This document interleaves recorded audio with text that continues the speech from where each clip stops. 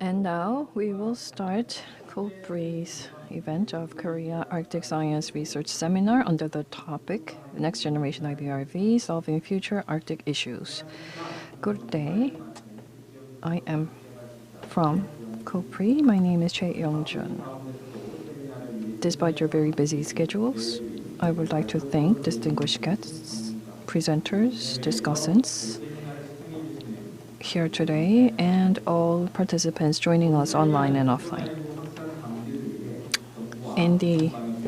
In compliance with the government and Busan City's social distancing measures, we have minimized the number of offline participants, and the seminar is live streamed online. This is the second Korea Arctic Science Research Seminar. We will be looking at the Polar Activities Promotion Act enactment, the 2050 Arctic Activities Strategy, and the Next Generation IBRV, and the top 7 issues that needs to be addressed with the new IBRV. And by using the IBRV, we will be tackling Arctic issues not only by researchers, but on some of the possible research topics, we have invited experts to give presentations, and we have simultaneous interpretation being provided. If you need interpretation, please use the receiver in front of you. Those of you joining us online, you can access the 2021 APW website to choose the language of your preference. And now we will start the second Korea Arctic Science Research Seminar. We would like to open this seminar by introducing honored guests. From the Ministry of Oceans and Fisheries, we have Director Lee Chul-jo.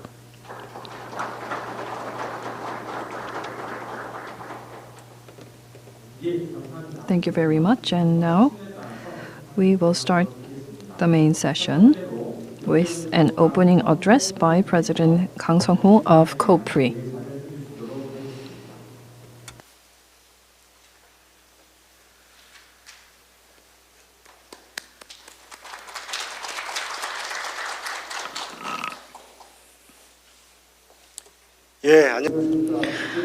Good day. I am Kang Sung-ho, President of COPRI. Distinguished guests, despite your busy year-end schedules, I would like to thank you for being here, and Director Lee Chul-jo of Marine Policy at the MOF has graced us with his presence, and I thank you. We are hosting the second Korea Arctic Science Research Seminar today, and to all experts from the industrial, academic, and research arenas taking time out of their busy schedules for presentations and discussions, I thank you on behalf of COPRI. The year 2021 will be known as a groundbreaking leaping board for Korea's Arctic research. In April, the Polar Activities Promotion Act, long awaited by all members of the polar community, was enacted and entered into effect in October. In June, to broaden Korea's Arctic science research in terms of region and sector, the Next Generation Icebreaking Research Vessel Building Project passed the preliminary feasibility study. In November, the MOF announced Korea's strategic direction for Arctic activities in the 2050 Arctic Activities Strategy. Korea thereby laid a new foundation for a new leap forward in scientific research in the Arctic, securing legislative and policy framework as well as infrastructure. However, global warming is rapidly changing the Arctic environment, which results in accelerated climate change originating from the Arctic. We cannot rest on our laurels under these circumstances. Now that we have established groundwork for a new leap forward, we need to contribute to resolving Arctic challenges by designing the right Arctic scientific research for this purpose. The Next Generation IBRV building project presented 7 Arctic issues to be addressed by the vessel and derived corresponding future research demand in Korea. Supported by the strong commitment from the MOF, the vessel building project was able to set sail. The second Korea Arctic Science Research Seminar As such, we'll examine response to climate change, marine ecosystem, marine resources, and exploration technologies, which were presented as key Arctic issues to be addressed by the next generation IBRV, and present future research direction and hold expert discussions. As the next generation IBRV was long awaited, not only by COPRI but also Arctic researchers in Korea, this seminar invited not only COPRI researchers but experts from the industrial, academic, and research arenas in Korea as presenters and panelists. I hope today's seminar presents how the new icebreaker to be built with 277.4 billion Korean won can be utilized to address Arctic challenges by suggesting the direction for Arctic science research and generates expected outcomes as a key platform for discussion. I would like to once again thank Director Lee Chul-jo for attending the seminar and all presenters and panelists. Thank you very much. 예, 개회사를 해주신 Thank you very much, President Kang, for your opening address. Next, I would like to invite Lee Chul-so, Director of Marine Policy Bureau at Ministry of Oceans and Fisheries, for his congratulatory remarks.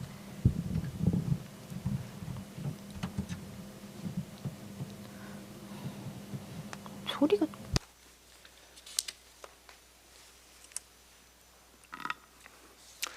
네, 안녕하십니까. 해양수산부.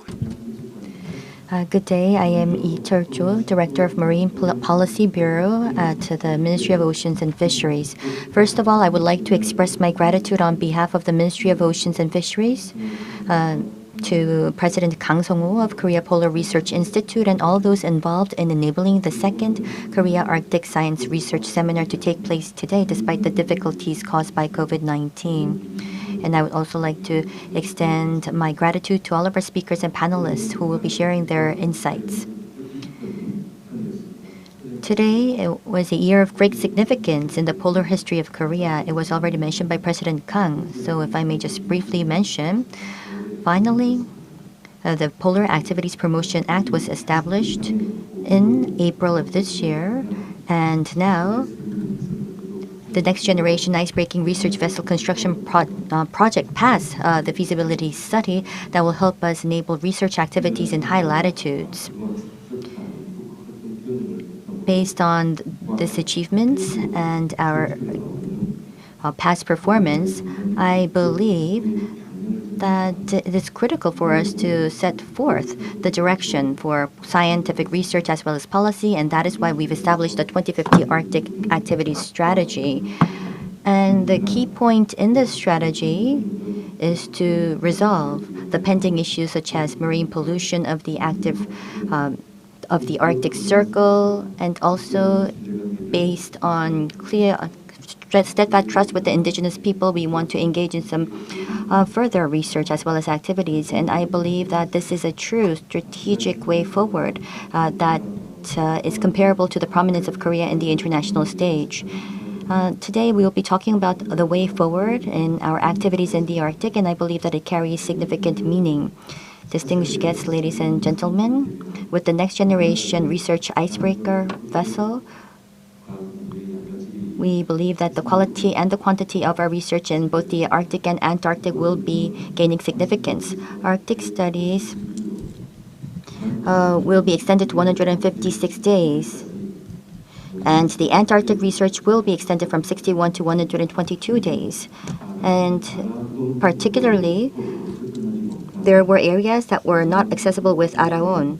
But now, the Barents Sea and the CAO will enable us to look into various research opportunities of the atmosphere, the climate, as well as the cryosphere. So this will be serving as a transformation point for Korea's Arctic studies.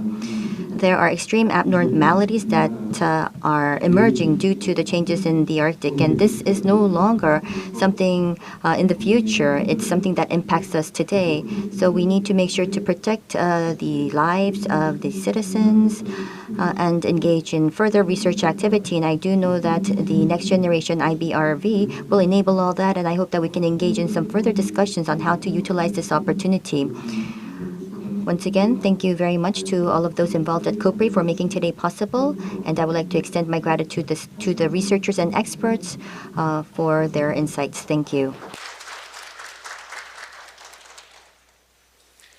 예, Thank you, Director Lee, for giving us a congratulatory remarks despite your busy schedules. And now we are ready for the keynote presentation on a voyage of new horizons on board the Korea's next generation IBRV. We would like to invite Director Seo Won-sang of the Department of Strategic Planning of COPRI.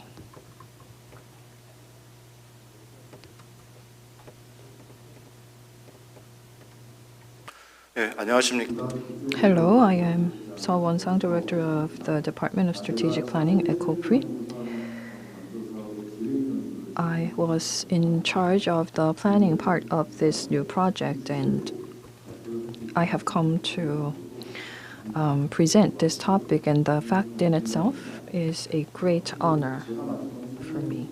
I was on this project for 3 years, but I persuaded the government to pass this project through the preliminary feasibility studies, which took 7 years total. The first reason that we were able to pass this project is the MOF clearly demonstrated its ability and commitment to pass through this project, and therefore polar research related experts and institutions across the country shared the need to develop this project and demonstrated the need for this project very clearly, and I would like to thank you for your support. The topic is the voyage of new horizons on board Korea's next generation research icebreaker. Quite progressive, and I think that regarding this IBRV, this is the very first time that we are disclosing this official project to the public. So I would like to share what kind of process we took for the project to be passed and what we dream of for the future. And I would like to share this presentation with Vice President of COPRI, Shin Hyung-chul. Next slide. Can I control the slides? Okay. So this is the table of contents, and let me go through my slides one by one. So in 2013, as you know, we became the observer to the Arctic Council. And with that, there had been a surge in interest towards the Arctic, and in particular through climate change, as sea ice in the Arctic drastically was reduced.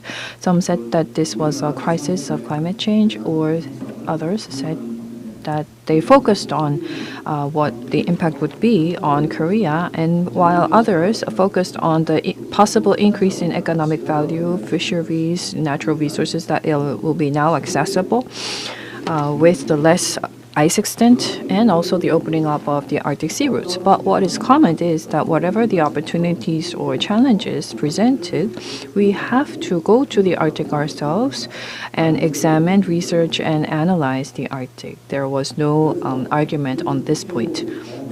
So we must go to the Arctic, but we already had an ice-breaking research vessel to do this with, and that was the Araon. But the problem with Araon was that Araon was the sole ice-breaking research that had to be injected into both Antarctica and Arctic, going through both poles, which is a very long way.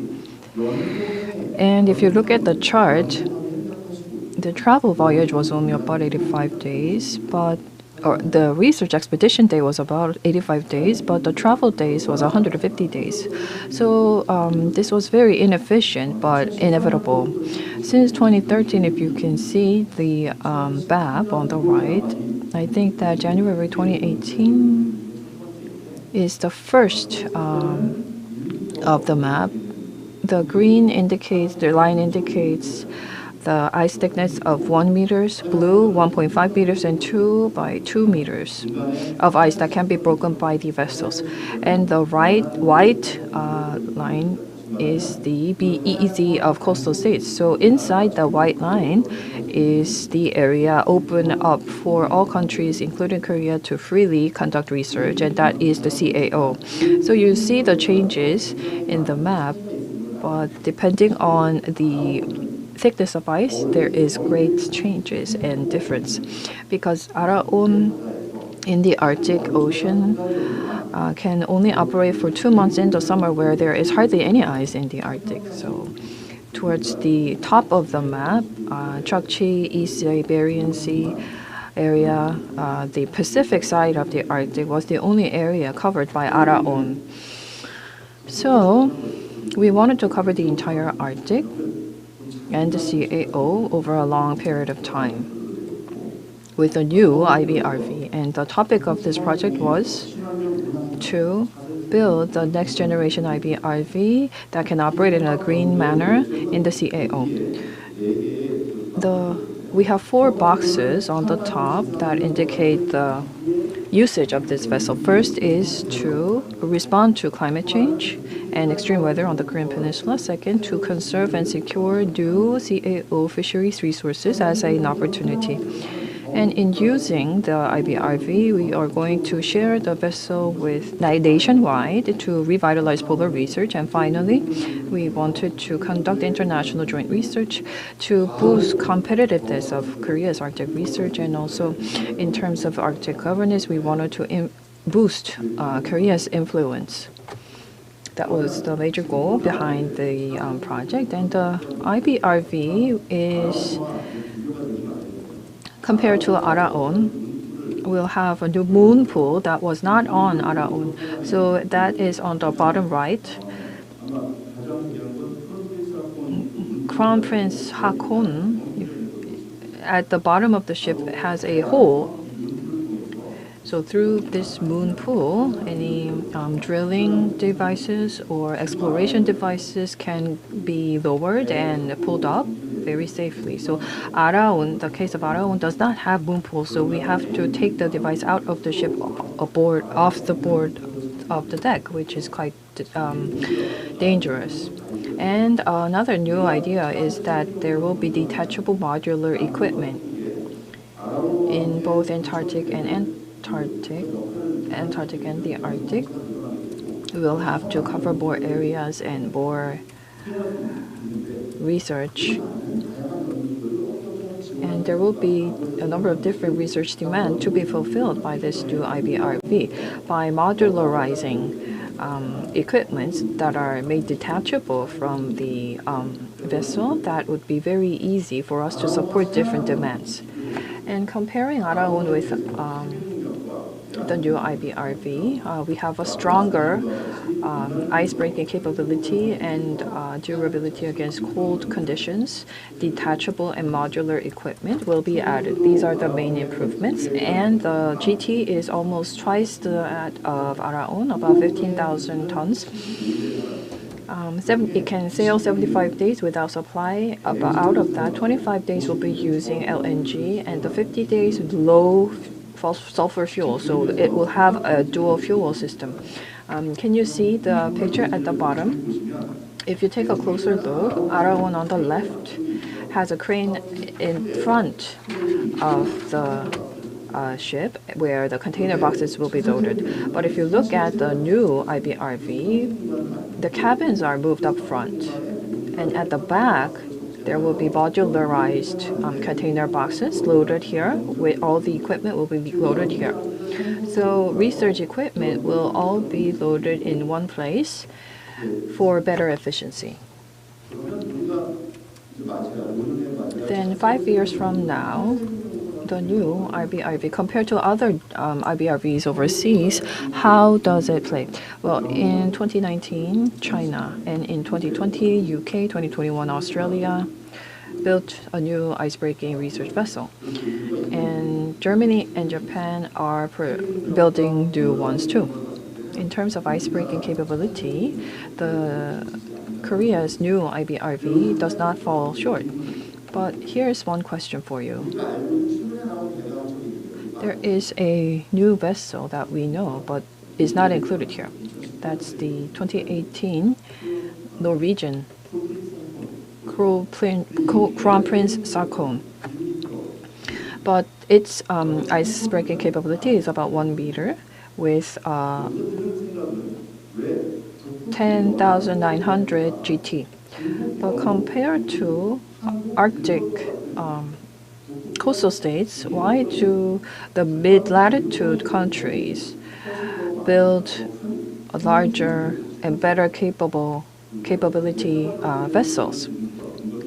We did have some questions about this and challenges during the preliminary feasibility studies. But for Arctic states, their EEZs are in the Arctic Ocean. And they can look at the sea ice conditions and very flexibly adjust their research schedule. But countries in the mid-latitude countries, once we go to the Arctic, we cannot come back and to adjust our schedules. We have to push through with our schedules anyhow. But the sea ice conditions continue to change constantly. So under these circumstances, we inevitably need a larger and better ship with a better ice-breaking capacity. And what would change with the new IBRV? If you look at the top row, this indicates the Araon trajectory from July 2030 to November 2030. That the ones indicated in the red are areas where Araon can cover, and in the bottom row in purple you see from the same period, in the same time period, the areas that the new IBRV can cover. With Araon, as you can see, during the summer area, we can conduct certain research. However, we needed a next generation IBRV because of the desperate need from scientists in Korea, because Araon can only cover the Arctic CAO in the summer when there is no ice. But the scientists wanted to see the process of melting and thickening ice, and the changes of sea ice and how that impacts the circulation of the air and the ocean, and also some of the microorganisms that are frozen in the water and then released when the water melts, ice melts, what kind of impact that has on the air, and how the sea ice changes in the Arctic impacts the Korean peninsula. So to examine all this, scientists needed to go to the Arctic Ocean, not after the ice has already melted, but follow the ice as it changes to see the field for themselves. And Araon could not support this demand, and therefore we needed a IBRV, a new IBRV. And once we have the vessel built, not only the ice-breaking capabilities, but throughout the year for multi-seasonal research, we can conduct different researches. Right now, Arctic research days will be expanding from 35 to 156 days, and for Antarctic, 50 to 101 days, 121 days. And the sea area covered will be much enlarged. Then, once we have the new vessel built, what will be the tasks to be tackled? As for details, I think that you will be hearing from our presenters and discussants. But while planning out the project, I think we can summarize the big tasks into opportunities and risks. Until 2050, we will be able to build a proprietary predictive model on Arctic sea melting and be able to predict the weather changes on the Korean peninsula and elevate the level to the level of advanced nations. And that is the key 2050 goal. And we collected and sorted out all the demand and targets accordingly. This is a very exciting photo. Yesterday at a different seminar, you saw a similar picture. This is from the Mosaic project. Polar Stern is lighted up against the polar night to support the researchers' work.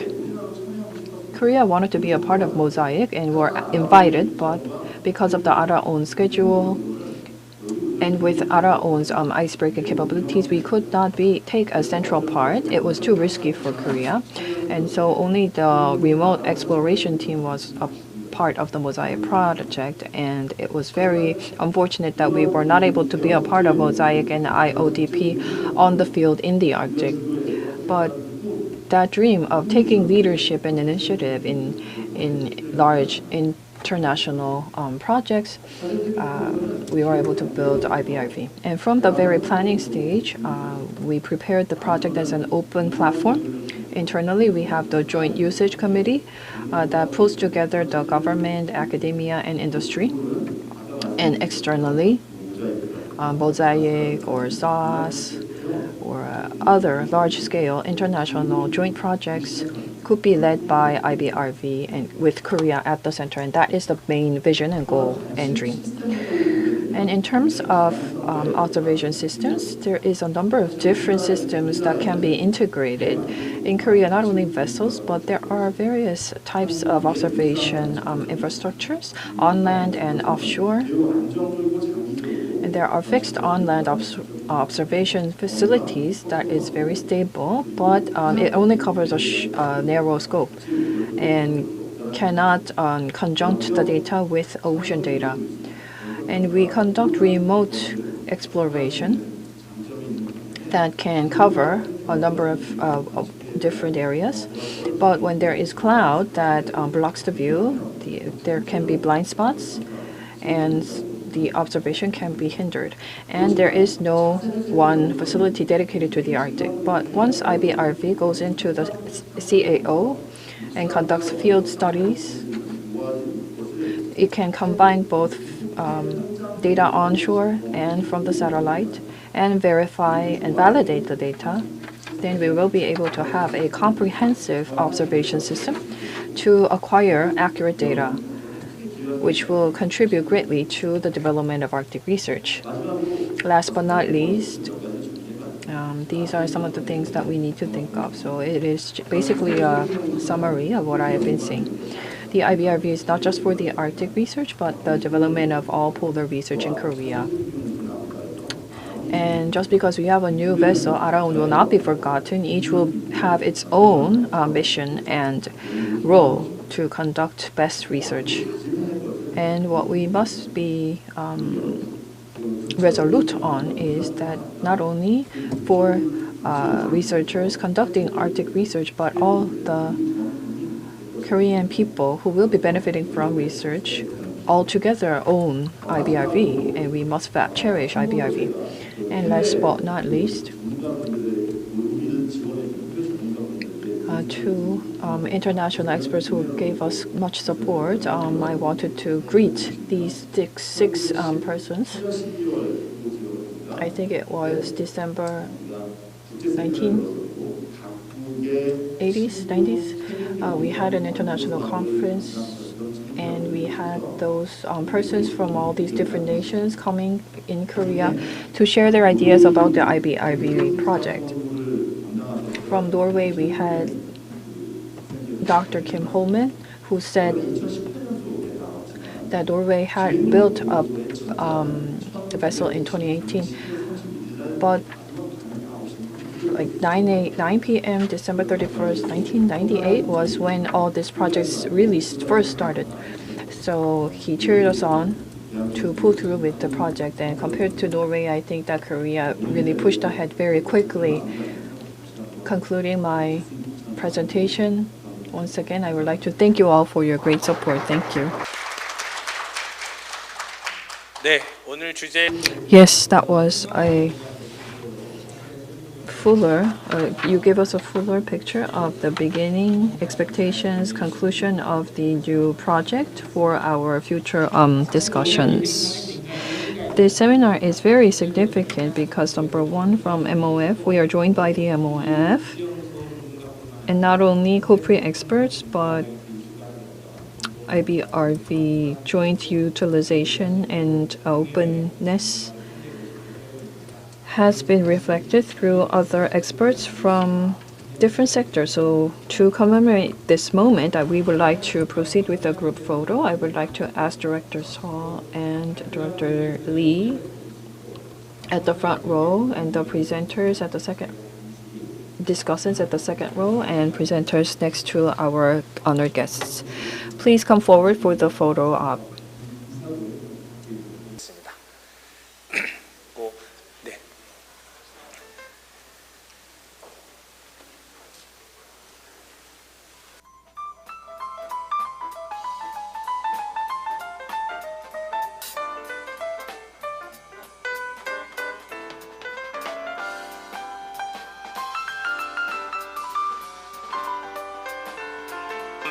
다 같이 찍기 위해서 패널에 계신 I would like to kindly ask our panelists as well to join us on stage for the photo op.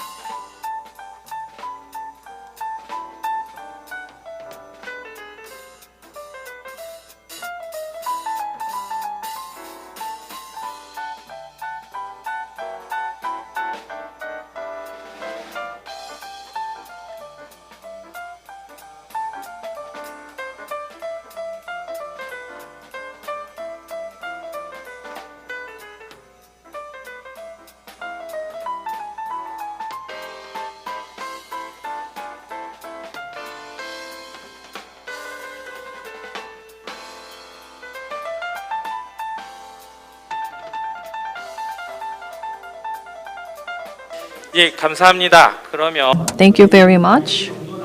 And while we prepare the stage, we will take a short break. And at about 10:05, we will start with the presentation and discussions.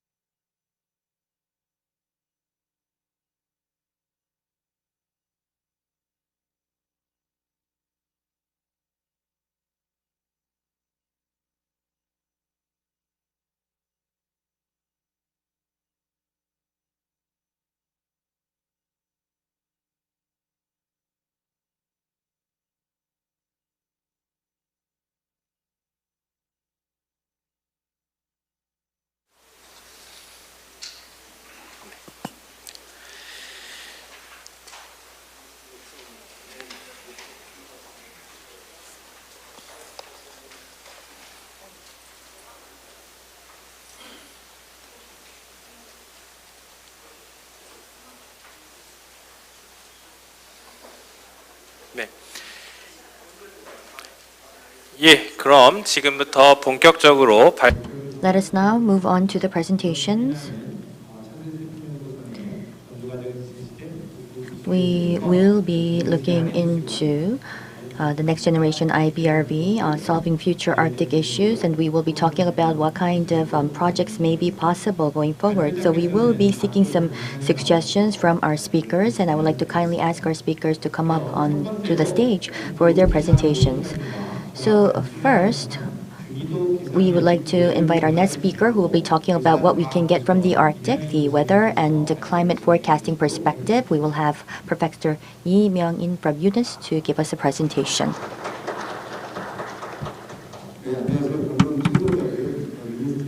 Hello everyone, I am Lee Myung-in from UNIS. Thank you very much for inviting me to this very important and meaningful session. I have 15 minutes.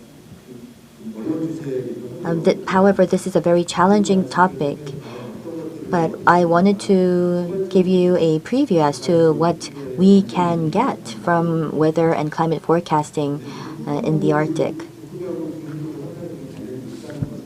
I'm sure that you are all very well aware that there is a close relationship between the mid-latitudes and the Arctic. It was also mentioned by Mr. Sa just before. So this is the Arctic amplification. You can see that for the past 40 years, it indicates the temperature highs. I think that the animation is not working right now, but as you're very well aware, in the high latitudes, in the continents, there was a great increase in temperature. And if you refer to the Arctic areas, Arctic regions, it's about 2 degrees, and closer to the pole, 4 degrees. Of increase in temperature. So these are some information from the satellite. And here by latitude, you can see that in the Antarctic region, we're seeing a decrease in temperature. However, in the Arctic regions of the higher latitudes, we're seeing a great increase in temperature. This implies that there are many climate fluctuations due to the changes in the Arctic. There are 4 panels on the left, and you can see how the temperature fluctuates depending on the seasons. This is quite interesting because if you look at, the latitude is the y-axis, and there are some clear increases in temperature in parts of Arctic, particularly near the ground areas. So once again, the surface, the changes in the sea surface, and the Arctic Ocean fluctuations are leading to these climate fluctuations. And irrespective of the seasons, you can see that we're seeing these major variations. And in addition to that, ever since the 2000s, there is this steep deviation of average temperature. You see the red and black lines. In the red line indicates the higher latitudes, including the Arctic region, and the black are the regions of the lower altitudes. But once again, you can see here that there's an exacerbation of global warming in the Arctic.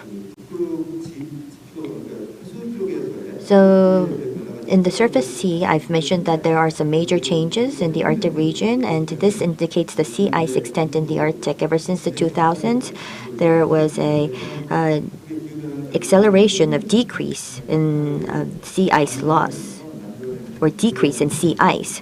So these Arctic climate variations and fluctuations are leading to a great loss in sea ice, and this of course has a climatic impact on the world.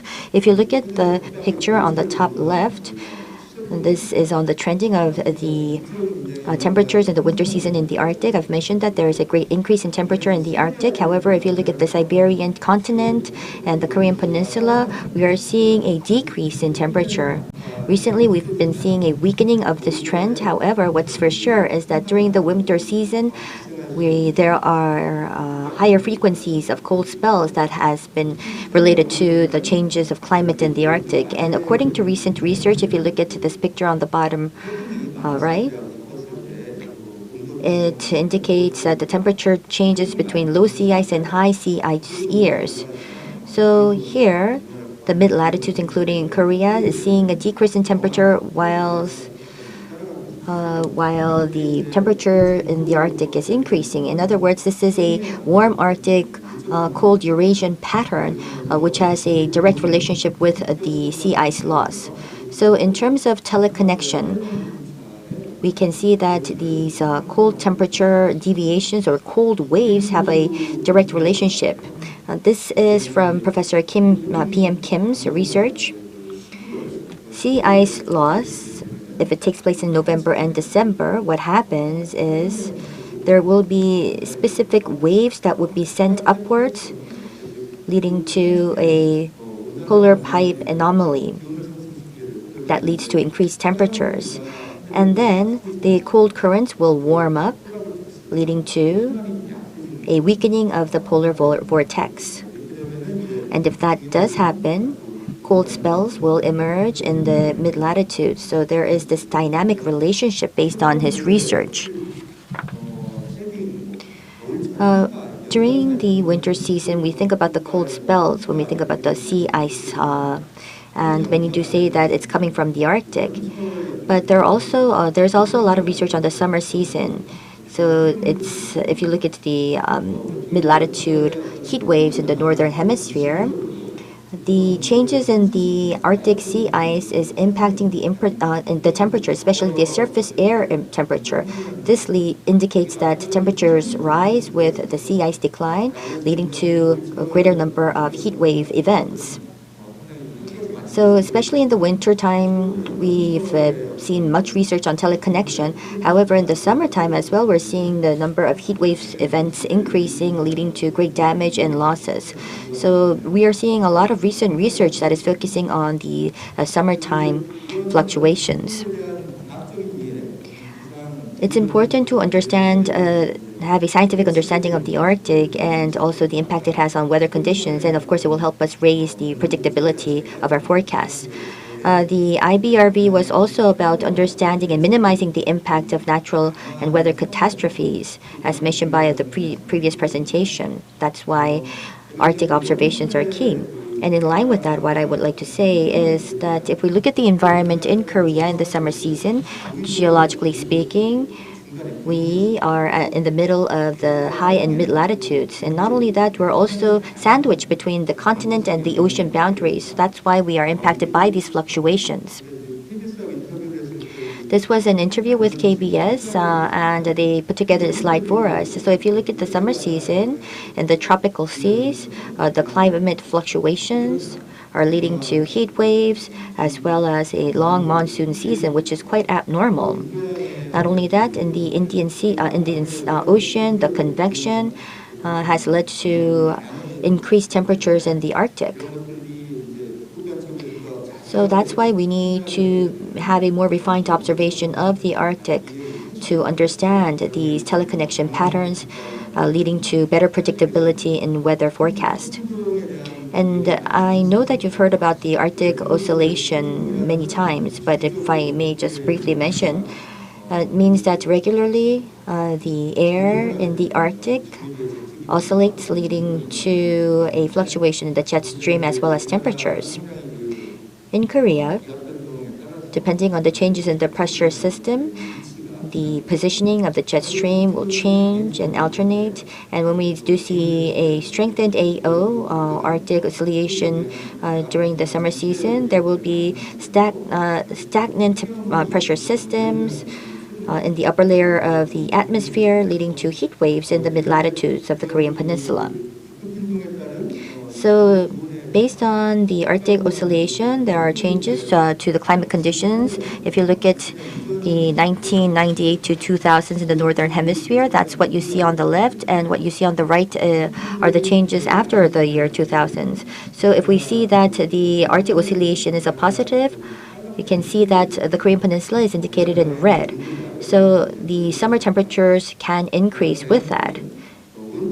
And if you look at the recent numbers, there are some dots which indicate that there is statistical significance between the Arctic oscillation as well as the climate variations. And we believe that the effect has amplified with the changes in the Arctic sea ice. Moving on to the heat wave events on the Korean Peninsula, there are specific indicators. Of course, I cannot go into specifics, but here it indicates how these heat wave events have emerged. So CGT is the mid-latitude waves, and PJ is the tropical waves, and the AO is Arctic oscillation. And you can see that Arctic oscillation is quite evident. And that is why we need to have a better understanding of the Arctic. The Barents Karat Sea Arctic sea ice was observed to understand how it impacts the Eurasian region. And you can see that here we're seeing anomalies in Arctic sea ice. In other words, a great decline in sea ice. And there are blocking patterns that are emerging on the Korean Peninsula, leading to more heat wave events. So this is a literature that was published. So what we can say that it's important to predict Arctic sea decline because that impacts the weather conditions in the mid-latitudes. So then, how well are we forecasting sea ice extent? If we look at the climate forecasting, the 2-month forecast is not that accurate because there are many uncertainties in the numerical models. However, recently with the advent of technology, we have actually utilized the cryosat, a satellite that helps us observe the sea ice extent to 5 months. And the sea ice thickness is also quite important in terms of our predictability. But if you look at the correlation coefficient, it's still very low. I believe that this is due to the fact that the ice thickness is not as clear to forecast or to observe with the satellites. So Lawrence looked into how we can raise the predictability performance of our observations in the Arctic. The ECMWF, the European Center for Medium Range Weather Forecast, is very well known for its predictability. And you can see that there are both the green and blue lines. This indicates the site observations and also the microwave observations from the satellite. So in order to engage in better predictability in the 11 observations, we need to make sure that we have clear convection control as well as microwave observations from the satellite. And if we divide that up by season, if you compare with the winter and the summer season, in the summer season, you see that the MW is the microwave from the satellites, and the CONV is what's done on the ground or on the site. Of course, both are important. However, in the summer season, we are seeing better accuracy in the microwaves from the satellites. However, in the winter season, you can see that compared to the satellite observations, the direct site observations seem to be at the core. It's probably because of the limitations of the satellite observations. There are more uncertainties out there during the winter season. That's why we have to go on site to observe. And we also see radio sound, aircraft, as well as buoy observations that can be included. So then, many people do say that our weather forecast has very sluggish performance, especially also if we look at the seasonal forecasts, and there may be many challenges due to there are many excuses made that the numerical models lack accuracy, for instance. However, you can see that it's very important to have key input data and accurate input data. However, for the Arctic, we do not have those robust data in place for the initial input. If you look at the number of data points, observation data points in the Arctic with higher than 60 degrees latitude, we have about 1.5 million observation data that's being used. But around the world, if you look at global data, we utilize about 10 million. And you can see that compared to the global data points and the Arctic data numbers, we are lacking in Arctic. So ex post, we do say that forecasting is important, understanding the connection between the Arctic and the mid-latitudes. However, you can see that ex post research is being done. However, in the case of our ex ante or our forecasting, we need to see and have some sound data input in the initial phases in order to raise the predictability of the observation or the accuracy of the observations. If you look into the simulations of the numerical models, this is from Canada. So this was about how we can strengthen the Arctic observation data, in other words, the site observation data, for instance. And when that does happen, we were able to see that predictability, not only for the Arctic, but for the mid-latitudes, tend to get better. So you can see that for the winter and the summer seasons, you can see that there is better predictability by raising the accuracy of Arctic observation data. We're also engaging in seasonality forecasting, for instance, whether it will be cold, warm in the summer season, how many heat waves we will be witnessing, and we want to forecast at least a couple of months beforehand.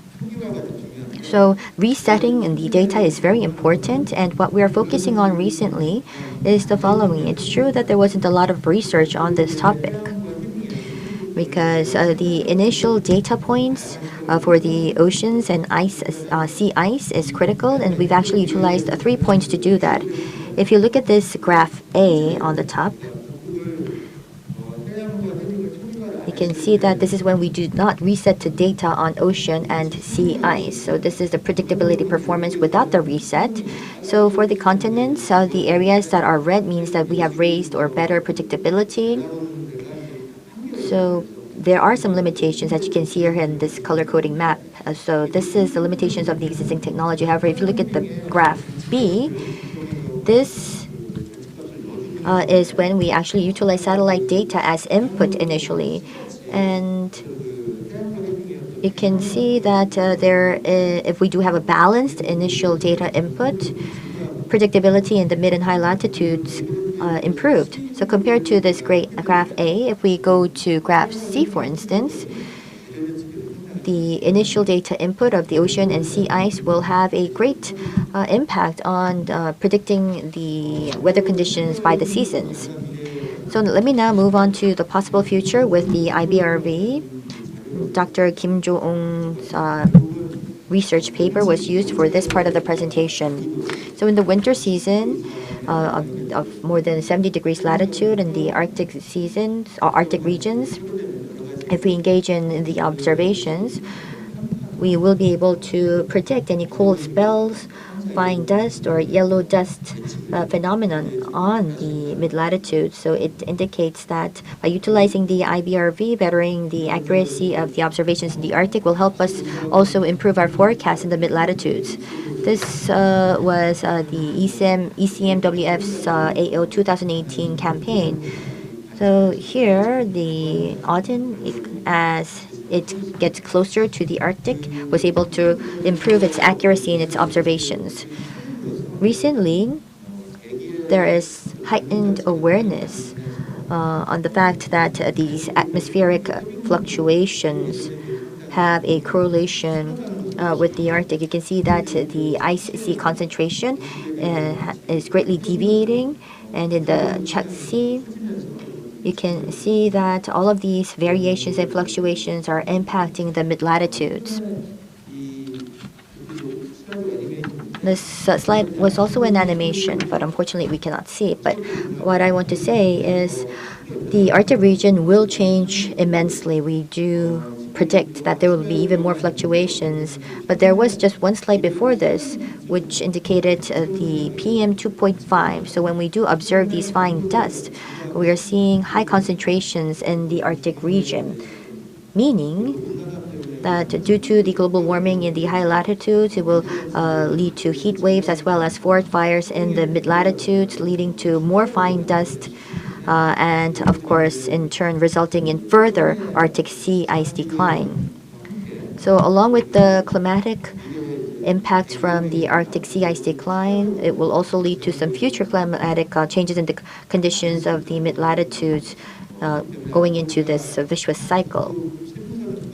So including the IBRV and other observation capabilities, it's important to better our scientific understanding and enhance our predictability. And once we do that, I believe that we can find a way to prepare for any catastrophes. Thank you very much.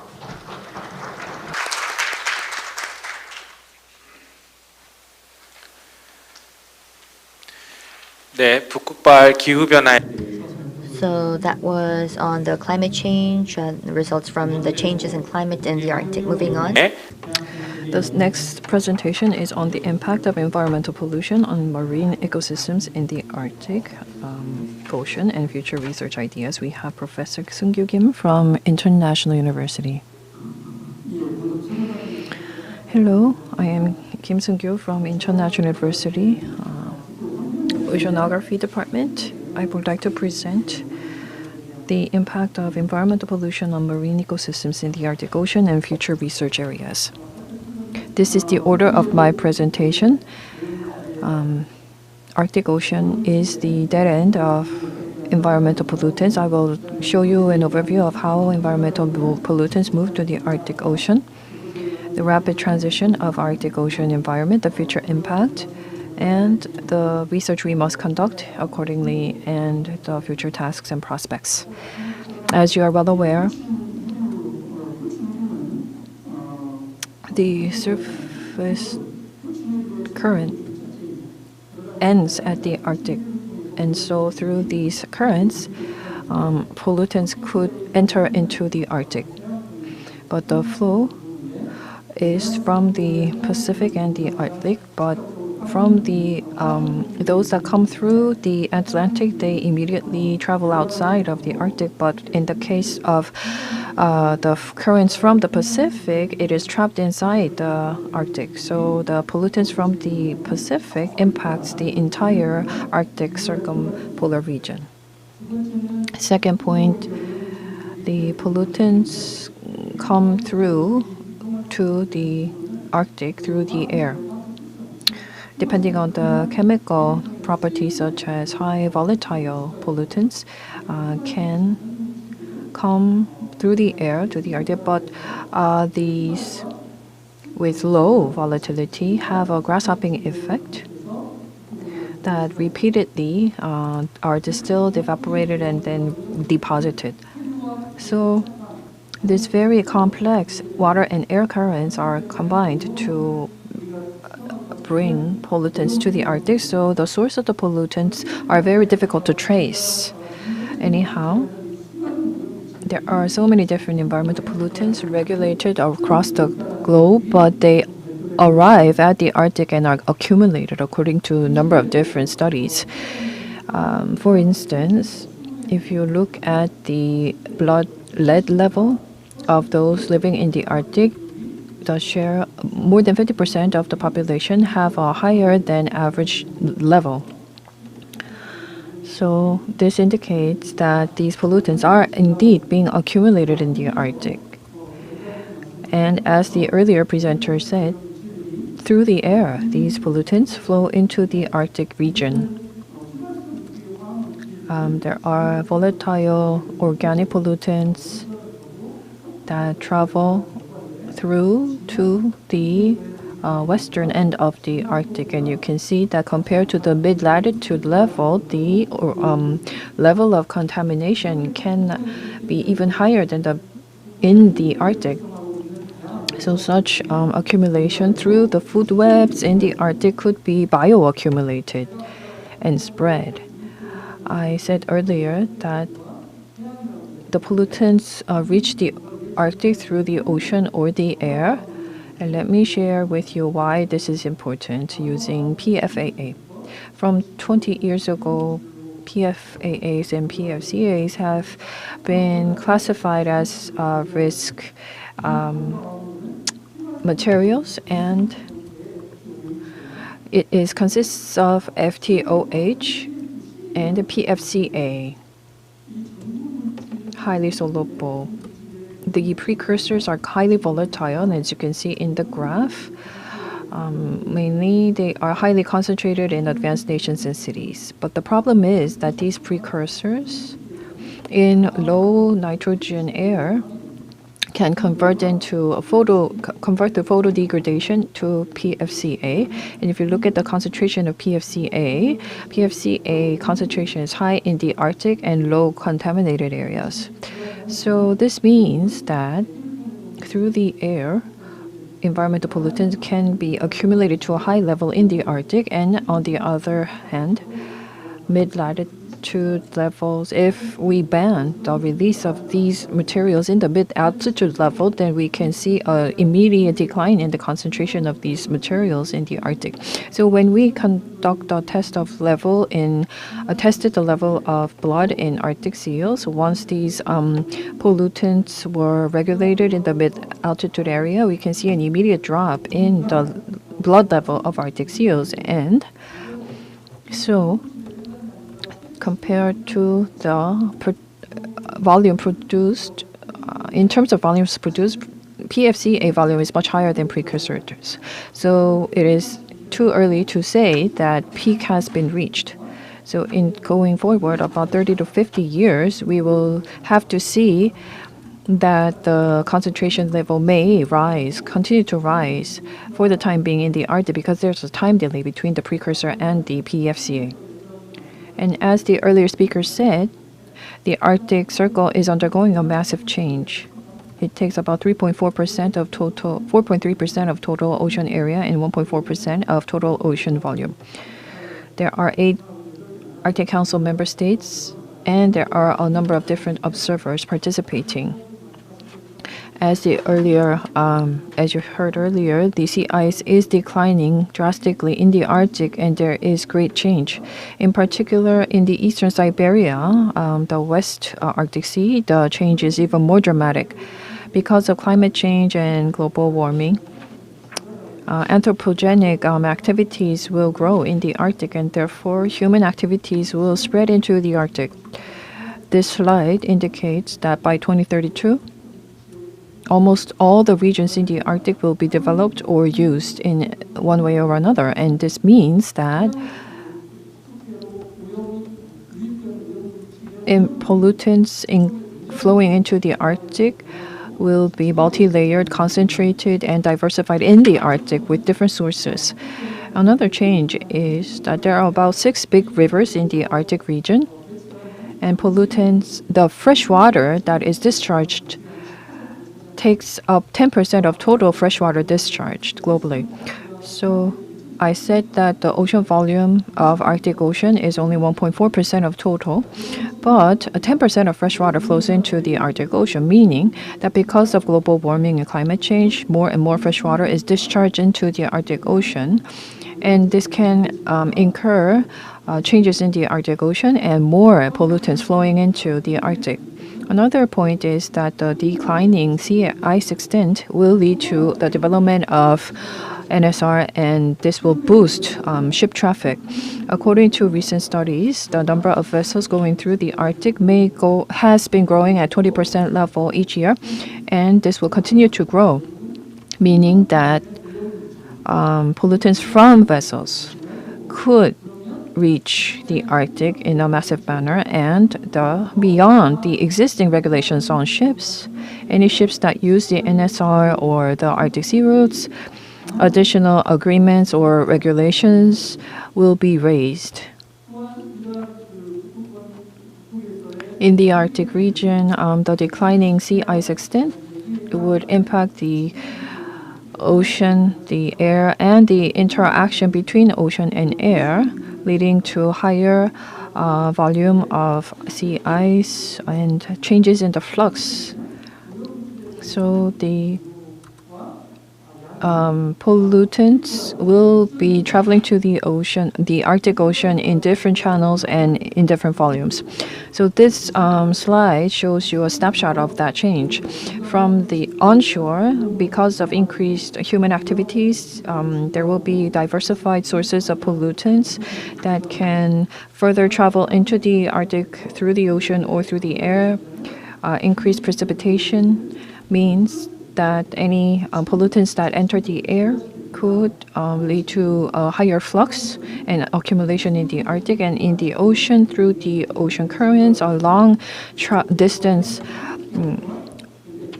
travel of the pollutants will also grow, and through the flux, more pollutants will be accumulated. And as multi-year ice changes to a one-year ice, primary production will grow along with the biological pump. So overall, in the Arctic region, pollutant dynamics will change fundamentally. So not only the dynamics, but the ecosystem will change as well. As with the reducing sea ice, of course, the subpolar biodiversity will change. Habitats, range, effective abundance, prey accessibility, seasonality, physiology of all these species will change. This is POP, mid to long-term monitoring results. Yes, POP has been on a downward trend ever since the regulations, but some of the PCB, for example, has been actually growing after a decline. We were not sure whether this is because of a climate change or because of the ocean current increase inflow of ocean currents into the Arctic Ocean. We need further studies. And if you look at the polar bear, which is an interesting topic, decline in sea ice means less prey and less body conditions. However, there is a higher concentration of POP in the lipophilic POPs in the bodies of the polar bears, and this may lead to more abundance of polar bears. I mentioned earlier that there is multi-year ice and one-year ice, which affects primary production, which in turn affects the food chain as a whole. Multi-year ice being changed and replaced with first-year ice will give impact on the food web and food chain, and any contaminants that flow into the Arctic may have different impact. So as a future research area, I would like to raise the issue of microplastics, because all the pollutants I've been mentioning are at the molecular level, but plastics are at a particle level. Plastics are made by refining petroleum, and as of 2014, 6% of petroleum production, and in 2015, 20% led to the production of plastics. However, in producing and burning plastics, a massive amount of GHG is emitted. By 2050, 1.5 degrees Celsius is the temperature rise limit that we are going for.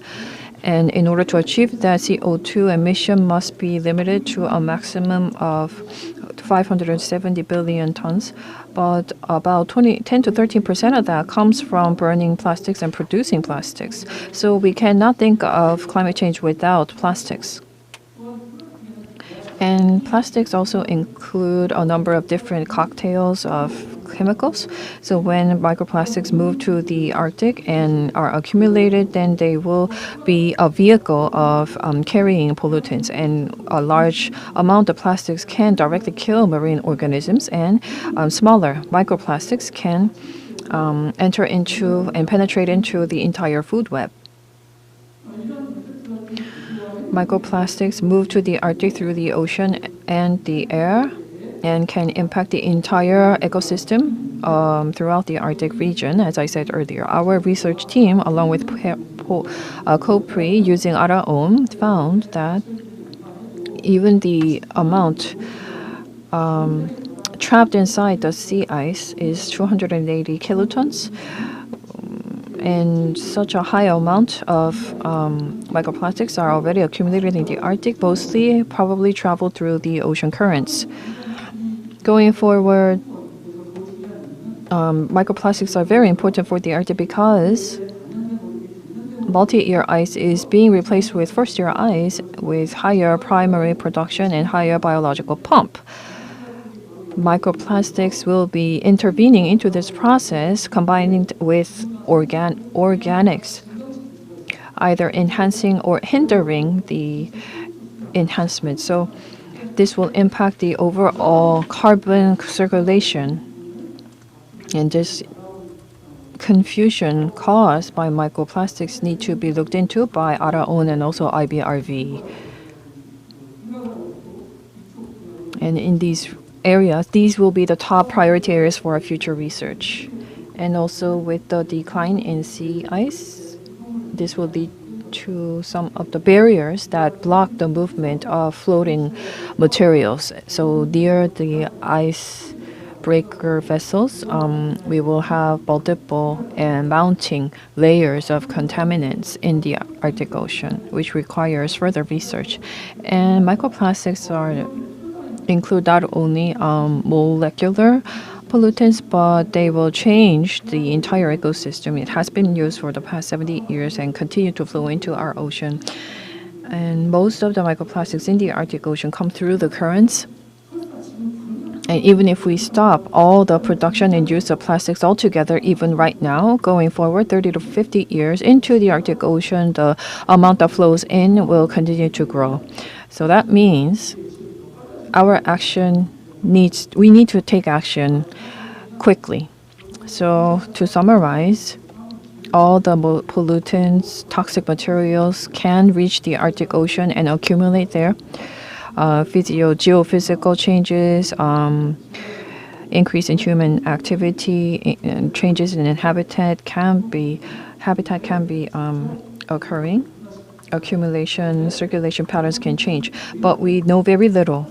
So because there will be altering the sources, pathways, and distribution and fate of pollutants, we will have to use the next generation IBRV so that Korea can take leadership in relevant research. Thank you very much. 네, 감사. Thank you very much for a very broad changes in the ecosystem, marine ecosystem in the Arctic, and your future research areas. 중앙북 Let us now move on to the next presentation on Korea's science strategy for the conservation and management of fish in the Central Arctic Ocean. We would like to invite Dr. Na Young-sur from KOPRI for his presentation. Hello, everyone. I am Na Young-sur, Senior Research Fellow at KOPRI. I want to mention that from the very first voyage of Aragon in 2010, ever since its construction in 2009, I've been engaged in research in fish resources as well as the distribution of such fish stock. So I would like to talk about how we can conserve and manage fish resources in the Central Arctic Ocean with the perspective of a scientist. So let me talk about some of the environmental issues and changes and how it impacts fish resources in the Central Arctic Ocean, the CAO. And I would like to briefly talk about CAUFA, the Agreement to Prevent Unregulated High Seas Fisheries in the CAO, and on the importance of the role of scientific research. And the third part of my presentation will be on Korea's research capabilities in the Central Arctic Ocean. And last but not least, I would like to talk about what kind of scientific response will be desirable for the conservation and management of fish resources in the CAO. We're seeing warming of the Arctic Ocean, and I think that we can say that it's getting not just warm but hot. The surface sea temperature is increasing. We're seeing the sea ice loss, and that has led to many extreme weather anomalies around the world. So the environmental changes of the Arctic is not something that stays in the Arctic. It is becoming a global challenge. And these environmental changes in the Arctic has, of course, led to disruptions in the ecosystem and the ecology. And naturally, for the fish stock, the fish resources, it is impacted as well. With the decline in sea ice, what happens is there are specific fish stock that uses the sea ice as their habitats, but as you can see in the case of the Arctic cod, it will disrupt their habitats. With the changes in the temperature, there will be a change in their habitats. There will be a major impact on their habitats due to these changes in the environment.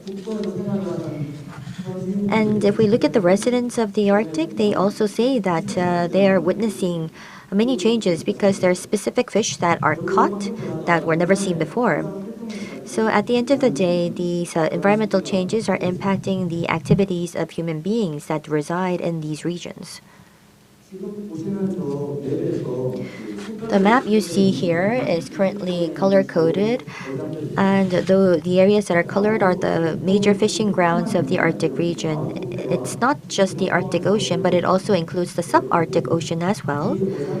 And if you look at these fishing grounds, there are about 240 species that currently live in these waters. And the overall harvest volume is around 42% of the total catch around the world. Of course, the catch is not as significant in the Arctic Ocean right now, but with the global warming, we're seeing the subarctic oceans where the fish that live in these waters move northward, which means that the Arctic Ocean will become a new fishing ground going forward with more species making inroads. So, as the Arctic Ocean is opening more opportunities for fishing, there were concerns that there may be the probability of reckless fishing. So, that is why the CALFA has been signed.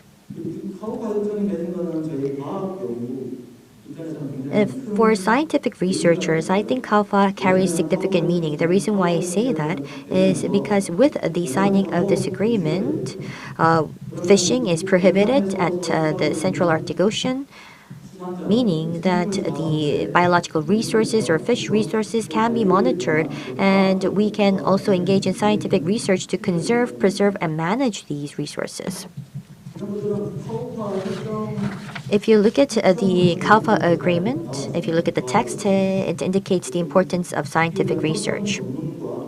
You see the preamble and Article 4 of CALFA, and it indicates that the scientific knowledge on these biological resources is something that needs to be taken advantage of.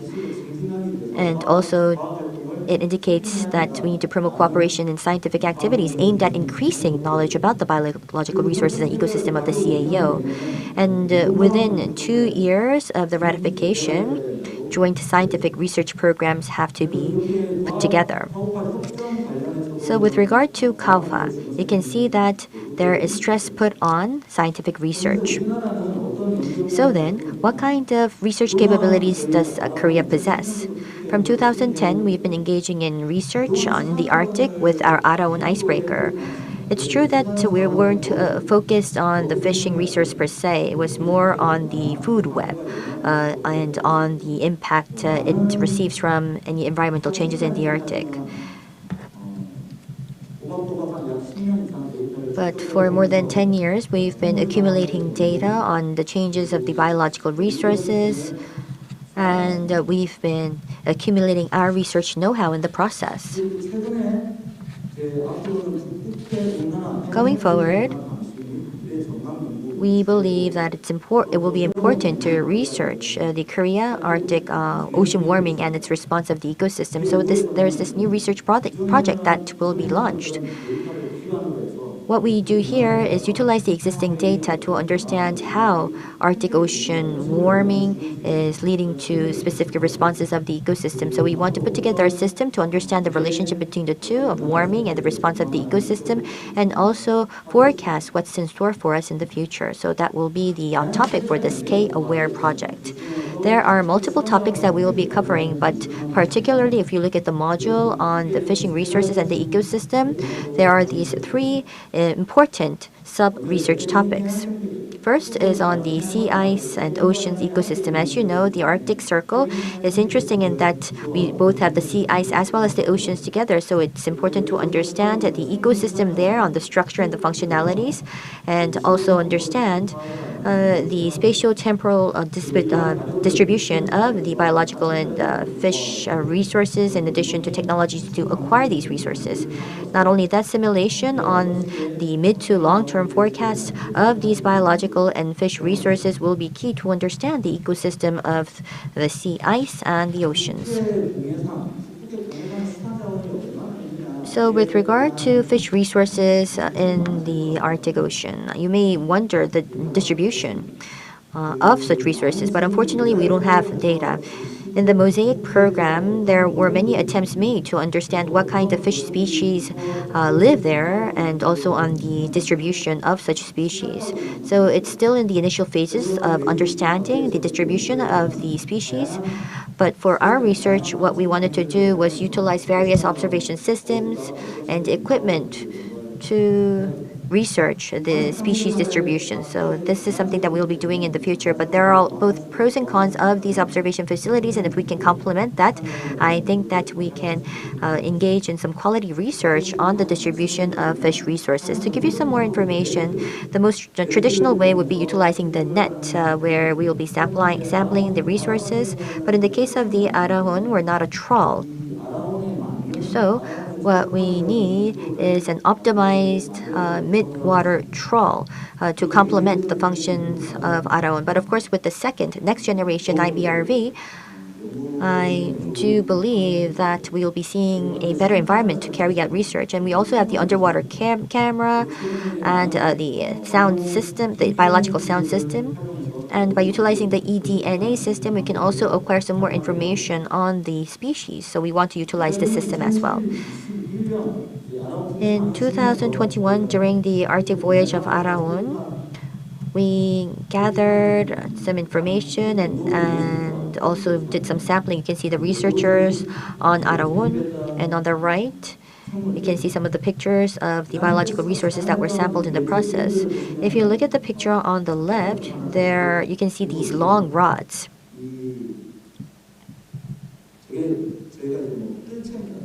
So these are the so-called hand nets or landing nets. Below the sea ice, we see Arctic cods. So if you break the sea ice, you can see that the fish will come up.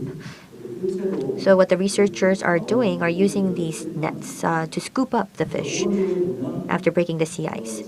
And on the right, you see the CAO, and the area that's indicated in red is where we've actually sampled these fish. You can see the crabs, the pollock, the cods. Well, in terms of the specific species, we're currently classifying them right now, but in CAO, you can see that there are many species living in the CAO. And another interesting fact that we've identified was that in the latitude of 76 degrees, 700 meters below water in the deep seas, we were able to film what it's like with this underwater camera. So you can see that there were specific species of the flatfish. This is the flatfish that you see here. And you can see shrimps still living in the deep waters of CAO, as well as these orcas gillies. So this is the current state, and we don't know what will happen in the future. As mentioned, we will have to wait and see whether it will become new and a more comprehensive fishing ground with the increase in temperature. What we do is we utilize our own scientific data, but we also establish a one-stop portal where anybody can have access to the scientific data and to understand the situation in the CAO. So what we want to do is, going forward, if we can acquire any fishing data, any fish resource data, we will update this portal to make sure that quality information can be accessible for all. So we want to curate this data to make sure that everybody can utilize this data. So bringing this all together, recently we are seeing a greater say from the non-Arctic states. That is why our scientific contributions will be key going forward. What we want to do is, based on our quality infrastructure, we do have our IBRV Araon, we also have our Tasan station in the Arctic. So what we want to do is utilize this infrastructure and also make use of the accumulated data and share that. And as mentioned, we have the portal and the database to make it accessible for other researchers. So when we put together our future strategy in scientific research, I think since we are at a point in time with greater participation of non-Arctic states, I think that we need to also expand the domain of our research in CAO. And with the next generation IBRV, I think that we can accelerate our efforts. And I also want to mention that it's important to engage in proactive acquisition of information. At the CAO, we still do not have information on the species distribution as well as the volume. There isn't much data, so it's important to proactively acquire information in areas or waters where data is non-existent. This will help us better our capabilities in the future. And I think that all of this data will help us model out the future prospects of fish resources and changes in the habitat. In addition to such scientific research, there's another point of consideration. The CAO is a vast waters, so we cannot do this alone. That is why we need multilateral research voyages as well as joint research projects with other countries around the world.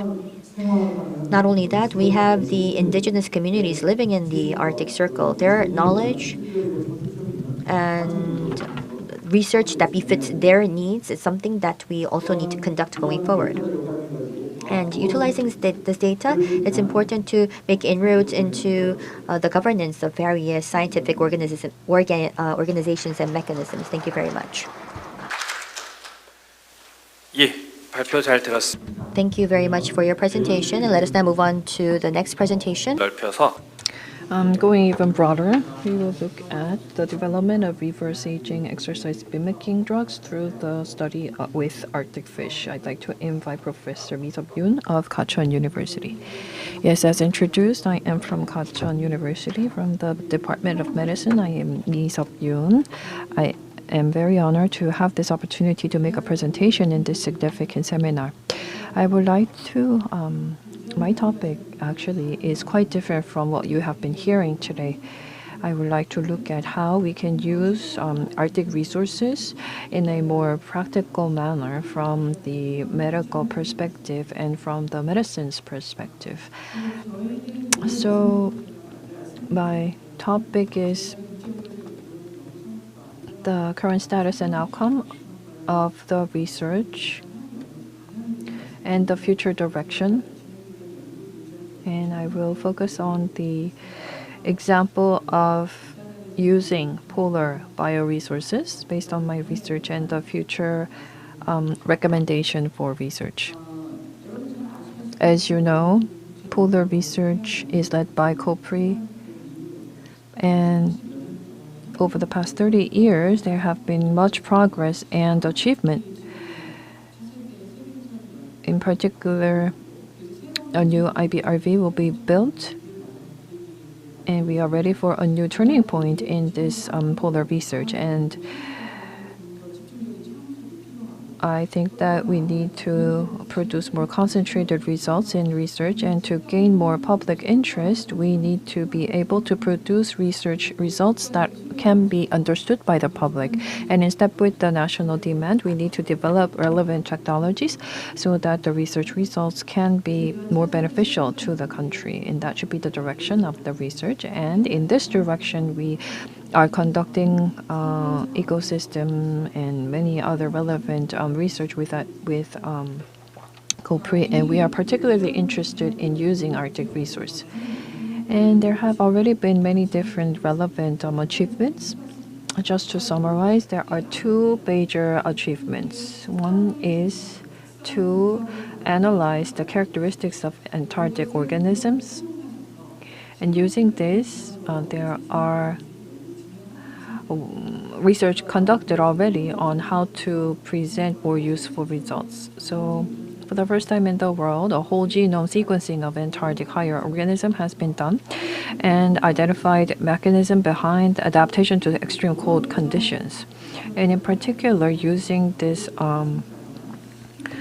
technology, developing cold-tolerant gene from plants to develop cold-tolerant barley. And I understand that Antarctic lichen was used to conclude technological transfer agreement on diabetes medicine as well. So based on these research results and looking into the next generation polar research, using bioresources and biomaterials will be the key direction. And as you have been doing so far, polar biocharacteristics need to be analyzed to extract useful materials and substances. And polar biotic beta metabolome will be researched to develop practical and useful products. So these are the basic two tracks, and as you can see here, in order to commercialize these research, we need long-term research to analyze, discover the resources and analyze the characteristics and verify and validate the technologies to look at how these resources can be actually used. And commercializing them ultimately requires a long-term planning and perspective. We need to first build a pipeline of analyzing polar resources and a system to validate the research so that we can confirm the commercialization and potential. And this is a closer way to quickly reach results. However, that in turn requires discovering and analyzing biotic metabolomes and what kind of new materials linked to existing materials and how effective they can be in curing the diseases, and how we can develop them into new materials and new medicine. So this also requires a very long-term three-step planning. So I am going to show you the example of research I have done. My project was chosen as a PAP project by COPRI, and for 2 years I have been working on this research to utilize polar resources. And as a model, I would like to present my project. We started off by the question out of a medical need that we face at my university. Korean society is rapidly aging, and the biggest problem here is sarcopenia of seniors. So sarcopenia would naturally seem to be a natural process of aging, but it is not the case because sarcopenia is an illness. It is a reduction of muscle volume and the muscle power. So less mobility leads to metabolic illnesses, which drastically increases the death rate. So the recently illness code has been applied to sarcopenia, and this requires action, but we have yet to develop a cure. Doctors just simply recommend exercise and protein intake, but seniors who cannot really exercise can never overcome sarcopenia on their own. So we cannot just simply put this aside as a natural aging process. So in order to overcome sarcopenia, we need an exercise mimicking cure. So because of these characteristics, I focused on the fish from polar regions, as you have seen earlier. These fish can hardly move in the very, very cold water. They live very subsea. But even with such limited exercise and mobility, the muscles of these fish are quite sizable. And so even in such a condition with limited movement, I believe that there can be some kind of a controlling mechanism that controls the muscle. And if I can find that mechanism, I think that I can use it to help develop a cure for sarcopenia.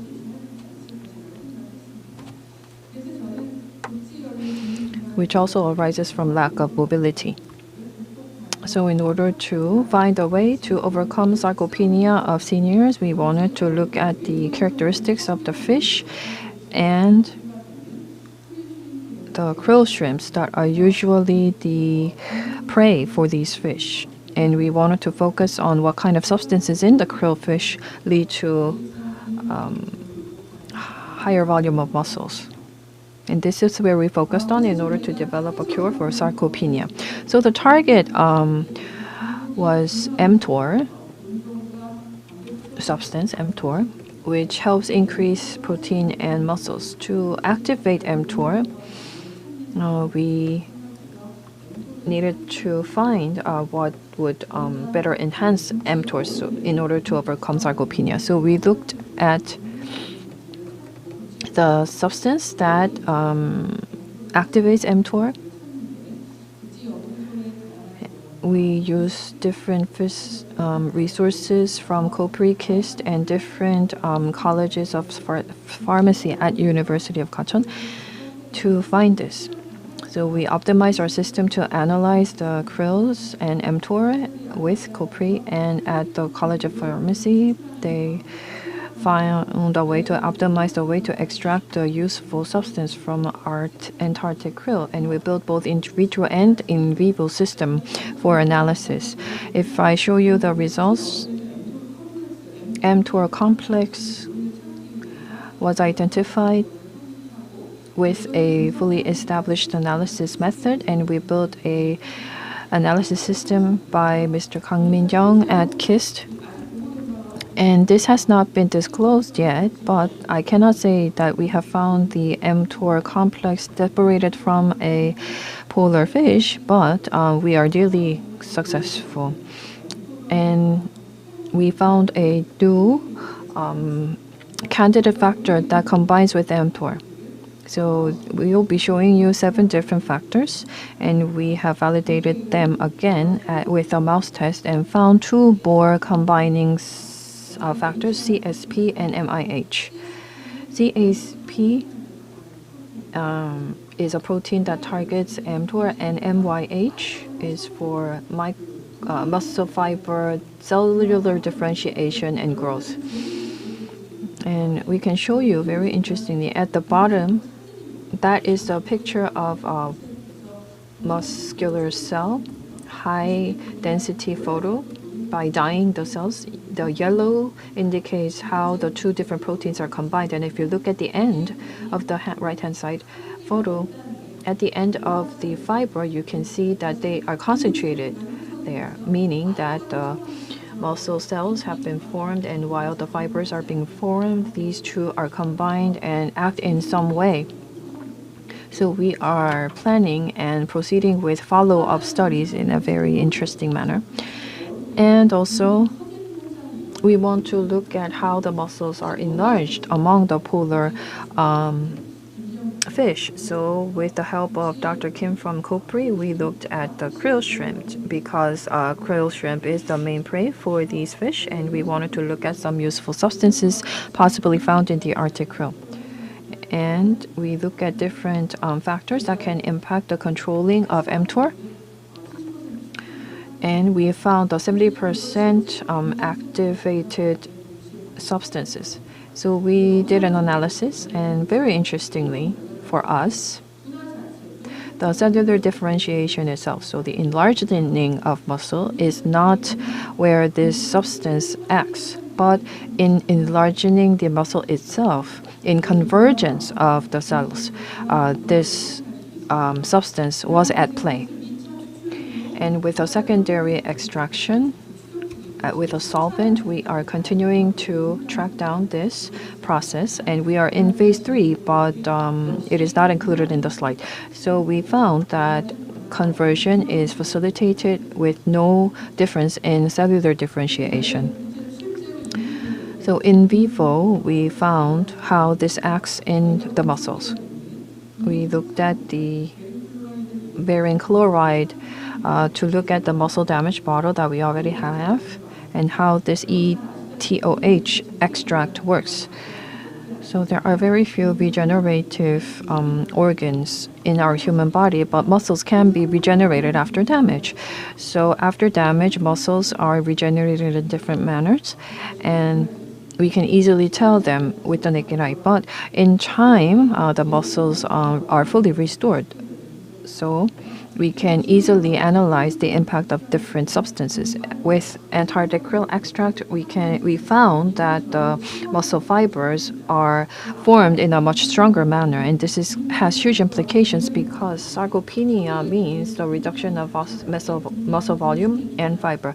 If at the early stage we can reinforce muscle volume, then we don't have to reach the stage of using cure. We can further delay and block sarcopenia development. So I think that there is huge potential for a cure, and we have applied for a patent, and we are continuing our research.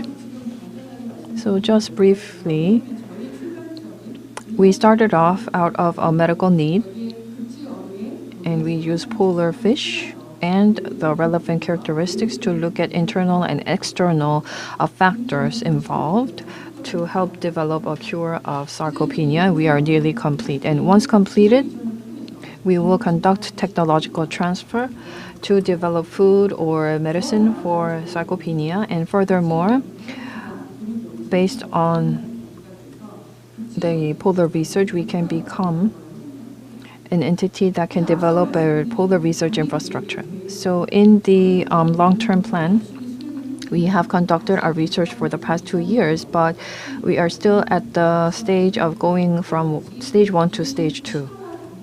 So once we reach commercialization and develop into actual products, we need a long-term planning and support.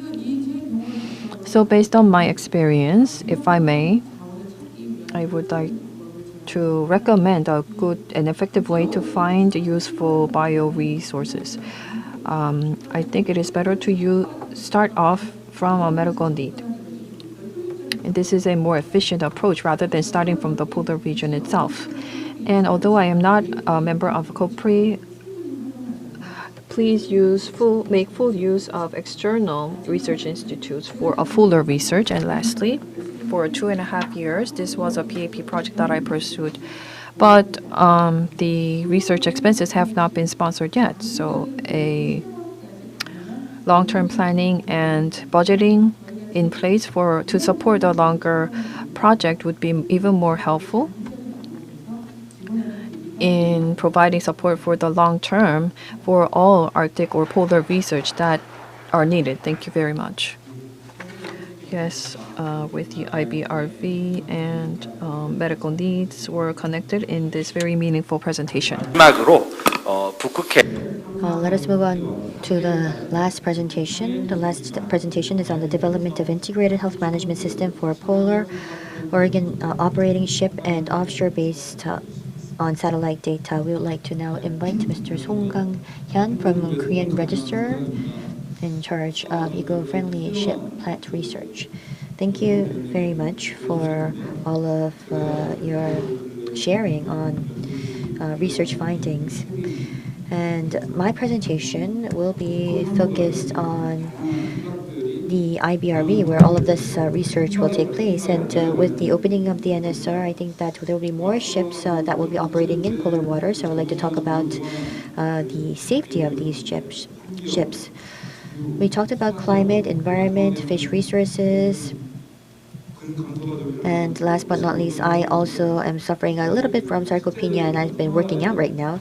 So I believe that all of the presentations had to do with what impacts the world, and especially for the very last presentation, it actually gave me some food for thought on how I can enhance my muscular strength. So thank you very much for the presentations. In my presentation, I would like to talk about the health management system of polar operating ships and other offshore structures. So it's about how we can maintain and manage the ship integrity or the structural integrity. In the 1990s, the bulk carriers have actually been quite damaged. So the IMO decided to engage in an investigation on the causes for such damage. So what they did was install sensors on these bulk carriers to measure and monitor the stress. So this was to understand the causes of the damage, but they found out that this has helped them monitor the overall structure of the ship that led to enhanced safety of these ships. So the IMO recommended to put together a hull stress monitoring system on the ships. So for particular ships with high risks, this monitoring system is embedded, and especially for the ice-breaking vessels, such system will be paramount. The signals that are transmitted can be analyzed to understand the remaining life of the ship. And not only that, the digital twin, which is the buzzword in the shipbuilding industry right now, can also be used to manage this data and monitor this data. So I would like to talk about what kind of research is underway in these domains. I'm sure that you all know the necessity of such research because in the Arctic Circle, a lot of gas, oil exists, and if we do decide to explore these resources, you can see that Europe and to Korea, China, and Japan, high significant gas consumers will have to receive and be supplied of these resources. Then that means that we need transport routes to make that possible. And rather than going down the Suez Canal, if we do see the waters open up, we can actually economically transport these resources to our countries. And also on the shipbuilding industry, due to the environment issues, compared to last year, we've seen an increase in orders by threefold for Korean shipbuilders because this environment element is a critical factor. If the NSR opens up, we believe that there will be more IBRVs being constructed, which will become the driving force of the shipbuilding industry. The next generation IBRV has a close relationship with Korea's shipbuilding industry. In order to build sound and robust ships, you need world-class technology. And I think that Korea's shipbuilding industry has that, which will, of course, benefit the next generation IBRVs. And in the flip side, in the case of the shipbuilding industry, they can utilize their cutting-edge technology to raise their competitiveness in the ships that they build in this new Arctic era. But of course, in all this, safety is the critical element. If there is an accident, if there is an event or incident, it may lead to casualties, deaths, damage to the reputation, as well as economic loss. So for the polar operating ships, it's important to make sure that safety is guaranteed. Therefore, this research is on predicting the safest route for these ships and also find a way to engage in safe maintenance. So for these ships, what happens is maintenance takes place every 5 years. But if we do see these polar ships, they go down very difficult situations. So it's not just a prescriptive type of maintenance that is required. If they have actually went through sea ice, there will be more maintenance required. So it should be based on the environment, the context. So a risk-based maintenance technique is something that we think is necessary. So that was also the need for such techniques was one of the reasons why we decided to engage in this research. In Russia, the gas is utilizing the ARC-7 by DSME to transport the LNG to the Far East. So this is the Yamal LNG carrier. So not only with regard to transporting these resources of oil and gas in the Arctic region, if the NSR opens up, we are going to see an increase in increase in cargo volume, and versus this going through the Suez Canal, we will be able to reduce the time by 30%. And as you know, what we had to do was to utilize the Cape-size bulk carrier to go around Cape Town when the Suez Canal was blocked due to the container ship. But you can see that even compared to this route, we can reduce the time by a half if we utilize the NSR. So for the captain, if you want to voyage from A to B, it's important to first make that judgment whether this is a safe route. So that's something that should be done before the voyage. It's important to understand whether the ship has enough propulsion power to overcome the ice resistance, and you also need to understand whether it can overcome the ice impact. So in other words, structural stress is something that has to be assessed beforehand. But there are, of course, uncertainties that cannot be predicted. So sensors are embedded on the ship to engage in real-time monitoring to understand whether there are any situations where we're seeing the ship nearing towards its threshold. So then the alarm system will go up for the captain to understand what it has to do, whether it would have to divert from the situation. And by using these stress sensors, we can also measure the fatigue, the abrasion of the ship to measure the structural integrity of the ship. These sensors are very expensive, so you cannot attach these sensors to every area or every part of the ship. So it should be just focused on some key areas. And what we have to do is, for areas that are not measured, data should be gathered as much as possible to manage the structural integrity of the ship by also utilizing the digital twin. So I've already mentioned some of the contents of my research, but it starts off with the satellite to observe the sea ice and to predict the ice strength. So there's a mapping of the sea ice strength that's done. COPRI is in charge of mapping the sea ice strength. And once we have the map on the sea ice strength, we will decide on the safety route. And real time during the voyage, we will be monitoring the situation and the alarm will go off when there is an issue. So the second part is putting together an integrated monitoring system. And the third, we analyze all of the stress signals to understand the fatigue life, abrasion, as well as the overall life of the ship. And last but not least is utilizing the digital twin to manage the structural integrity of the ship. So strategy 1 and 2 will be combined into one integrated system, which will be on board. And the third and fourth strategy has to do with maintenance. So it will be installed on ground to manage the situation.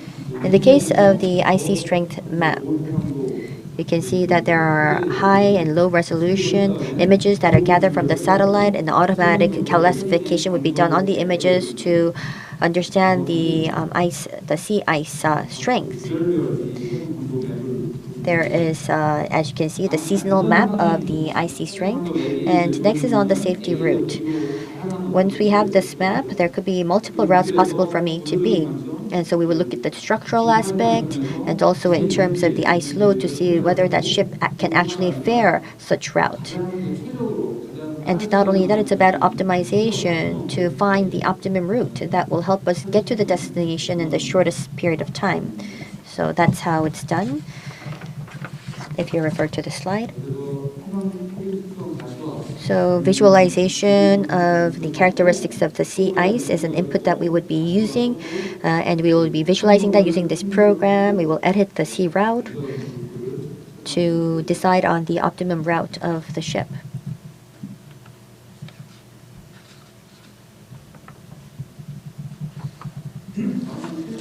Let me now move on to our real-time integrated monitoring system. There are many sensors that are attached to the ship, and especially for the icebreaker, for the areas that break the ice, there are multiple sensors that are attached. Not only Araun, but for the LNG carriers or the tankers and the automobile carrying vessels, all can utilize this integrated monitoring system. So you have to check whether these sensors can be used in cryogenic circumstances, and also it's attached to very narrow areas. So we're looking into wireless capabilities. So for Araun, you can see that the sensors were attached to gather information and monitor the information. So the signals that come from the bridge can be monitored. When there is a risky situation, the alarm will go off. And we now have a slide that indicates how the fatigue damage can be forecast it, and also how we can engage in simulation to reflect this data in the non-measured portions of the ship. On the ship, well, you can see the ship. We're seeing abrasion take place, so we have to measure that to understand the fatigue damage, and all of this data is being accumulated to check the fatigue life of the ship. I tried to summarize this on one slide. So real time, we gather this data on board, and then we engage in an assessment on the structural response of the BIC. We expand that out to the non-measured areas, and using the digital twin, we can have that all embedded into the system for simulation. So this is the abrasion test that's done, and we're collecting the data. So this is the digital twin structural integrity management system. So it manages all of the sensors, it forecasts the remaining lifespan of the ship. So that's all brought together to understand when maintenance should take place. And also decision making on the risk-based maintenance can be done by using this data. This is the digital twin management system that was developed. This is a 3D system. You can just click onto the tabs and you can see the life remaining for all of these individual parts and components. Starting from last year, we've been conducting this project. It's a 3-year project. The Korean Register is the lead, and there are multiple organizations, including DSME, Inha National University, Inha Technical College, Kukri, Seoul National University, and in the sensors, FutureMain. So all of the leading institutions are involved, and we are coordinating all of the efforts. Next year, I think the research will be completed, where we will be able to present to you some refined findings of the research. Thank you very much. 예, 오늘 이 자리가 Yes, thank you. We talked about the climate, ocean, ecology, bio, fish resources, as well as some of the technologies that should be on board for IBRV. So we've had a comprehensive list up of various topics. And thank you very much for the speakers for their insightful presentations. And we can see that the audience has been benefiting greatly from the presentations. It's very difficult to do this, but miraculously, we are right on time. It's right now 11:30. So I would like to thank you all for being with us, and we'll now take a 10-minute break and then resume to invite our speakers and panelists for a panel discussion. So I will see you back in 10 minutes. Thank you.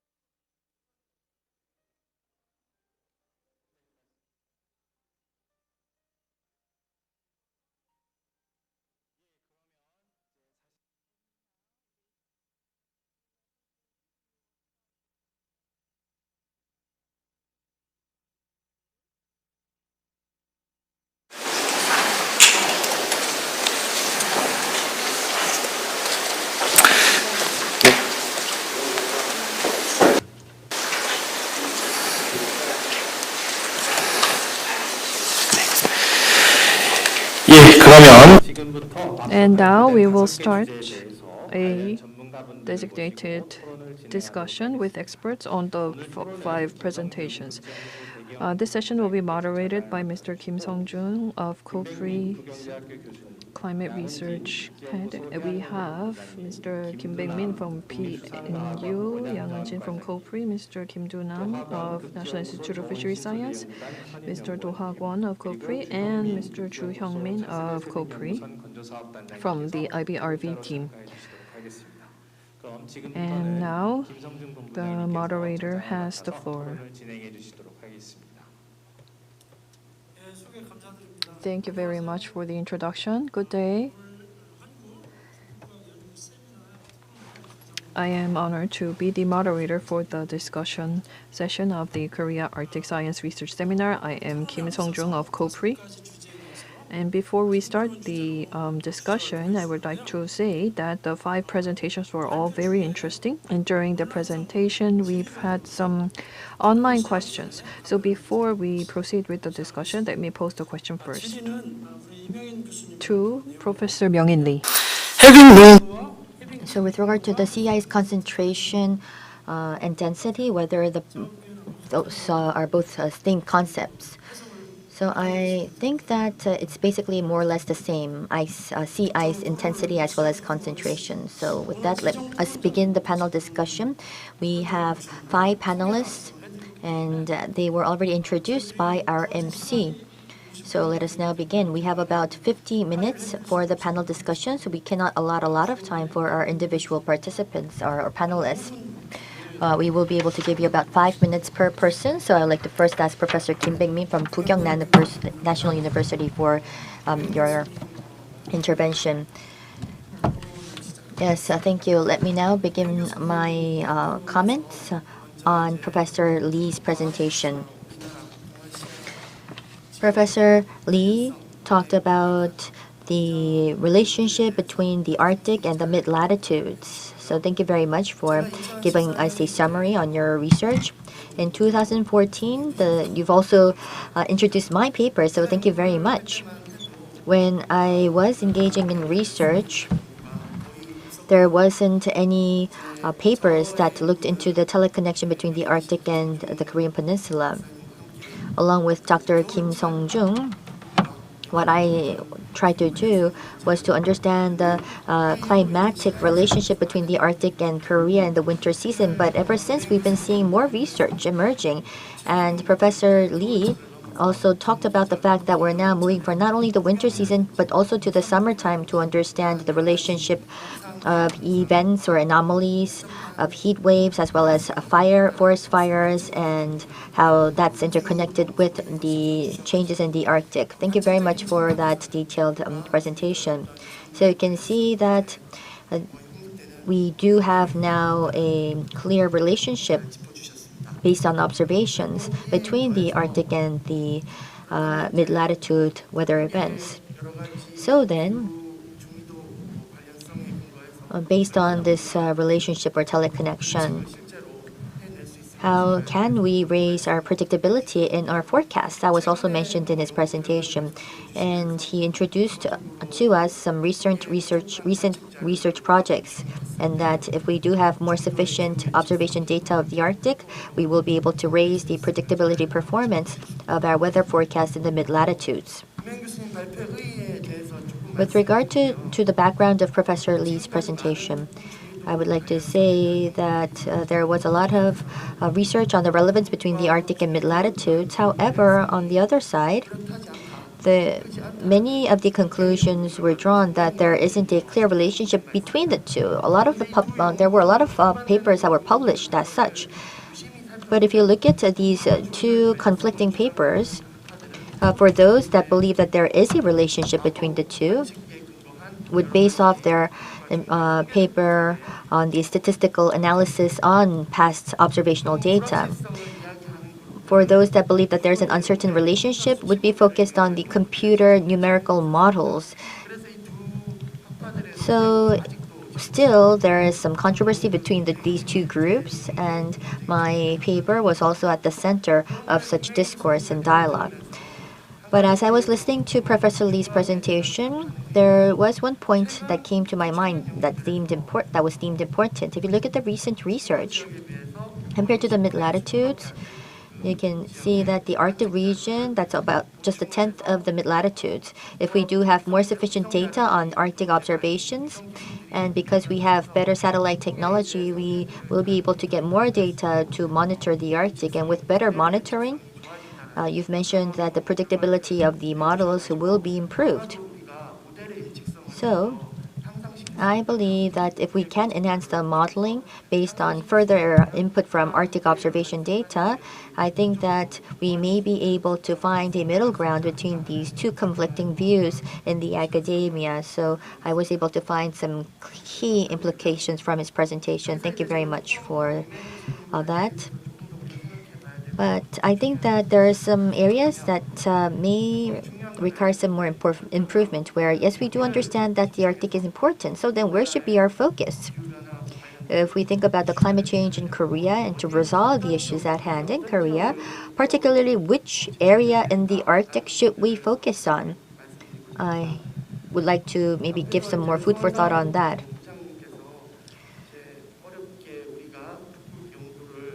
So Director Seo Won-sang mentioned that through the next generation IBRV, we will able to go into and trailblaze into new fronts. So the next generation IBRV will have better accessibility to the Arctic Circle. And in 2014 and now there's a great difference in terms of the you can see that closer to originally it was in Norway, but it's now moving towards central Siberia, where we're seeing these interactions between the atmosphere and the ocean. So if we want to make full use of the next generation IBRB and to understand the climatic relationship of the Arctic and East Asia, and to make sure to understand and forecast these blockings based on the models, I think that we need to maybe shift towards the East Siberian Sea and focus our modeling on that, which will help us make better use of the next generation IBRV and also have better capabilities of the researchers on climate, because this area seems to be more relevant for the Korean Peninsula. So I think that this will help us deliver more refined results for our region. And Professor Lee, you talked about the importance and emphasized the importance of Arctic observation. But at the end of the day, if we want to raise the predictability of the modeling, the various calculations and formula in the model. So for the climate scholars, we call this the calculation process. So these formulas are all coded into the computer model, but you can see that the clouds of the Arctic and the surface ice, you need these inputs into this physical process.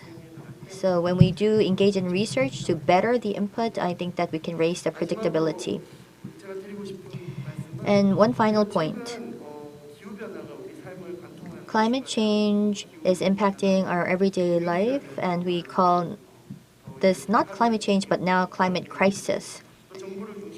And centered on the government, carbon neutrality is the key word right now, so many people are interested in this topic.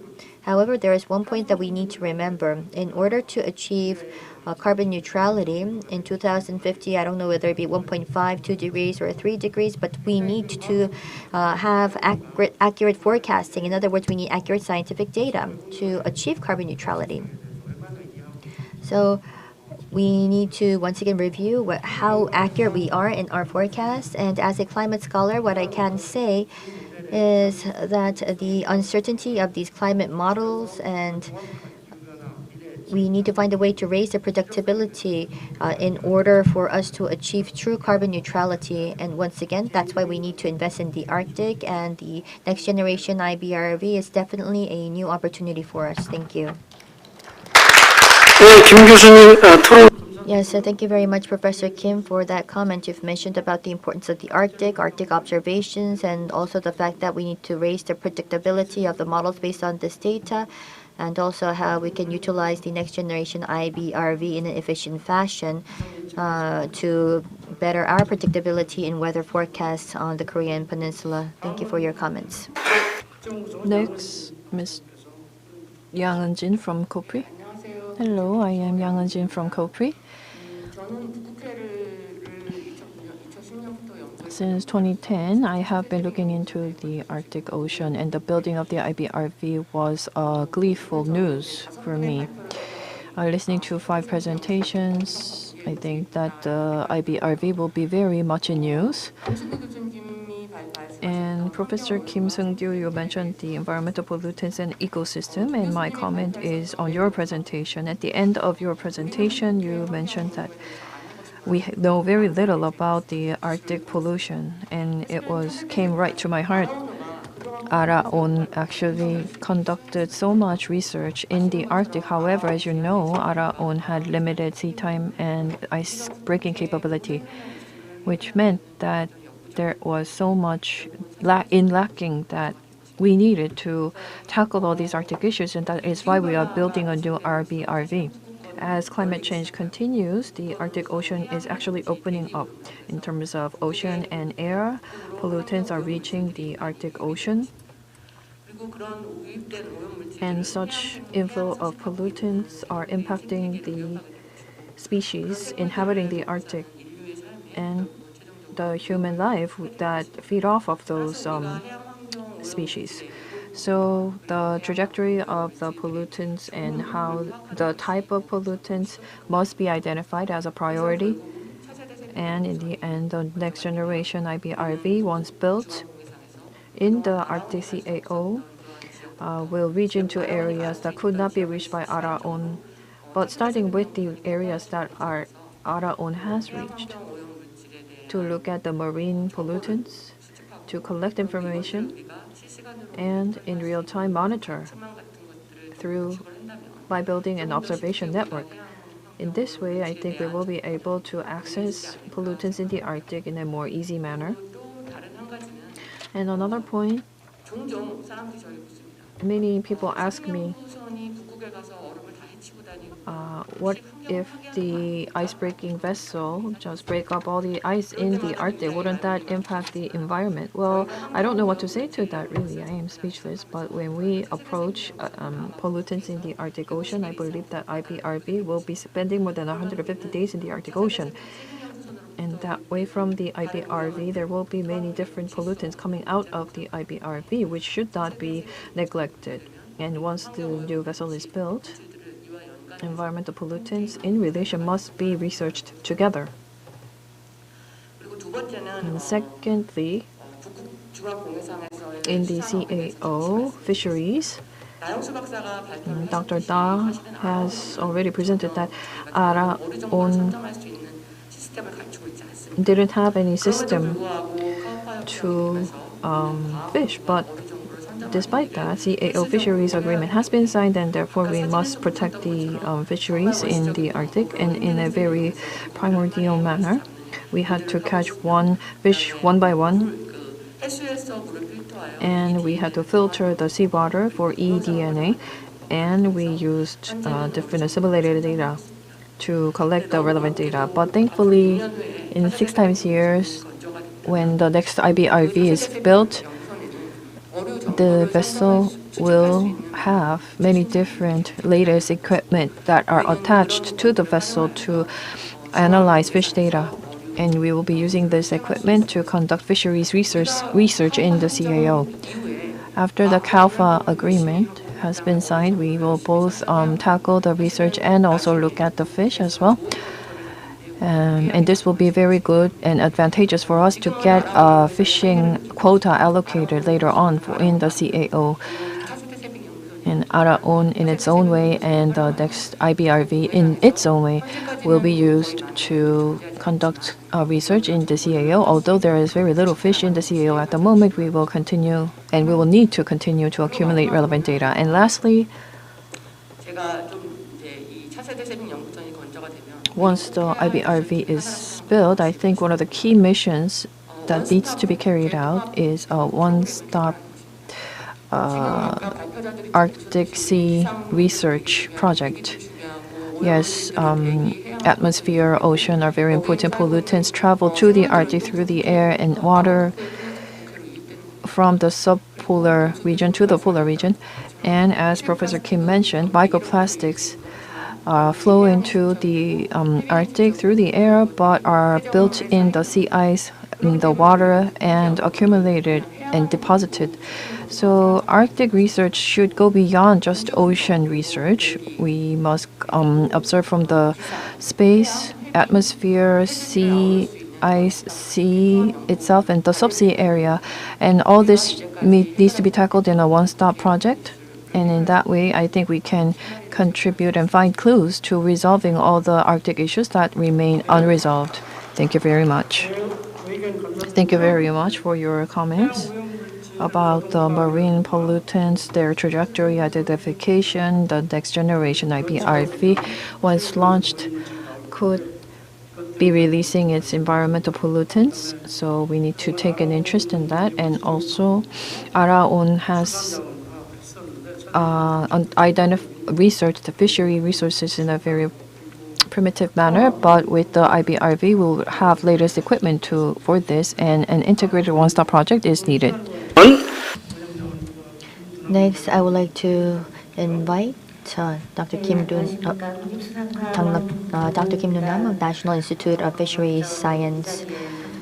Hello, everyone. Thank you, and it's a great pleasure to join our panelists in the discussion. I would like to talk about Dr. Na Hyung-sur's Korea Science strategy presentation on Korea Science strategy for the conservation and management of fish in the Central Arctic Ocean. It was very interesting, and thank you so much for that in-depth research. With regard to cow in the high seas, until 2017, there was the fish stock expert meeting. The fifth meeting took place in 2017, and there was a lot of reference that was used to engage in mapping as well as monitoring. And in 2020, through the ad hoc coordinating group, SAS as well as Mosaic research projects were underway. And as you've mentioned, the Arahon did not take part in the Mosaic program, and that was quite a pity in my view. But of course, I'm sure that Dr. Na, you were involved, which is of course fortunate, and I believe that it was a great opportunity for you to collect information. As I was listening to your presentation, at COPRI, it's for the 5 years and 9 months. There was a K-Aware program and plans were set forth. And I can see that you have a well detailed out plan for that K-Aware research program, and I hope that we can also find a way to contribute to that research project or program. And we believe that the high seas and the fishing resources, can we actually connect the two? Is the question that comes to my mind. Every time I take part in scientific seminars and I listen to presentations, and also after I listen to your presentation, this is a thought that that remains, because we are identifying biodiversity and we're trying to understand the distribution of the species. But I think that this is a slightly different angle from utilizing the fish resources. For instance, we talked about the IBRV, where the midwater trawl will be installed onto the next generation icebreaker. But in order to engage in a certain type of targeted fishing, what needs to be done is to understand and analyze the biological characteristics of the species and find the optimal fishing method to catch such fish. So you need a multidimensional analysis and approach, and then you make that lead up to a certain fishing method. So I think that it's not just about sampling out from a random distribution. So in that aspect, I think that if that was the target, then that would be fine. But if you want to connect this with fisheries and the fishing method, I think that there may be a gap between the two. And in the CAO, there are also fishing methods that are prohibited from damaging the the bottom seabed. So I know that there were benthic fish stocks that do live in the seas. So, and it's very difficult to identify the distribution of such fish stock. And based on what you've mentioned, Dr. Na, I believe that there may be two recommendations that or suggestions that I can pose as a member of the NIFS. So first, in CAO, we have Canada and Greenland and other coastal states. And that I think that joint research with these countries are pivotal because these fish resources are highly migratory and straddling stocks. And you can see that they are broadening their horizon with the opening up of CAO. So I think that we need joint research with the countries because the fish stock, of course, as you know, they do not set their boundaries on the boundaries of or the EEZ. So in addition to the existing research reference, and if we do engage in research voice of the next generation IBRVs, I think that it's important to have other external researchers and foreign researchers on board to engage in joint research. In the case of a scientific research, based on CALFA, it indicates that within 2 years you need to establish a joint research program to see whether the fish resources can be catched in a sustainable fashion, and that we need to assess the impact on the fish stock. But if you look at the Antarctic and in other high seas, if you see the case of the RFMOs, it's true that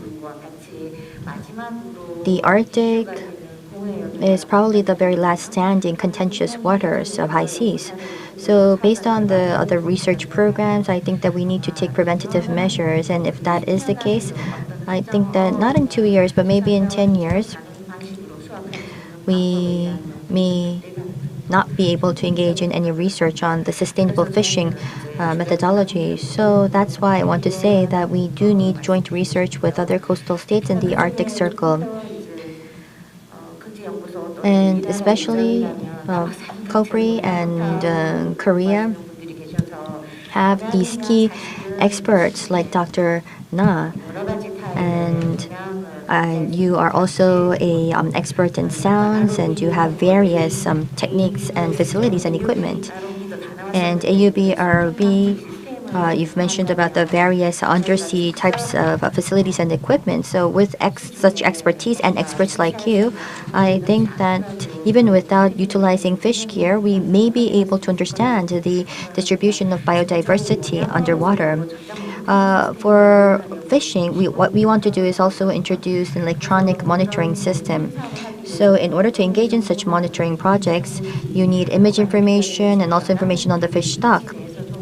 But the coastal states within the EEZ do have such information, and I think that if deep learning can be possible, we can do that, and if we do need machine learning, that can also be utilized. So within this monitoring system, I think that it would be best to identify the species, measure the size, and for that to be possible, we need information from the coastal states, and we can utilize this information to maybe forecast and predict the weight. And I think that even without certain equipments, this can be possible. So I would like to mention that this could be another possibility for further joint effort.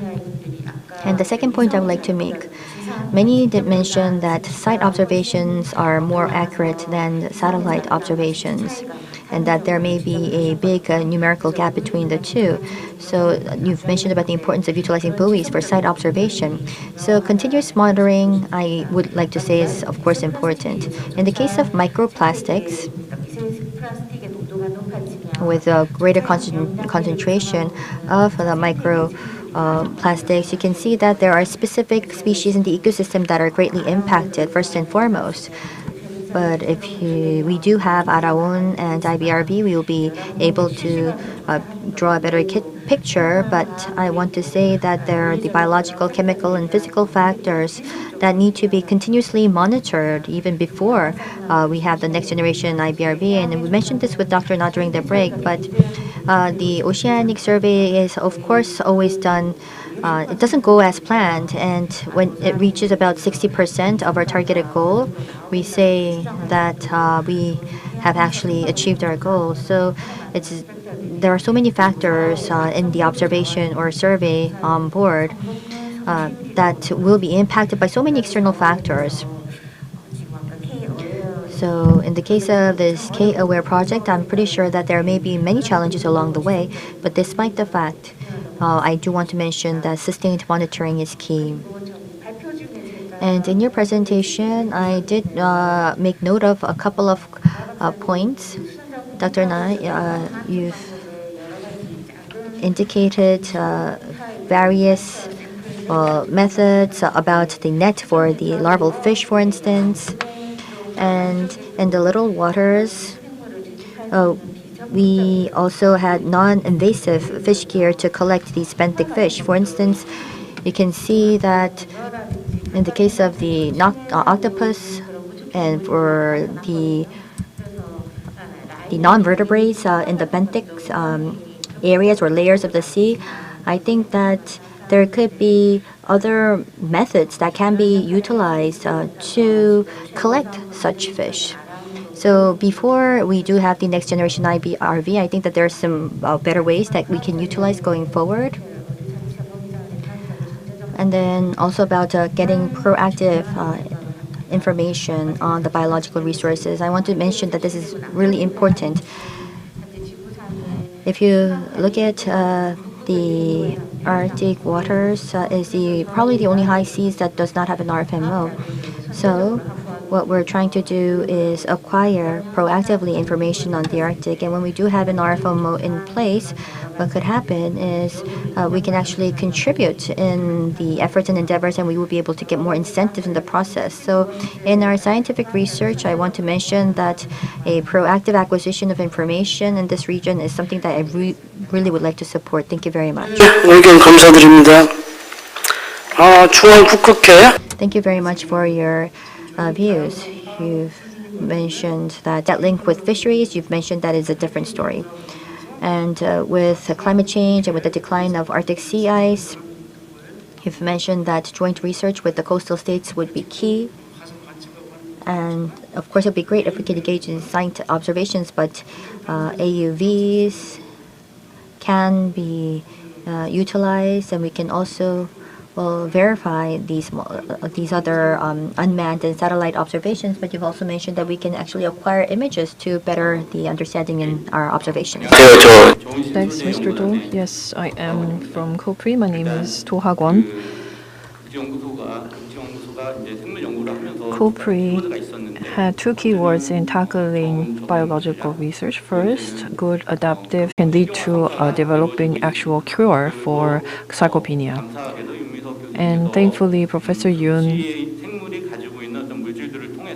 said that through the substances found in polar organisms, we can lay the foundation for further development of medicine. There are combining proteins that combine with mTOR that can help overcome sarcopenia.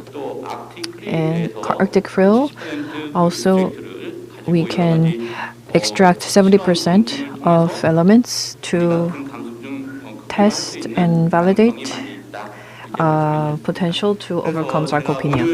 So that was the gist of the presentation. And for both issues, presenters have bioresources must be maximized for use.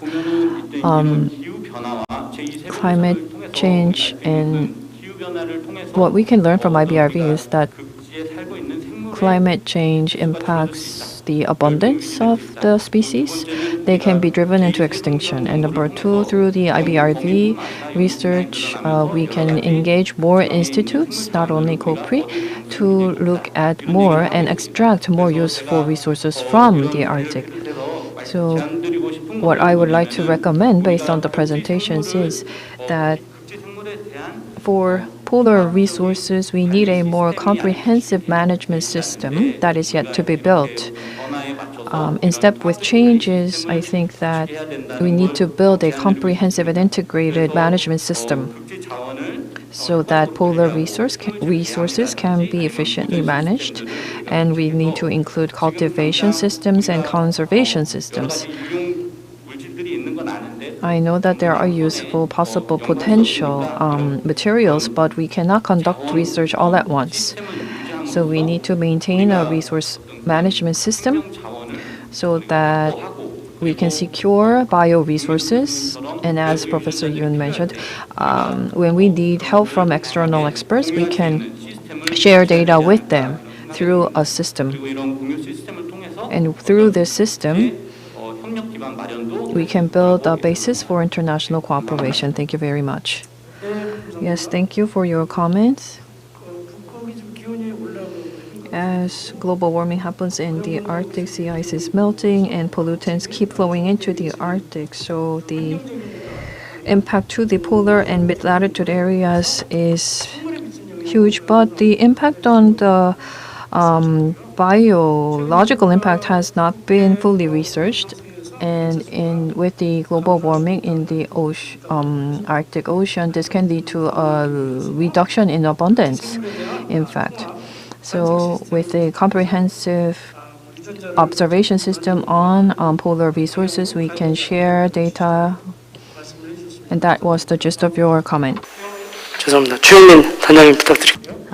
Next, Dr. Chu Hyung-min of COPRI. Hello, everyone. I'm Chu Hyung-min, in charge of the IBRV team at COPRI. Our speakers are all on the demand side of IBRV, and I think that I'm the only person that's on the supply side of the IBRV.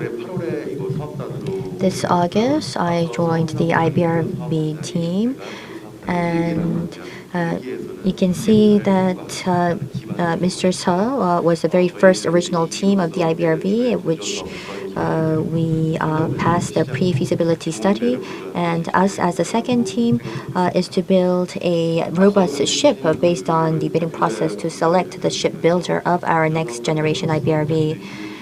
And I want to say that we do have the strong responsibility to build a robust ship that will enable research voice in 2027.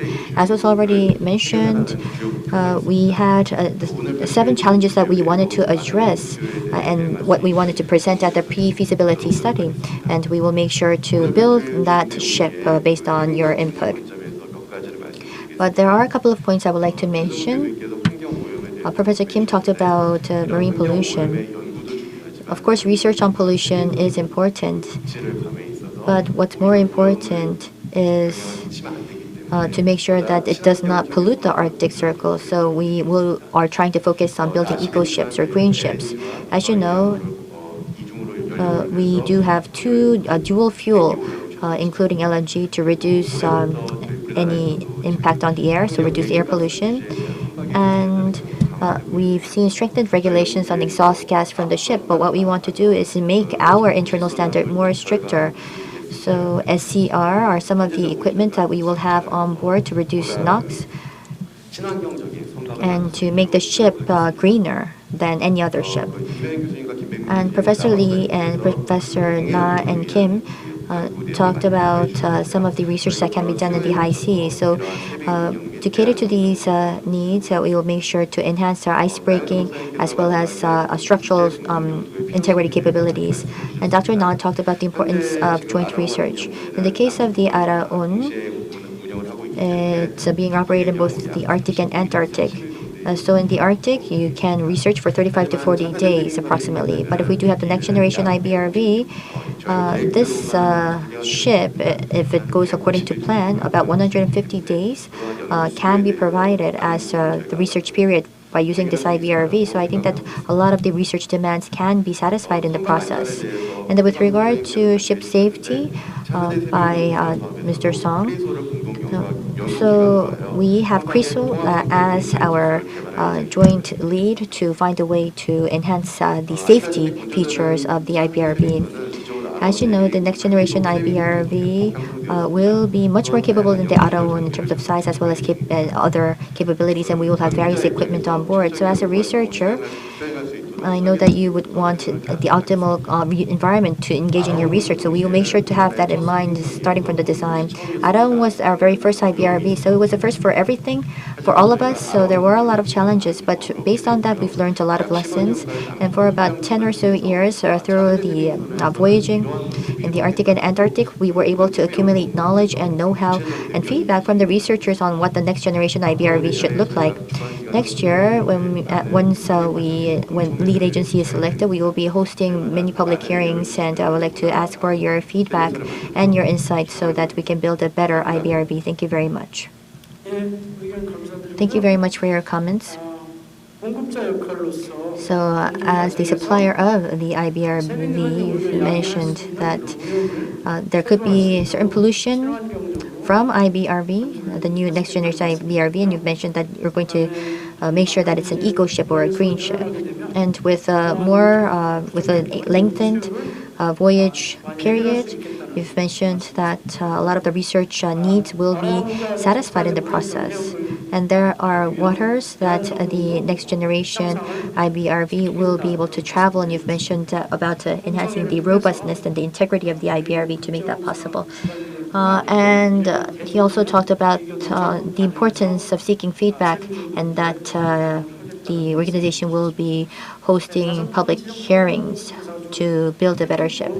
I would like to extend my gratitude to the meaningful interventions of all of our panelists. I think that we have about 10 minutes remaining.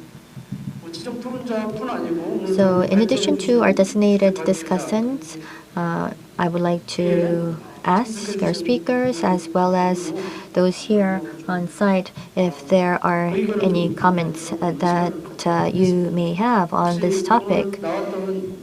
So with regard to the presentations, as well as any comments on ways to facilitate Arctic research, is there anybody that would like to chip in? Yes, Director Sohn-sang, would you like to go first? Yes. When I heard the keynote speech, I heard it from a research planner. And as an international law expert, I would like to present on the CAUFA. As I planned this project and as I heard of the demand for fisheries research, I believe that the direction for scientific research must include conservation of fisheries resources in cow. But research in fisheries in cow doesn't mean development or industrial development. It also includes how the fish species are distributed in this area and how we can better conserve them is the whole purpose of CAUFA. And through 10 years of scientific research, we found that this can be sustainably and economically if we conclude that economically these fishery resources can be used in a sustainable manner, then we will start allocating the quota. Same for KO.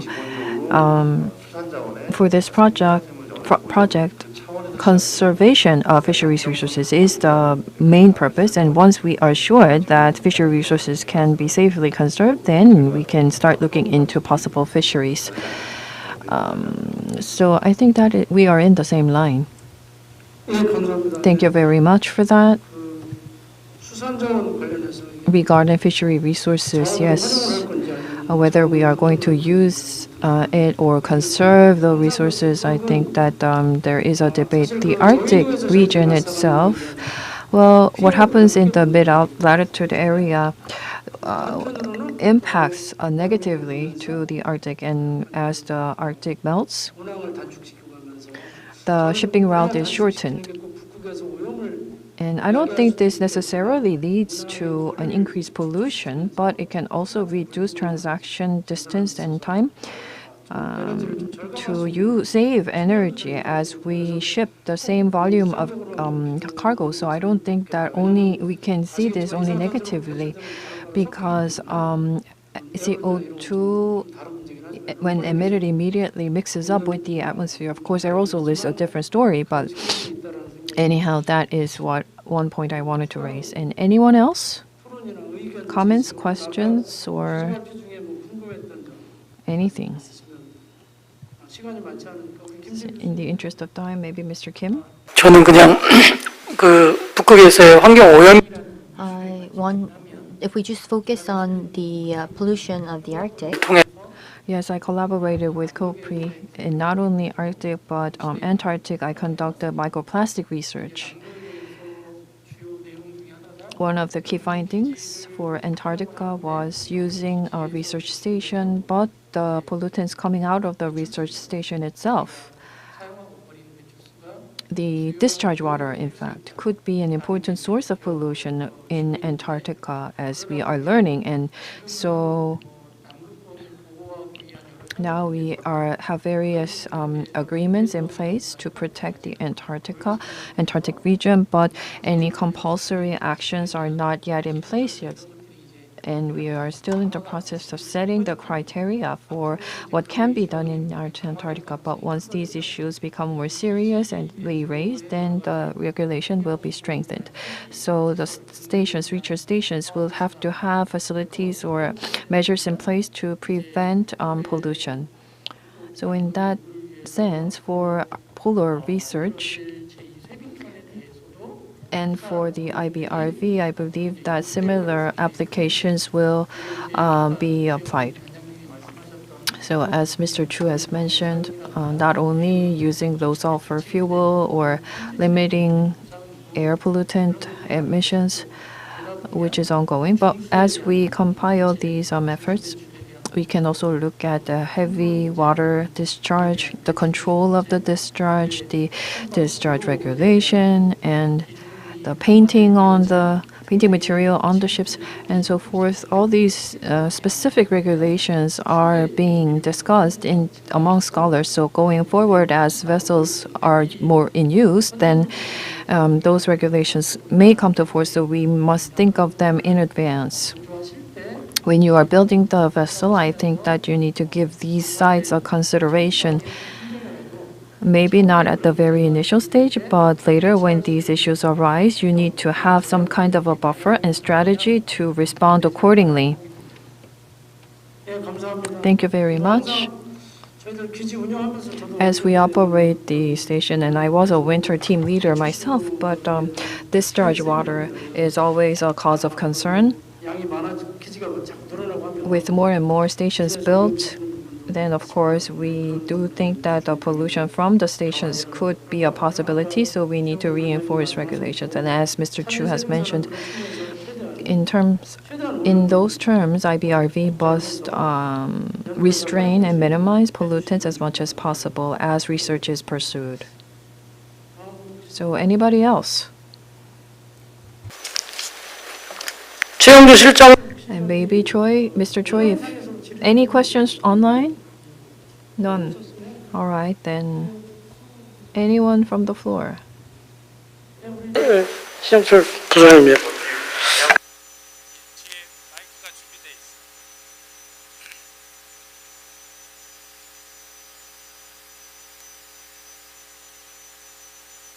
빨리 밥 먹기 위해서 it's just me between lunch, so I want to mention. 30년이나 50년을 내다보고 I want to say that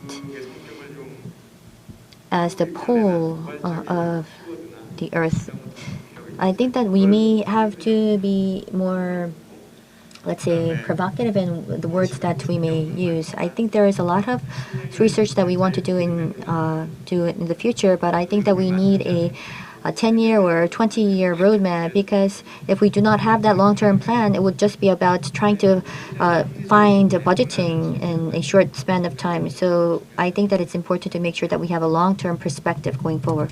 예, 우리 좋은 말씀 해주셨고요. Thank you for the wonderful comment, and of course, This may be a sensitive topic, but 차세대 세빙서는 the IBRV will not be just for corporate, but for all academic and industrial use 할 수 있을 걸로 for all of us, I believe.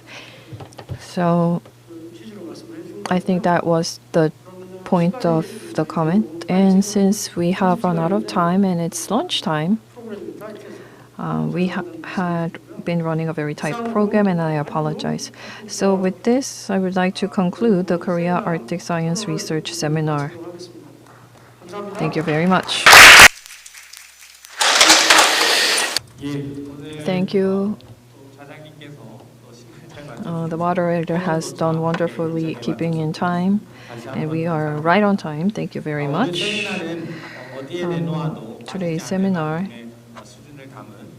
was so very sophisticated in terms of presentation and discussion, second to none. Thank you very much for the high quality content. And with that, I would like to declare that the Korea Arctic Science Research Seminar has come to an end. I would like to thank all participants joining us online and offline for joining us. And why don't we conclude the seminar with a big round of applause. Thank you very much.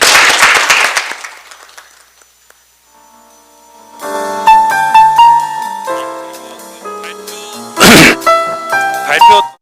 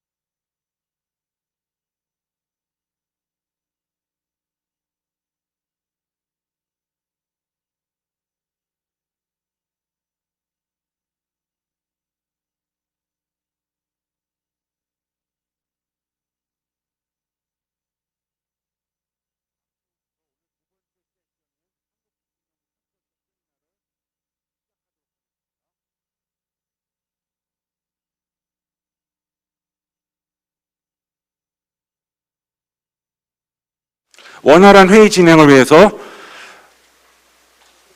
휴대폰은 소리가 울리지 않도록 진동 또는 무음으로 설정을 부탁드리겠습니다.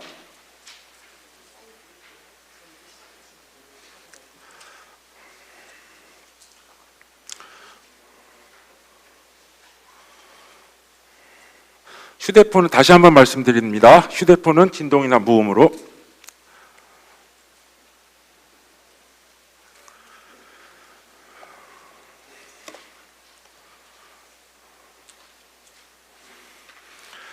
안녕하십니까.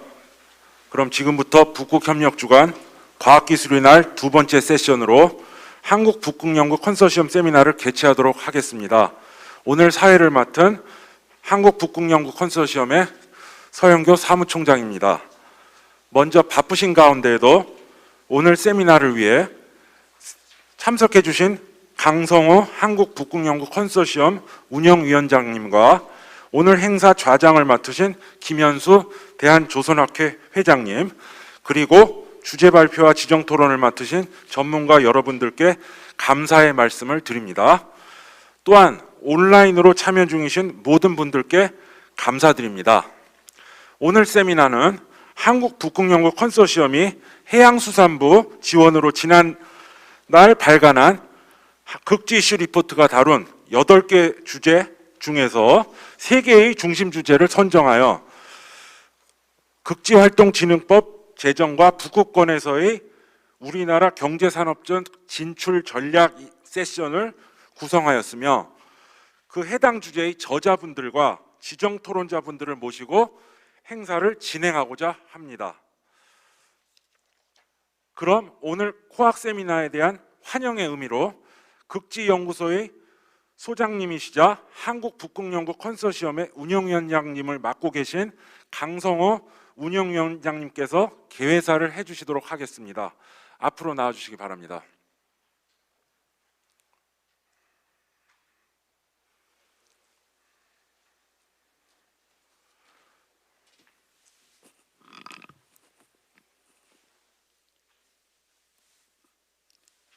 네.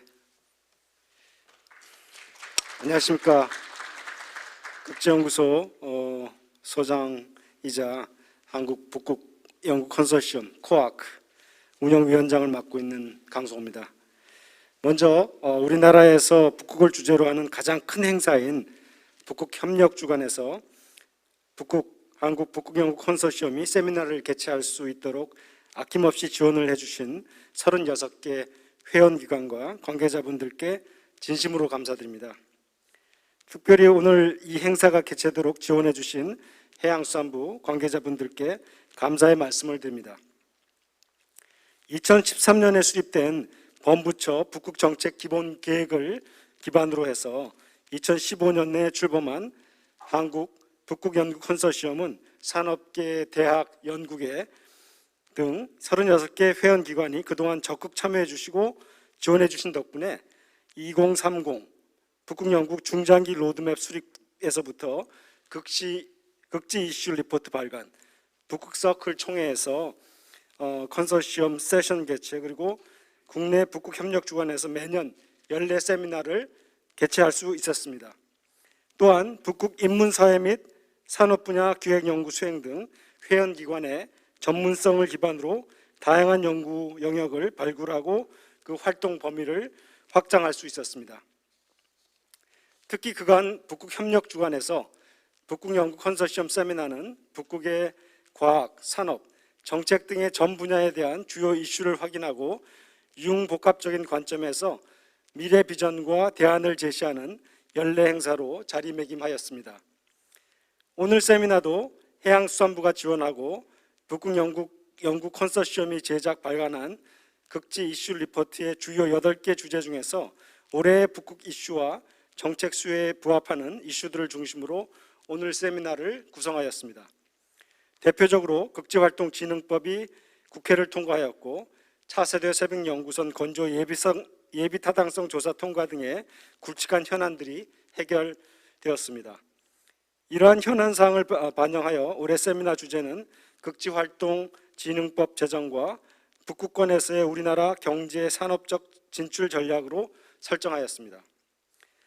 정책적인 관점에서 극지활동진흥법의 세부 내용과 우리나라 극지정책의 전망을 발표하고 산업적 관점에서 극지선박 안전운항 기술 개발 주제를 논의할 예정입니다.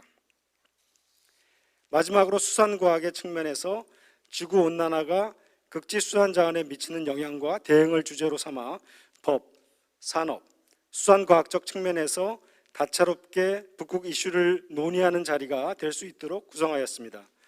모쪼록 오늘 세미나에서 컨소시엄 회원기관 전문가분들의 발표와 토론을 통해서 극지활동 기본법을 기반으로 하는 북극 이슈 해결을 위한 융복합적인 협력과 해안이 도출되어 우리나라가 북극에서 나아가야 할 정책 방향이 제시되길 기대합니다.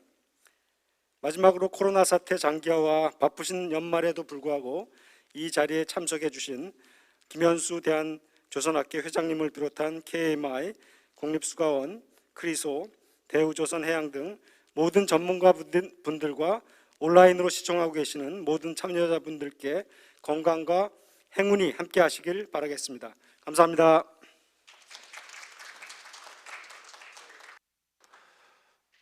네, 감사드립니다. 그럼 본격적으로 발표를 시작하도록 하겠습니다. 각 발표자분들은 원활한 행사 진행을 위해 발표 시간 20분을 정확하게 지켜주시면 감사드리겠습니다. 그럼 첫 번째로 극지활동진흥법 제정과 우리나라 극지정책의 미래라는 주제로 극지연구소 최영준 정책개발실장님께서 발표를 해주시겠습니다. 네, 시작해 주시기 바랍니다. 예, 안녕하십니까. 극지연구소에서 정책개발실장을 맡고 있는 최영준입니다. 오늘 저는 극지활동진흥법 및 하위법령의 주요 내용에 대해서 제정 이유와 어떠한 기대가 있는지에 대해서 말씀드리도록 하겠습니다. 네, 사실 극지활동진흥법은 이번에 세 번째 입법 활동을 통해서 통과된 법률입니다. 지난 19대, 20대에도 입법이 됐었지만 일부 쟁점 조항이 있어서 국회에서 회기 만료로 자동 폐기가 되었었고, 이번에 세 번째 21대 국회에서 쟁점 조항을 삭제하고 주요 진행 내용 위주로 법이 입법이 되어서 신속하게 제정이 되었습니다. 사실 19대, 20대에 대해서는 저희 서은상 부장님이나 또는 다른 박사님들께서 먼저 백업을 많이 해주셨고, 제가 지금 시기에 21대 국회에서의 입법 활동을 지원했기 때문에 본 발표를 진행하게 되었고, 21대 주요 내용에 대해서 중심으로 말씀드리도록 하겠습니다. 먼저 극지활동진흥법 제정 목적에 대해서 말씀드리겠습니다. 먼저 극지활동진흥법은 기후변화, 자원 확보 등의 극지의 전략적 가치 증가에 따라서 우리나라 전체 차원에서 정부 수준에서의 체계적 지원을 위해서 마련된 진흥법적 성격의 법률입니다. 기존의 극지와 관련해서는 남극활동진흥법 및 환경보호에 관한 법률이 있었지만 이 법은 사실은 국제조약에 따라서 국제조약 의무 수행을 위한 국내의 강제적인 의무 수행을 위한 약간의 규제법적인 성격이 있었고, 우리나라만 좀 특이하게 남극연구활동진흥 기본계획이라든지 일부 진흥 내용이 가미되어 있었고, 그에 따라서 현재 제4차 남극연구활동진흥 기본계획이 수립되는 등 남극법에 따라서는 사실은 남극에 대한 부분에 대한 계획은 수립이 되고 있었습니다. 다만 결국 놓고 보자면 북극에 대해서는 사실은 이제 법정 계획이 부재한다거나 법률적인 영향이나 근거를 확보할 수 있는 근거가 사실 없었기 때문에 극지활동진흥법으로 묶이게 되면서 북극에 대한 법적 근거 또 법정 계획을 세울 수 있는 기반을 마련하게 되었습니다. 재정 경과에 대해서 말씀드리면 제21대 국회가 개원하고 20년 12월에 정부 발의로 기존의 국회 입법과 달리 이번 극지활동진흥법이 제출이 되었습니다. 그리고 좀 신속하게 저희가 놀랄 정도로도 신속하게 진행이 돼서 3월 24일에 국회 본회의가 의결되었고 20일 국무회의 공포를 통해서 제정된 후에 현재 하위법령까지 제정해서 10월 14일부터 극지활동진흥법이 시행이 되고 있습니다. 그래서 주요 특징에 대해서 말씀을 드리면 극지활동진흥을 위한 일반법적 성격을 가지고 있는 법률로 봐주시면 되겠습니다. 그래서 목적, 이념, 연구개발, 인력 양성, 경제활동 진행 등에 대해서 일반적이고 선언적인 조문을 사실 담고 있습니다. 그리고 또 남극활동 및 환경보호에 관한 법률이 사실 사라진 것이 아니고 남극법이 있는 상태에서 국제활동진흥법이 수립이 된 거기 때문에 남극법은 특별법으로서 남극에 대한 규제와 일부 진흥 내용을 담고 있고 국제활동진흥법이 극지에 대한 포괄적인 내용을 담고 있습니다. 그래서 극지법 제5조에 보시면 극지활동과 관련해서 다른 법률에 특별한 규정이 있는 경우를 제외하고는 이 극지법에서 정하는 바에 따른다 이렇게 규정이 되어 있고 6조 1항에는 극지활동 진흥 기본 계획을 수립할 때에는 남극연구활동진흥법에 있는 남극활동 진흥 기본 계획과 남극에 대해서는 연계해서 수립을 해야 된다 이렇게 법 조문으로 연계가 되어 있습니다.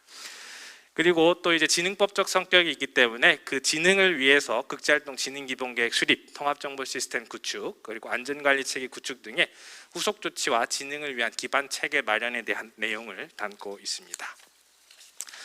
자, 그럼 이제부터 재정의의에 대해서 본격적으로 말씀드리겠습니다. 첫째로는 우리나라가 극지를 바라보는 관점과 접근법에 전환이 있었다고 감히 좀 말씀을 드릴 수 있겠습니다. 기존의 남극법 재정 목적을 보게 되면 남극 조약과 환경보호 의정서에 따라서 국제협력 체제의 참여와 필요사항 규정을 통해서 과학기술 발전에 기여한다고 국제법적 성격의 의무 이행과 과학 발전에 대한 기여라는 부분으로 사실 좀 제한이 있었습니다. 다만 이제 극지법 재정 목적을 보게 되면 지속 가능한 발전과 체계적인 극지 활동 진흥의 육성 지원 사항에 대한 규정을 통해서 국가 경제 발전과 국민 삶의 질 향상, 인류 공통의 문제 해결에 이바지한다는 것으로 좀 더 폭넓게 재정 목적이 제정되어 있고 기존의 과학 연구나 환경에 대한 부분뿐만 아니고 경제나 지속 가능한 개발, 우리 또 삶의 문제에 영향을 미치는 문제까지 해결한다고 보다 적극적인 관점을 제시하고 있습니다.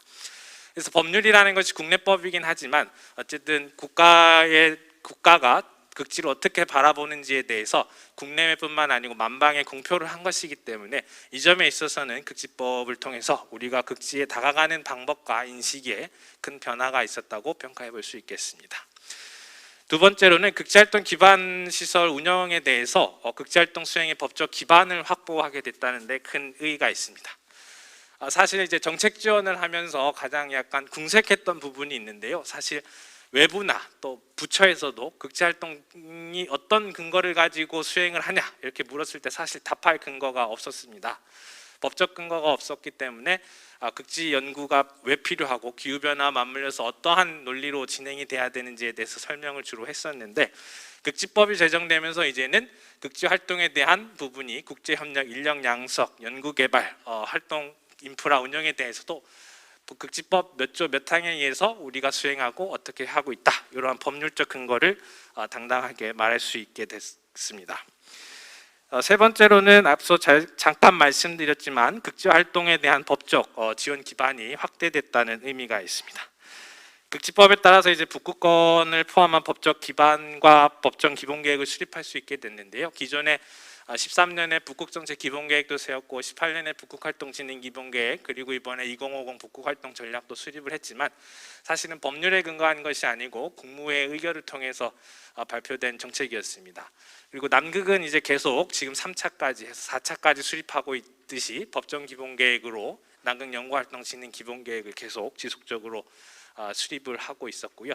결국은 이제 북극이라는 빈 공간에 대해서 극지활동 진행 기본계획을 통해서 법률적인 계획을 마련할 수 있게 된 것으로 평가할 수 있겠습니다. 네 번째로는 남북극을 포괄하는 세계 유일의 사례입니다. 이번 개막식에서 장관님께서도 발언에서 말씀을 하셨지만 세계 최초로 남북극을 포괄하는 법률적인 통합 체계를 가질 수 있게 되었습니다. 이제 남극에 관련해서는 대부분의 국가가 남극법을 가지고 있습니다. 즉 우리나라처럼 국제 의무와 환경보호, 과학적 기술 발전을 위해서 저희와 유사한 성격의 조항을 가지고 있는 남극법들을 남극 활동을 하는 대부분의 국가가 가지고 있고요. 북극에 관련해서는 북극에 관련된 법률은 연안국들이 주로 가지고 있습니다. 왜냐하면 연안국들에게 북극은 남의 나라 땅이 아니고 자기 땅이기 때문에 그에 대한 환경보호, 해상 안전, 해양 환경 등에 대해서 규제 내용 또는 진흥 내용을 담은 법률을 가지고 있습니다. 그리고 저희가 이제 이 작업을 하면서 계속 이제 리서치를 했는데 가장 유사한 법률로는 1984년에 제정된 미국의 북극 연구 정책 법이 있습니다. 그래서 그 법에는 우리와 유사하게 부처 간의 협의체를 구축할 수 있는 내용, 그리고 과학 연구를 컨트롤할 수 있는 위원회 설립, 그리고 북극 연구 기본 계획을 5개년 주기로 수립하게 되어 있어서 우리와 상당히 유사한 내용을 많이 가지고 있고, 다만 북극에 한정되어 있다는 특징이 있겠습니다. 그래서 그런 의미에서 우리나라가 여러모로 찾아보았지만 남북극을 함께 포괄하는 법률을 수립한 것은 세계 최초이자 유일의 사례로 남게 되었습니다. 다음으로 이제 법안의 주요 내용에 대해서 말씀드리겠습니다. 잠깐 특성에서 말씀드렸지만 일반적이고 선언적인 내용들이 좀 담겨 있고요. 그리고 극지활동 수행체계 구축에 대해서 구체적인 내용들을 담고 있습니다. 그리고 또 진흥과 법적 근거 확보에 대해서 이 법에 예를 들면 정부가 이 분야에 있어서 어떠한 정책을 수립해서 지원해야 된다, 이러한 사항들이 담겨 있습니다. 보다 자세한 조항별 의미는 뒤로 가서 다시 한번 말씀드리겠습니다. 그래서 제가 이제 법 조항에 대해서 체계 구축과 법적 근거 확보에 대한 주요 내용을 위주로 정리를 해봤는데요. 첫째로는 극지활동 진흥 기본계획을 수립하게 되면서 앞으로 5년 단위로 매년 기본계획과 시행계획을 수립해서 23년부터 27년까지 앞으로 계획을 수립할 예정으로 있고, 이 계획에는 현재 수립한 2050 북극활동 전략을 바탕으로 5년 단위의 세부 계획이 반영돼서 과학연구뿐만 아니고 경제, 산업, 조선, 항로, 에너지까지 모든 포괄적인 내용이 담길 예정으로 있습니다. 그리고 이제 제13조에 보면 극지 통합정보 시스템 구축에 대한 내용이 담겨 있는데요. 이 법을 지원하는 과정에서 많은 지능법적인 부분들을 살펴봤는데 대부분의 지능법이 이와 같이 통합정보 시스템을 구축 운영한다는 내용을 포괄하고 있습니다. 그래서 이 통합정보 시스템 구축 운영을 통해서 이 법이 지능법적인 성격을 나타내는 가장 특징적인 조항이라고 볼 수 있겠고요. 앞으로 이에 따라서 이제 정부와 극지연구소는 앞으로 예산을 확보해서 극지연구 데이터, 또 극지 관측 자료, 공간정보 시스템, 안전항로 시스템, 위성 자료 등에 대해서 체계적으로 하나의 플랫폼에 모아서 관리를 해야 하는 과제를 안게 되었습니다. 그리고 또 하나는 이제 극지 사고 예방과 신속한 대응을 위해서 안전관리 체계를 마련하게끔 법적으로 조항이 되었고, 이에 따라서 안전관리 지침 수립, 기반 시설에 대한 안전 점검 등을 수행할 예정으로 있습니다. 그리고 그간에 우리가 계속 해오던 연구개발, 그리고 기반 시설 운영, 국제 협력에 대한 부분이 법으로 근거가 되었고요. 이제 마지막으로 하나 주목할 만한 것은 그동안 이제 극지연구소가 임무를 수행했습니다만 여러 가지 사업들에 대해서 용역 사업으로 수행을 한 부분들이 많이 있었습니다. 근데 이제 이 법을 통해서 이제 어떠한 기능에 대해서 어떤 기관에 업무를 위탁할 수 있는지에 대해서 명확하게 근거가 확보되었기 때문에 이런 연구를 수행하는 기관에 있어서도 앞으로는 명확한 위탁 근거를 가지고 업무를 수행할 수 있게 되었습니다.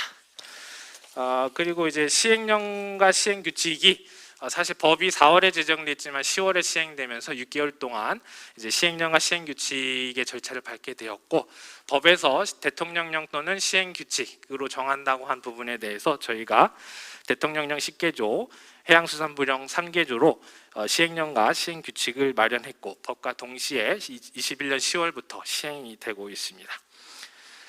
그래서 극지활동 진흥 시행령에 대해서는 기본계획 수립, 또 실태조사, 전문인력 양성, 업무 위탁, 그리고 극지활동에 필요한 기반시설 안전관리 등에 대해서 법률에서 세부적인 내용으로 정하도록 위임된 사항에 대해서 보다 명확하게 제시를 하고 있고, 시행규칙의 주된 내용은 극지 통합정보 시스템 구축과 관련된 내용입니다. 제13조에 보시면 관련된 내용은 극지법 중에 유일하게 시행규칙으로 위임한다고 되어 있어서 시행규칙에 극지 통합정보 시스템에 대해서 정의와 또 어떠한 대상들이 포함이 되어야 되는지에 대해서 제시가 되어 있습니다.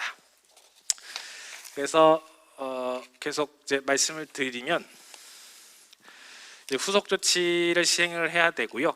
이제 극지활동 진흥기본계획은 차년도부터 정부에서 발주를 해서 수립을 할 예정으로 있고, 통합정보 시스템도 현재 구축을 위한 예산 작업을 위해서 정부 프로세스에 따라서 정보화 전략계획 수립 등의 작업을 하고 있고 현황 파악 등의 조사가 수행 중에 있습니다. 그리고 국제활동 기반시설 안전관리 체계 구축에 대해서도 안전관리 지침을 어떻게 세워야 되는지, 현재 안전관리가 어떻게 되고 있는지 현황 파악 등에 대해서 부처와 극지연구소가 협조해서 현재 절차를 밟고 있는 것으로 알고 있습니다.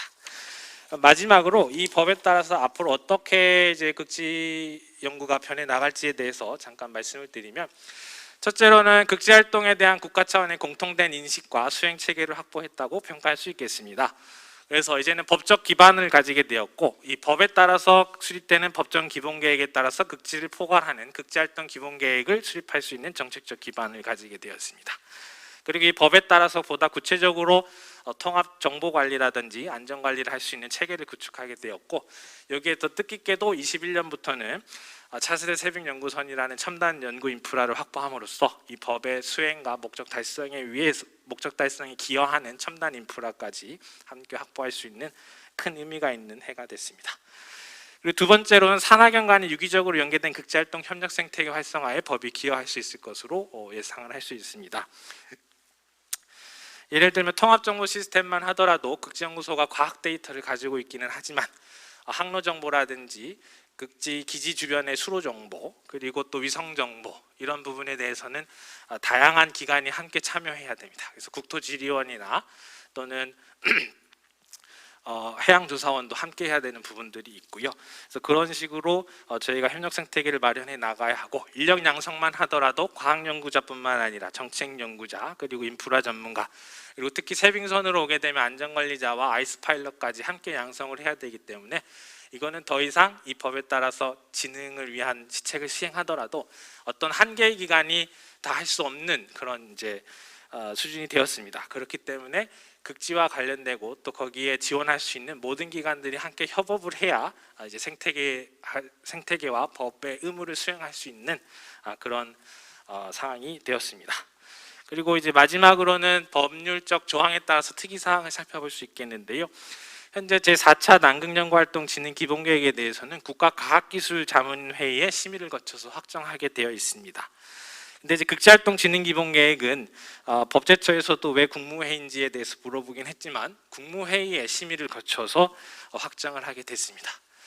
저도 정책부서에 와서 과기관계 장관회의, 국무회의 등에 대한 정책을 올리는 것을 지원을 해봤는데, 국무회의에 올리는 것이 훨씬 더 까다롭고 다양한 분야를 포함해야 하는 어려움이 있는 작업입니다. 따라서 이제 국무회의 심의를 거쳐서 통과가 되다 보니 정책적 위상도 높아지고, 또 극지연구에 대한 타당성, 수행 필요성, 또 이슈와 공론화 과정에서 어느 정도의 우위를 점할 수 있는 이점이 있다고 해석해 볼 수 있겠습니다. 그래서 지금까지 주요 내용과 앞으로 미래상에 대해서 한번 살펴봤고요. 보다 자세한 내용은 토론을 해나가면서 말씀드릴 수 있도록 하겠습니다. 이것으로 발표를 마치겠습니다. 감사합니다. 네, 감사드립니다. 정확하게 시간 지켜주셔서 감사드립니다. 극지활동진흥법 제정과 배경, 내용, 의의 그리고 미래상에 대해서 발표해 주셨습니다.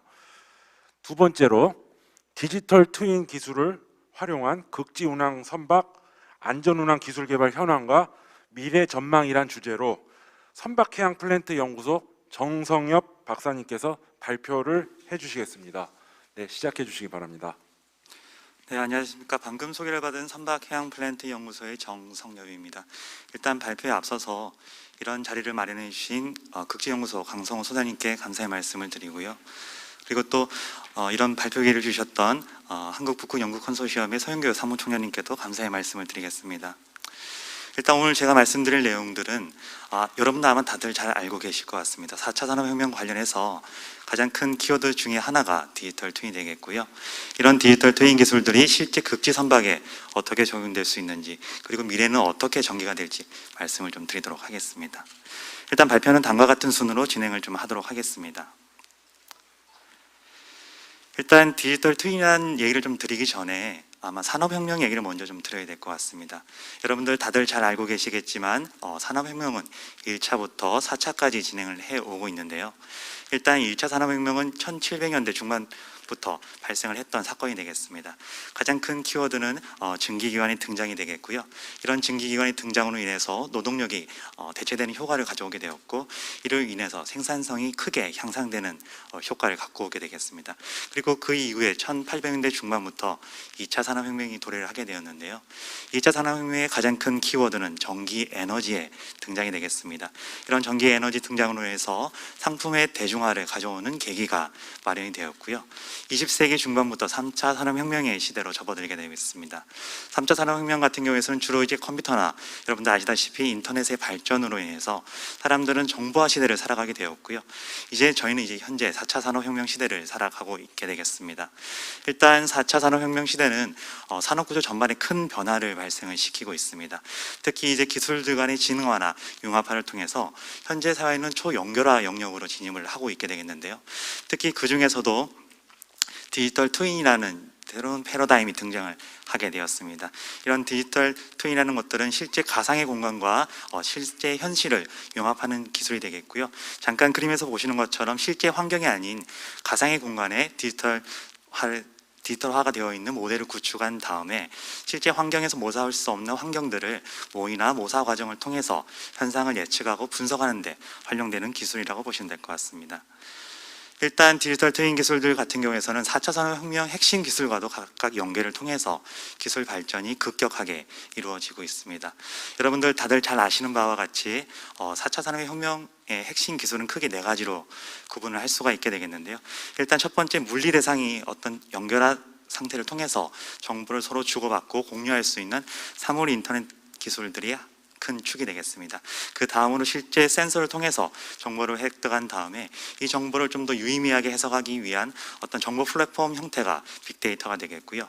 이런 빅데이터 정보를 바탕으로 해서 새로운 사회 문제를 해결하기 위한 기술들이 어떤 알고리즘화돼서 인공지능이라는 기술들이 새롭게 도입하게 되었습니다. 또한 이제 실제 현상과 어떤 그 가상의 현상들을 같이 혼합시켜서 증강현실 기술을 통해서 이런 디지털 기술들이 활발하게 전개가 되고 있게 되겠고요. 이와 함께 여러분들 아마 잘 아실 수 있을 것 같은데, 실제 예전에는 중앙 집중형 저장 시스템을 갖고 있는 반면에 현재는 이제 분산형 저장 집중 기술인 블록체인 기술을 활용을 하게 되면서 실제 데이터를 활용하는 과정에서 보안성은 높이게 되겠고, 데이터를 효과적으로 관리할 수 있는 기능도 향상을 시키게 되었습니다. 또한 예전에는 IT 서버 시스템을 본인이 구축을 하고 활용을 하게 되었는데요. 최근에 이제 웹 베이스 기반을 통해서 이런 클라우드 시스템을 활용을 하게 되면은 실제 이런 사용자가 서버나 스토리지가 없더라도 인터넷상에서 이런 기술들을 활용할 수 있게 되는데, 아까 말씀드렸던 총 6가지 기술과 디지털 트윈 기술들이 각각 혼합이 되어서 새로운 플랫폼과 기술들을 개발하고 있게 되겠습니다. 그렇다면 이제 실제 디지털 트윈 기술들이 산업계에 어떻게 좀 활용이 되는지 말씀을 드리도록 하겠습니다. 일단 디지털 트윈 기술 같은 경우는 종래에서는 주로 이제 제조업에 많이 활용이 되고 있는데요. 지금 최근에서는 이제 현실 문제를 좀 해결하기 위해서 산업계 다양한 분야에서 활용이 되고 있습니다. 일단 뭐 도시나 교통, 물류, 에너지 분야의 전 영역에서 사용이 되고 있는데요. 이런 새로운 사회 문제를 해결하기 위해서 디지털 트윈 기술들이 새롭게 적용이 되고 있습니다. 각각의 사례를 좀 더 말씀을 드리게 되면은, 실제 이제 도시 분야 같은 경우에서는 도시 계획과 관련된 사항들, 어떤 건물을 배치하는 과정에서 일조권이나 조망권을 어떻게 영향을 미칠지 판단을 할 때 디지털 트윈, 즉 스마트 시티 모델이 지금 활용이 되고 있게 되겠고요. 일단 또 교통 분야에서는 실제 교통 흐름 분석을 통해서 어떤 교통량을 제어하고 분석을 하거나 실제 사고가 발생하는 경우를 대비하기 위해서 디지털 트윈 기술들이 활용이 되고 있습니다. 또한 물류 분야에서는 실제 물류 과 관련된 상이나 상하역과 관련된 장비들의 모니터링 기술들, 그리고 물류 전체 흐름에 대한 상태 모니터링을 통해서 실제 궁극적으로는 생산성을 향상시키는데 디지털 트윈 기술들이 활용이 되겠고요. 끝으로 이제 에너지 분야에서는 주로 이제 각각의 기능을 갖고 있는 발전소 개념들을 디지털 트윈화 시키면서 가상의 발전소 구축을 통해서 하나의 통합된 모듈로 관리하는 데도 활용이 되고 있습니다. 그렇다면 이제 디지털 트윈 기술들이 조선이나 해운 산업에 어떻게 영향을 좀 미치고 있는지 말씀을 드리도록 하겠습니다. 일단 일단 잠깐 보시는 사진들이 실제 선박들이 운행되는 과정에서 배출되는 배출 가스를 보여드리고 있는데요. 실제 선박들이 운행되는 과정에서 탄소 배출이 발생을 하게 되겠고, 이러한 탄소 배출은 지구의 온난화를 가속화시키는 영향을 미치기 때문에 최근에 이런 선박기인 오염 배출을 감소시키기 위한 기술 규제가 적용이 되고 있습니다. 잠깐 보시는 바와 같이 국제해사기구 IMO에서는 실제 선박의 탄소를 감축시킬 수 있는 가이드라인을 제공을 하고 있게 되겠는데요. 2030년도까지 40% 감축 목표를, 그리고 2050년도까지는 50% 감축 목표를 제안을 하고 있습니다. 그만큼 실제 조선이나 해운 산업에서는 탈탄소화가 새로운 사회적 이슈로 작용을 하고 있게 되겠고, 이런 이슈를 대응하기 위한 기술들이 새롭게 개발되고 있는데요. 이러한 과정에서 조선해역 분야에서는 디지털 트윈 기술이 활용이 되고 있습니다. 잠깐 보시는 바와 같이 실제 선박이 운행되는 과정에서 발생할 수 있는 여러 장비에 대한 모니터링 체계를 통해서 선박의 어떤 상태 감지뿐만 아니라 예지 보존에 관련된 기술들이 적용이 될 수 있게 되겠고요. 이런 예지 보존을 통해서 선박의 전생애 주기 관리를 통해서 선박의 유지 보수 비용을 좀 향상시키는데 활용이 되고 있습니다. 또한 최근에 이제 육상 원격 제어 기술뿐만 아니라 자율운항 기술을 이용을 해서 어떤 선박의 운항을 지원할 수 있는 운항 최적화에 관련된 기술들, 그리고 어떤 항해사나 파일럿들의 의사결정을 지원할 수 있는 시스템으로도 연결이 되고 있고, 궁극적으로 나아가서는 이제 스마트 항만 기술과도 연결을 통해서 물류 효율성을 향상시키는 데 크게 기여를 하는데 디지털 트윈 기술이 적용이 되고 있습니다. 일단 국외 사례를 좀 살펴보게 되면은 주로 이제 북유럽 국가 위주로 해서 디지털 트윈 기술들이 적용이 되고 있는데요. 잠깐 예를 좀 들게 되면은 DMV나 콩스버그 마리타임, 노르웨이에 있는 NTNU 대학, 그다음 신테프 오션 같은 경우에는 공동으로 오픈 소스 기반의 시뮬레이션 디지털 트윈 모델을 개발을 하였습니다. 일단 선박의 설계나 건조, 운영 전 과정에 걸쳐서 디지털 트윈 기술들이 활용이 되겠고요. 이런 과정을 통해서 실제 선박들이 운행되는 과정에서 운항 효율성을 향상시키고 실제 유지수 비용들을 좀 더 절감시키는 데 크게 기여를 하고 있게 되겠고, 궁극적으로 나아가서는 실제 선박의 안전 운항을 기여하는 데도 크게 활용이 되겠습니다. 그렇다면 이제 국내 경우를 좀 살펴볼 수 있게 되겠는데요. 국내 같은 경우는 가장 강점인 정보통신 기술을 바탕으로 해서 실제 IoT 기술뿐만 아니라 빅데이터, AI 기술들을 활용을 해서 선박들의 디지털 트윈 기술들이 적용이 되고 있습니다. 일단 국내 조선사 같은 경우에서는 주로 선박의 상태 모니터링이 가능한 상태 모니터링 시스템을 개발을 하고 있고, 이런 기술들을 실제 선박에 탑재를 해서 선박의 유지보수 향상과 선박의 운용에 활용을 하고 있게 되겠고요. 오른쪽에 보시는 사진과 같이 실제 선박이 운행되는 과정에서 증가현실과의 기술 융합을 통해서 선박들이 운행되는 과정에서 위험한 구간들을 미리 식별해서 회피할 수 있도록 하는 항해 지원에도 활용이 되고 있다고 보시면 될 것 같습니다. 그리고 이제 해운업계를 좀 살펴보게 되면은 실제 해운업계에서는 디지털 트윈 기술들이 좀 더 일찍 적용이 되고 있습니다. 밑에 보시는 바와 같이 네덜란드 노테르담 항이나 싱가포르 항에서 디지털 포트 개념이 좀 도입이 되고 있는데요.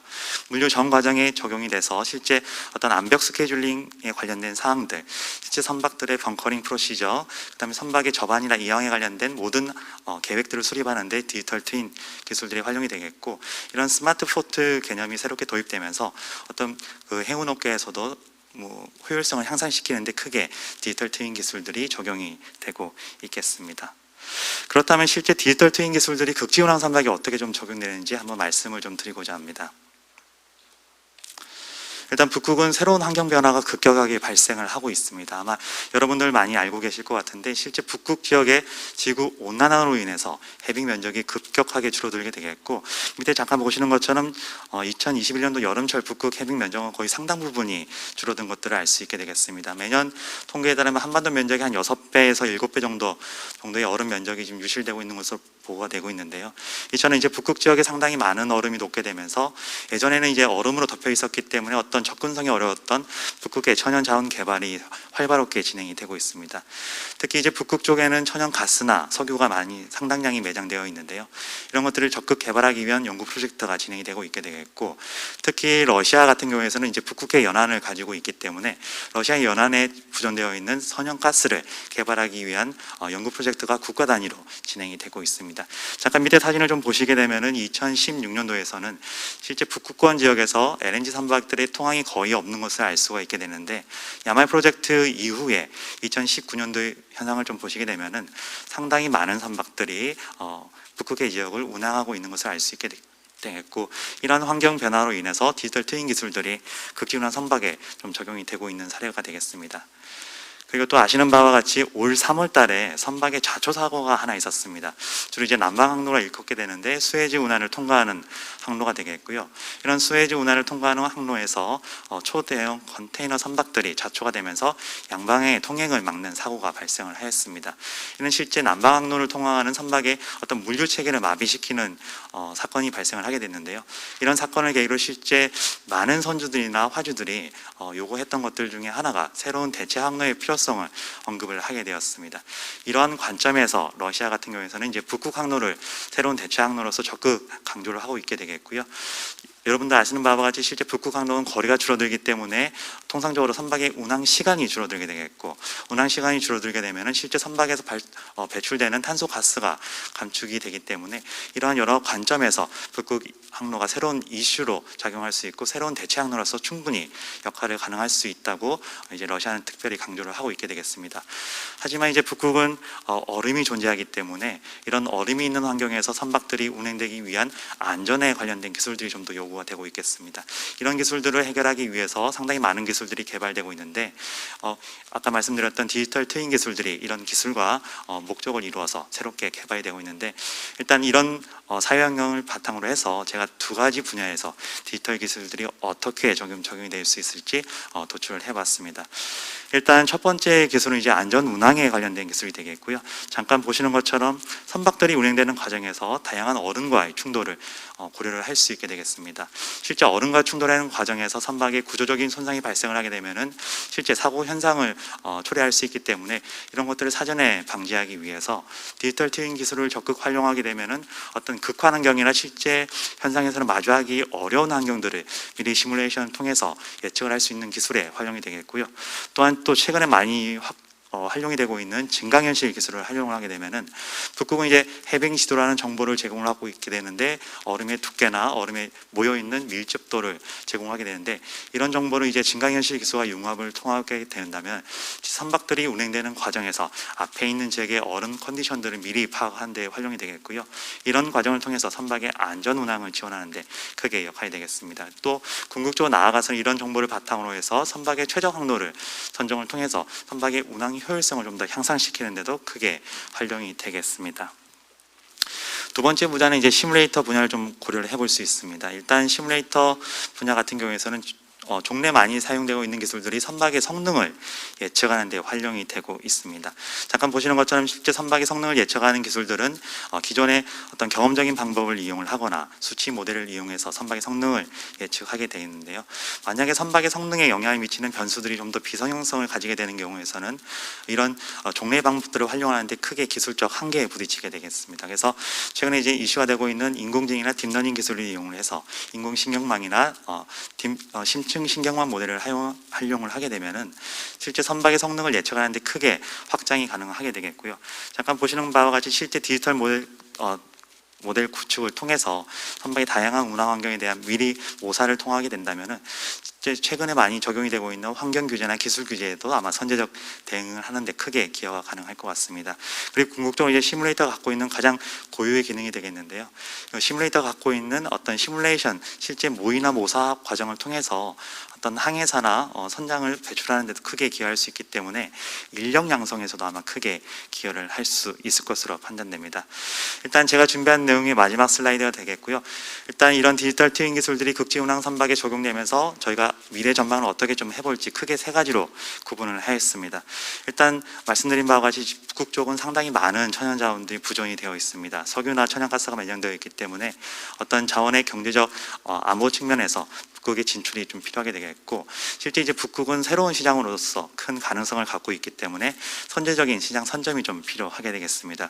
그리고 이제 우리나라 같은 경우에는 주로 이제 그 업저버 국가에 해당함에도 불구하고 실제 선박을 건조하는 기술력은 세계 최고 수준을 갖고 있게 되겠고, 이와 함께 해운 업계에서 상당히 큰 영향력을 제시를 하고 있습니다. 그렇기 때문에 어떤 조선이나 해운산업의 지속 가능한 발전을 위해서도 아마 디지털 트윈 기술들이 좀 적용이 되고 나면은 이런 기술들을 선도하는 데 크게 기여할 수 있을 것으로 판단을 하고 있고, 그리고 좀 더 나아가서 이제 거버넌스 구축에서도 지금까지는 약간 좀 소극적인 입장을 좀 취해 왔다면은 아마 좀 더 앞선 미래에서는 저희가 이제 어떤 거버넌스 체계 구축에서도 아마 좀 강한 입지를 기여하는 데 크게 도움이 될 수 있을 것으로 판단됩니다. 그리고 이제 마지막으로 이제 우리나라의 선제적인 대응 전략을 좀 도출을 할 수 있게 되겠는데요. 가장 중요한 것들은 이제 국내 기업들의 북극 진출을 위한 활성화 전략, 그다음에 활성화를 할 수 있는 역량을 좀 더 강화시키는 것이 필요하게 되겠습니다. 그리고 또 이제 북극 지역은 여러 가지 불확실성을 좀 가지고 있습니다. 어떤 얼음이 존재하기 때문에 민간 주도의 사업 참여를 통해서는 이런 불확실성을 극복하는데 큰 어려움이 있기 때문에 주로 이제 정부 주도의 어떤 사업 프로젝트 추진뿐만 아니라 정부 지원 개발을 통해서 이런 역량을 좀 강화시킬 수 있는 기반이 좀 마련돼야 되겠습니다. 이와 함께 이제 실제 이제 북극 지역은 상당히 많은 환경 규제나 기술 규제가 새롭게 적용되고 있기 때문에 이런 규제에 대해서 선제적으로 대응할 수 있는 기술들이 요구되게 되겠고, 끝으로 이제 나아가서는 이제 저희가 갖고 있는 조선 기술, 그다음에 해운 기술들, 그리고 이제 디지털 기술과의 융합화를 통하게 된다면 아마 민간 협력 체제를 통해서 저희가 기술을 선제적으로 개발하게 되겠고, 그 기술에 대한 저희가 국산화를 수행하게 된다면은 아마 저희 주요 경쟁국인 뭐 유럽이나 일본, 중국 등과의 어떤 기술 경쟁에서 경쟁 우위를 선점하는 데 크게 기여할 수 있을 것으로 판단됩니다. 제가 또 준비했던 자료들의 참고 문헌들이 되겠고요. 일단 긴 시간 경청해 주셔서 감사합니다. 고맙습니다. 네, 감사드립니다. 디지털 트윈 기술의 미래 북극 항로 운항 선박 적용 가능성과 전망에 대해서 말씀해 주셨습니다. 이제 마지막 주제 발표가 되겠습니다. 지구온난화에 따른 극지수산자원 변화와 우리나라의 대책이란 주제로 국립수산과학원의 오현주 연구관님께서 발표해 주시겠습니다. 시작해 주시기 바랍니다. 네, 반갑습니다. 먼저 이 자리에 할 수 있도록 기회를 주신 분께 감사드리고요. 앞서서 법과 관련된 내용을 말씀해 주셨는데 저는 지구온난화에 따라서 어떻게 해양 생태계 변화, 그 속에서의 수산자원 변동과 우리가 어떻게 대책을 해야 되는지에 대해서 말씀드리도록 하겠습니다. 북극은 다 알려주시다시피 그 환경 변화에 중요한 역할을 하게 되고 또 지화 자원이라든지 많은 게 묻혀 있고 특히나 해빙이 됨으로 인해서 우리에게 새로운 가치로 다가오고 있습니다. 그런데 일반적으로 우리가 이용하는 데 대해서 앞서서 말씀하셨다면 저는 그 속에서 살고 있는 인간을 포함한 생물이 어떻게 살고 있는가에 대해서 말씀드릴 건데요. 북극이라 하면 우리 북극 사람과 함께 북극군과 함께 같이 유기적으로 이렇게 생태계를 구성하고 있습니다. 다음 그림을 보시면 이게 많이 보셨을 거잖아요. 먹을 게 없어서 통통해야 되는 곰이 이렇게 말라가 있는데 최근에 이거보다 더 큰 연구 결과가 보고되었죠. 이거 혹시 보셨는지 모르겠지만 북극곰이 물범을 먹지 않고 사슴을 이제 잡아먹는 게 이제 보고되었습니다. 이만큼 어떤 지구 온난화라는 게 우리 인간의 측면에 봤을 때는 새로운 항로를 개발하는 측면에서 긍정적인 게 있지만 북극곰의 입장에 봤을 때는 이렇게 생존하고도 관계되는 거라고 보여집니다. 그런데 실제 우리가 북극에 어떻게 해빙이 분포하는지 보면은 감소되고 있는 상황을 볼 수가 있고요. 특히나 전반적으로 우리가 볼 수 있는 것처럼 이제 얼음이 이제 녹아지는 것처럼 지구 온난화라는 게 우리한테 이제 급속도로 다가오고 있고 특히 그린랜드의 빙하의 감소를 보시면은 96년도, 98년도, 2007년대 엄청나게 많은 해빙이 이루어지고 있습니다. 이런 해빙을 봤을 때 인간 입장에서 봤을 때 해빙이 되니까 좋겠다고 하겠지만 실질적으로 그 속에서 일어나는 해양 생태계 측면에서 보게 되면은 해빙이 됨으로 인해서 담수가 유입되면 이렇게 변화가 많이 일어나고 있고요. 특히나 이와 여부로서 그 상위 단계에 있는 그 소비자가 감소가 일어나고 있습니다. 근데 특히나 이러한 게 눈에는 보이지 않지만 우리 바다 속에서는 어떤 변화가 일어나냐면 실질적으로는 생산량은 증가되고 있습니다. 담수의 유입됨으로 인해서 어떤 그 화학적 변화와 물리적 변화에서 생산량이 증가되고 있습니다만은 우리가 보지 못했던 특히 바닷속에서의 그 육지의 식물과 같은 역할을 하는 식물 플랑크톤의 종 조성을 보시면은 크기가 작은 아이들이 증가를 하게 되고 또 그 기여도가 조금 감소하고 있지만 전체적으로 그 식물 플랑크톤이라든지 동물 플랑크톤의 생태에서 봤을 때는 저차 기본이 되는 식물 플랑크톤의 종도성이 변하고 있는 것을 알 수 있습니다. 이와 더불어서 해빙이 되다 보니까 조류도 자체도 이제 서식처가 생기면서 이제 점점 확대가 되겠죠. 근데 특히나 이 동물 플랑크톤이 같은 경우에는 우리가 어류들이 먹는 주요한 먹이 생물로서 아주 중요한데, 지금까지는 북극이 워낙 얼어져 있다 보니까 어떤 생태계 측면에 있어서 먹이 생물이 어떤 역할을 하는지에 대해서는 사실은 연구가 되어 있지 않습니다. 물론 그 북극과 인접한 해역에 대해서는 되어 있지만 해빙이 됨으로 인해서 북극 쪽으로 이제 플랑크톤도 위로 올라가게 되는 거죠. 그와 맞물려서 척지해 같은 경우에는 저수생물층도 변하고 있습니다. 이러한 해빙이 우리가 단순하게 얼음이 녹아서 항로가 개척되겠구나는 측면을 떠나서 해양 생태계가 어떻게 변화를 일으키냐면, 앞서 제가 보여드렸던 먹이만 구물에 있어서 과연 인간이 나중에 받을 수 있는 게 긍정적일까 부정적일까에 대한 고민이 필요할 것 같습니다. 제가 그러면 살펴봤거든요. 해빙이 그러면 수산학적 측면에서 어떤 게 유리할까 보니까 해빙으로 인해 가지고 그 북극 밑에 아북극이라고 하는데 거기에 살고 있는 어류들이 이제 북상할 가능성이 크다고 연구가 되어 있습니다. 보시면 높은 그와 보통 낮은 결의 그룹핑이 되어 있는데, 결국은 이 해빙이 지속되다 보면은 대서양 불볼락이라든지 이제 상업종이 많이 서식처가 확대될 것으로 보입니다. 특히 대서양 붉은 볼락을 보시면은 왼쪽 보면 옅은 색이 실제 분포 지역인데, 만약에 향후에 해빙으로 인한다면은 이렇게 확대가 될 것이라는 이제 연구 결과가 나와 있습니다. 남극을 보겠습니다. 지금 저희가 극지라 하면 북극과 남극을 보고 있는데, 북극 같은 경우에는 이제 새롭게 우리한테 새로운 기회를 제공한다는 측면에서 이제 저희가 어떻게 생태계를 보존하면서 지속적으로 이용할까에 대해서 법도 만들어지고 또 새로운 그 세빙선을 만들어서 우리가 해야 된다는 게 있지만, 남극 같은 경우에는 현재의 어떤 생태계적인 보증 측면에서 이제 많은 역할을 하고 있습니다. 보시면은 남극은 먹이망이 북극과 달리, 북극은 이제 인간하고 관계되는 것이 있으면 남극은 크릴이 중심이 되어서 새롭게 다른 생물의 먹이 생물도 되지만, 또 우리 인간의 입장에서 보면은 또 몸에 좋은 또 기능성 물질이 있기 때문에 또 그걸 가지고 하는 또 수산 자원적인 측면이 있습니다. 근데 이 크릴이 중심이 되어서 남극의 이제 수산 자원이 유지가 되고 있는데요. 주로 여러 가지 보시면은 뭐 펭귄이라든지 뭐 다양한 생물들이 살고 있고, 특히 우리가 일식집에 가면은 이제 그 비싼 고기가 이제 메로라고 알려져 있는 남극 이빨고기라든지 이런 주요 상업 쪽이 이제 어획되고 있는 것이 남극입니다. 그런데 최근에 이제 남극 해빙이 이제 변화가 이제 급속도로 이제 이루어지고 있고요. 거기에 맞춰가지고 이제 환경적으로도 대기 온도도 상승하게 되면서 남극에 대한 것도 빙하가 녹음으로 인해서 부가적인 해양 생태계가 영향을 끼치고 있는 게 사실입니다. 이러한 영향은 앞서서 설명드렸다시피 기온이 올라감으로 해서 우리가 일반적으로 동물 플랑크톤의 먹이가 되는 식물 플랑크톤의 사이즈가 작게 되다 보니까 결국은 에너지 효율이 떨어지겠죠.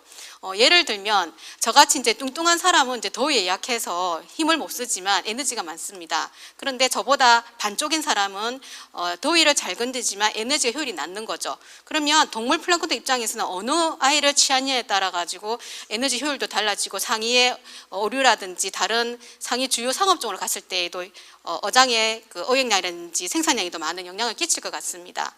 그런데 실질적으로 보셨을 때도 지구 온난화에 따라서 이제 그 생태계가 변동을 하게 돼 있고, 또 크릴이 그러면 온도에 어떠한 성장을 보일까 했을 때 온도가 높으면 높아질수록 크릴의 성장률도 이제 감소하고 있는 거죠. 그러면 결국은 크릴을 주식으로 하고 있는 뭐 고래라든지 다른 주요 수산종이 결국은 감소를 이룰 수 있기 때문에 수산 자원학적인 측면에서 봤다면 이제 위기가 오게 된 겁니다. 실제로 보시면은 크릴과 그 살프라는 것은 이제 플랑크톤 일종인데 개체수가 변동을 하게 되고 있습니다. 전반적으로 이제 순남극 해역이 어떻게 생태계 변동하냐면, 여러 가지 요인을 했을 때 좌측 그림은 실질적으로 관측했을 때도 보면 서남극 쪽에서 이제 영향을 많이 받아가지고 변동이 일어나는 거고요. 오른쪽 그림 같은 경우에는 예측을 해봤습니다. 다른 요인을 넣었을 때 어디가 많은 영향을 받는가 했을 때 역시나 서남극 해역에서 생태계가 변동한다는 것을 알 수 있었습니다. 자, 이거는 저희 이제 그 남극 조사를 하기 위해서 이제 배에서 찍은 모습이거든요. 그러면 결국은 우리 인간이 어떻게 생태계를 보존하고 또 이용할 수 있으며 지속적으로 함께 갈 수 있는가에 대한 고민이 필요할 것 같습니다. 근데 실제 우리나라에서는 3척 정도는 남극에서 이제 운영을 하고 있지만 크릴이라든지 이빨고기를 의획을 하고 있습니다. 요게 크릴이거든요. 그냥 봤을 때는 이제 새우같이 보이는데 이 아이를 먹는 해양 생물이 있을 것이고 또 여기에서 기능성 물질을 추출해서 또 인간이 먹기도 합니다. 그럼 이 크릴이 차지하는 것은 우리가 지금은 퍼센테이지가 얼마 되지 않지만 결국 궁극적으로는 우리 남극의 생태계에 있어서는 이 크릴이 아주 중요한 위치를 차지할 것 같습니다. 남극 크릴의 주요 어장은 보시다시피 북쪽에 있고요. 어획량은 지속적으로 증가를 하고 있지만 크게 증가하지는 않고 있습니다. 남극 이빨고기입니다. 이빨고기 하면은 남극 이빨고기와 파라고니아 이빨고기가 있는데 약간 차이는 있습니다만 옛날에는 파라고니아 이빨고기를 그렇게 치지는 않았다고 합니다. 그렇지만 수요가 많아짐으로 해서 파타고니아 이빨고기에 차지하는 게 위치가 많이 성장을 하고 있습니다. 이러한 남극 이빨고기에서 어장도 보시면은 크릴과 달리 하부 쪽에 되어 있고요. 어획량은 전체적인 변동이 없지만 우리가 고민해야 될 게 있습니다.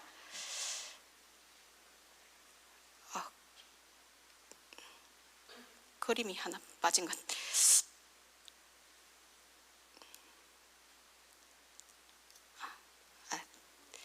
네.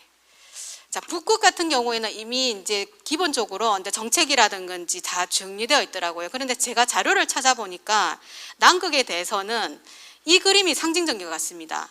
이 그림이 혹시 무엇인지 기억나신지 모르겠는데요. 이 그림은 2016년도에 해양생물자원보존위원회에서 로스해를 해양보존구역으로 지정하자는 승인을 하기 위해서 다 사인을 한 거거든요. 그렇다면 북극에 대해서는 우리가 어떤 개발적인 측면에서 우리가 진행을 해야 됐지만 남극 같은 경우에는 보존적인 성향이 강한데 이걸 어떻게 우리가 지속적으로 활용할 것인가에 대한 고민이 필요할 것 같습니다. 그게 맞춰가지고 저희가 이제 찾아보니까 앞에 이제 설명을 해주셨는데 극지활도진흥 법안을 통해서 우리나라 멀리 떨어져 있지만 북극과 남극에 있어서 우리가 어떻게 같이 협력을 해 나갈 수 있는가에 대한 이제 기반을 마련되어 있었고 이걸 토대로 해서 저희가 이제 나가야 할 방향이 있을 것 같습니다. 제가 고민을 해봤거든요. 크게 4가지 측면인 것 같습니다.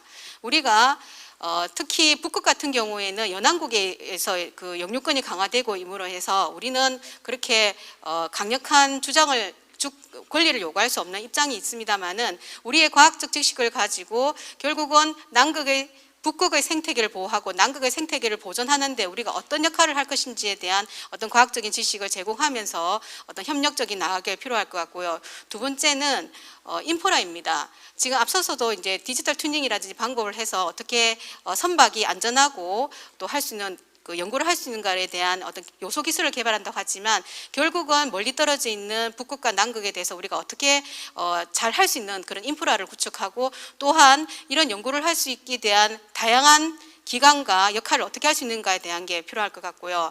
세 번째입니다. 극지 생태계는 보시다시피 지구온난화로 인해서 저차 해양 먹이망에 대해서 상당하게 변동이 일어나고 있습니다. 그걸 연구를 하기 위해서는 실질적으로 단순하게 수온이 높고 식물 플랑크톤이 많다 적다가 표현이 아니고 그 안에서 일어나는 하부 먹이 단계에서 어떠한 변동이 일어나서 상위 단계인 크릴이라든지 이빨고기에 영향을 끼친 것에 대한 어떤 그런 대형 프로젝트를 발굴을 해서 실질적으로 보존을 하고 이용하기 위한 게 어느 선인가에 대한 평가가 필요할 것 같습니다. 마지막 전문 인력 양성입니다. 특히 바다라는 것은 연구하기 상당히 어렵습니다. 배를 타고 가야 되는 것도 있지만 그 안에서 이루어져야 될 항목도 엄청나게 많은 걸 알고 있습니다. 그런데 현재는 우리가 우리나라 연근에 대해서도 인력풀이 약하지만 특히 남극 북극에 대해서 하기에는 더 많은 인력의 양성이 필요할 것 같습니다. 그런데 결국은 제가 말씀드리고 싶은 것은 이러한 것을 결국 혼자 할 수 있는 게 아니고 우리 대한민국이 나서서 함께 할 수 있다 하면은 이걸 모든 것을 해결할 수 있을 것 같습니다. 감사합니다. 네, 감사드립니다. 남북국 수산자원의 기후변화에 따른 남북국 수산자원의 영향과 지속가능한 관리, 보존의 중요성에 대해서 말씀해 주셨습니다. 이어 전문가 토론의 시간을 갖도록 하겠습니다. 오늘 토론은 극지기술연구회 차기 회장님이신 김현수 대한조선학회장님께서 맡아주시겠습니다. 그리고 세 분의 토론자를 모셨습니다. 먼저 주제 순서에 따라 한국해양수산개발원의 김민수 실장님, 그리고 대우조선해양 중앙연구원의 최중효 박사님, 마지막으로 해양수산개발원의 심성현 박사님께서 각각 맡아주시겠습니다. 그러면 마이크를 김현수 좌장님께 넘겨드리도록 하겠습니다. 제 말씀 잘 들리시나요? 네, 감사합니다. 네, 오늘 세 분의 발표를 들었습니다. 이 코아크가 만들어진 지가 한 8년 정도 되는 걸로 제가 알고 있는데, 저도 처음에 코아크 만들면서 이제 그 산업분과 분과장으로 이런저런 활동을 하면서 파운데이션 안에 기여했었는데, 오늘 이 자리에 와서 보니까 또 굉장히 그동안 저변도 많이 넓어지고 좋은 그 발표를 잘 들었습니다. 기본적인 저희가 취지대로 기본적인 세계 분과에 대한 컨셉들이 그대로 살아있는 것 같고요. 그래서 오늘 세 분의 발표에 관련해서 정책 관련된 부분들이 기본적으로 발표가 됐고, 그다음에 산업 부분과 수산 과학에 대한 부분들이 한 분씩 아마 발표가 된 것 같습니다. 좋은 발표 잘 들었고요. 저희 이제 토론 시간에는 세 분의 연사를 아까 소개해드린 세 분을 모셨는데요. 그 세 분들이 뭐 지금 기존에 발표됐던 세 개의 어떤 그 발표에 대한 질의를 포함해서 추가적으로 혹시 하고 싶은 말씀이 더 있으시면 그런 것들을 좀 더 해주셔도 될 것 같고요. 시간을 제가 약속받은 시간이 있는데 그거보다 조금 더 시간이 가능하면 플로우나 온라인상에서 지금 듣고 계신 분들한테 한두 가지 질문을 좀 받도록 하고요. 이게 가능하면은 혹시 채팅방 이런 게 가능할지 모르겠는데 질문 이런 걸 좀 남겨주시면 제가 모니터링을 요청을 드려서 일반 참여하는 분들한테도 의견을 한번 듣는 그런 시간을 갖도록 하겠습니다. 먼저 우리 주제 발표를 해주신 분은 이제 극지연구소의 우리 최영준 실장님께서 해주셨는데요. 극지 정책을 연구하는 우리나라의 또 대표적인 기관이 KAMI가 있습니다. 그래서 KAMI 우리 북방극지연구실의 김민수 실장님한테 먼저 마이크를 넘겨서 지정 토론과 관련된 제의를 부탁드리도록 하겠습니다. 네, 부탁드리겠습니다. 네, 방금 소개받은 한국해양수산개발원 북방극지연구실을 맡고 있는 김민수입니다. 우선 의미 있는 자리에 토론으로 불러주셔서 대단히 감사드리고요. 제가 짧지만 발제문을 좀 준비를 해왔습니다. 그래서 발제문을 중심으로 해서 좀 말씀을 드리도록 그렇게 하겠습니다. 우선 동법령이 굉장히 오랫동안 수건이었는데 올해 제정이 되었습니다. 그래서 많은 노력을 기울여 주신 해양수산부와 극지연구소에 감사 말씀 우선 드리고요. 특히 오늘 발표해 주신 최영준 실장님을 비롯해서 많은 실무 관계자 분들이 계십니다. 그래서 그분들께 특별히 또 감사 말씀드리겠습니다. 오늘은 실질적으로 법령을 제정하는데 많은 기여를 해주신 최영준 실장님께서 오늘 발표를 통해 극지활동진흥법에 대해서 쉽게 그리고 핵심적으로 잘 설명을 해 주셨습니다. 제가 이제 전공이 좀 법입니다. 그래서 좀 말씀을 드리면 법은 두 가지 차원에서 보통 발전을 해오고 있습니다. 첫 번째는 현재 일어나는 현상이 법적인 어떤 안정성을 침해를 할 수 있기 때문에 그러니까 법의 부재로 인해서 침해를 해칠 수 있기 때문에 그것을 법적 안정성을 유지하기 위해서 사후에 제정되는 법률이 있습니다. 그래서 흔히 우리가 이름을 붙여서 무슨 법이라고 하는 게 뭐 주로 그런 부분이고요. 두 번째는 앞으로 이제 향후에 여러 사회 경제적 발전 단계에서 예상되는 법적 문제에 사전에 대응하기 위해서 법이 제정되기도 합니다. 그래서 법적 용어로 전자는 렉스 라타라고 해서 있는 법이라는 측면이 있고요. 후자는 렉스 베란다라고 해서 있어야 할 법적인 측면이 있습니다. 오늘 최영준 실장님께서 발표해 주신 이 극지활동진흥법은 이러한 측면에서 후자의 개념에 좀 가깝다고 볼 수 있습니다. 법률 제2조에서 극지활동이 극지환경의 보존과 조화 균형을 이루며 극지의 지속 가능한 발전에 부합하도록 미래지향적인 관점에서 이루어져야 한다고 규정하고 있기 때문입니다. 그래서 극지활동법은 바로 이러한 극지활동의 체계적 극지활동의 지원과 육성을 목적으로 한다고 또 1조에 규정을 하고 있고요. 그래서 후자의 법적 개념에 좀 가깝다고 볼 수 있습니다.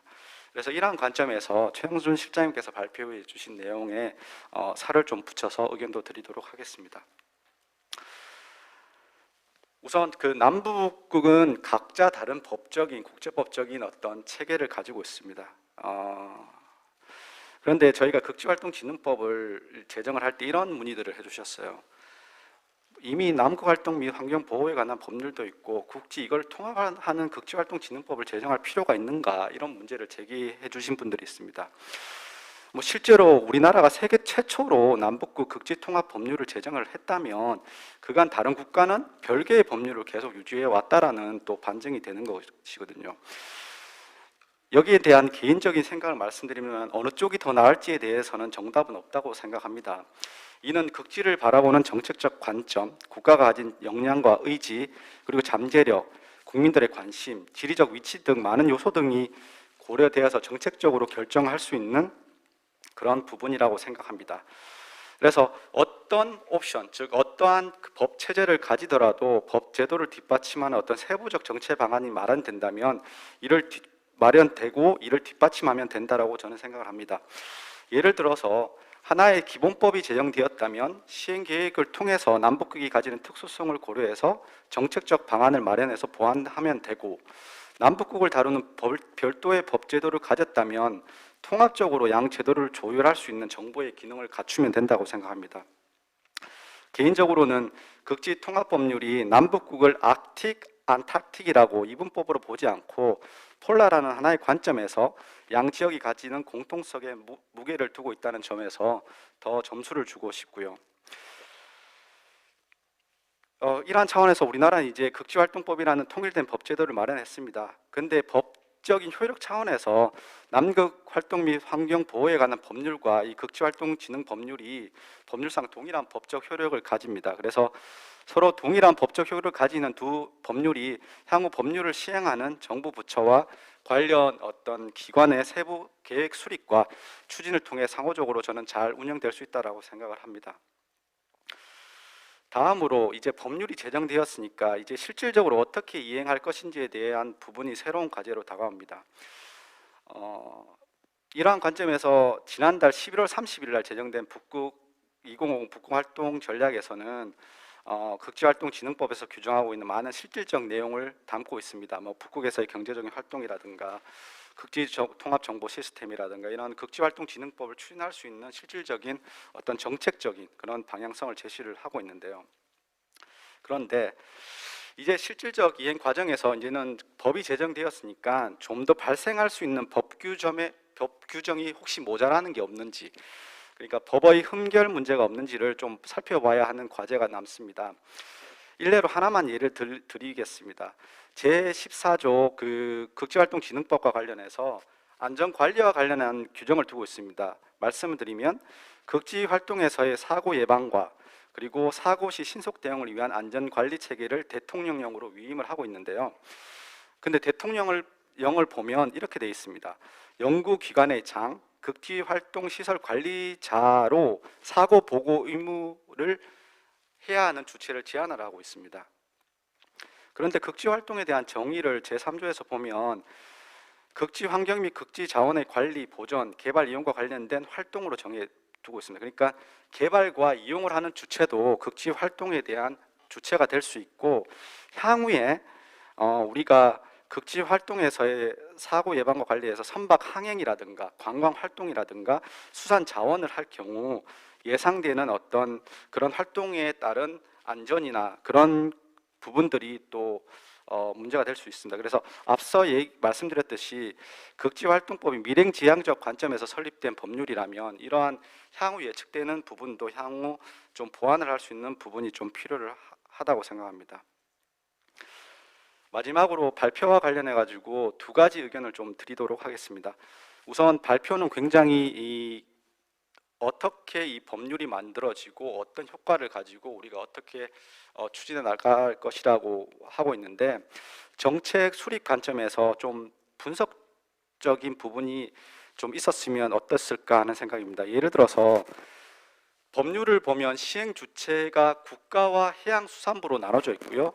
그리고 조항도 뭐뭐를 하여야 된다라고 꼭 하게끔 하는 의무 조항이 되어 있는 조항도 있고 뭐뭐 할 수 있다라고 규정된 조항도 있습니다. 예를 들어서 해양수산부가 정책 추진 주체로 되어 있는 경우 극지활동진흥법은 반드시 수립해야 되는 의무 조항인 반면에 실태조사는 실시할 수 있다라고 규정을 해서 약간 재량 규정으로 되어 있습니다. 또한 국가가 정책 추진 주체가 되어 있는 경우는 전문 인력 양성은 꼭 추진해야 하는 의무 규정으로 되어 있는 반면 교육 홍보는 재량 규정으로 되어 있습니다. 이렇게 법이 규정하는 그런 우선순위를 보면 국가가 뭐뭐 하여야 된다라는 부분이 가장 우선순위가 두어지겠고요. 그다음에 해양수산부 장관이 뭐뭐 할 수 있다라는 부분이 상대적으로 덜 중요한 우선순위로 되겠습니다. 이러한 분석은 향후에 우리가 정책적으로 어떤 부분에 좀 역점을 두고 무게를 둬야 될지에 대한 부분을 좀 잘 보여주고 있는 부분이라 이러한 부분들을 우리가 고려를 해야 조금 정책적으로 좀 방향성이 정해진다라고 생각을 하고요.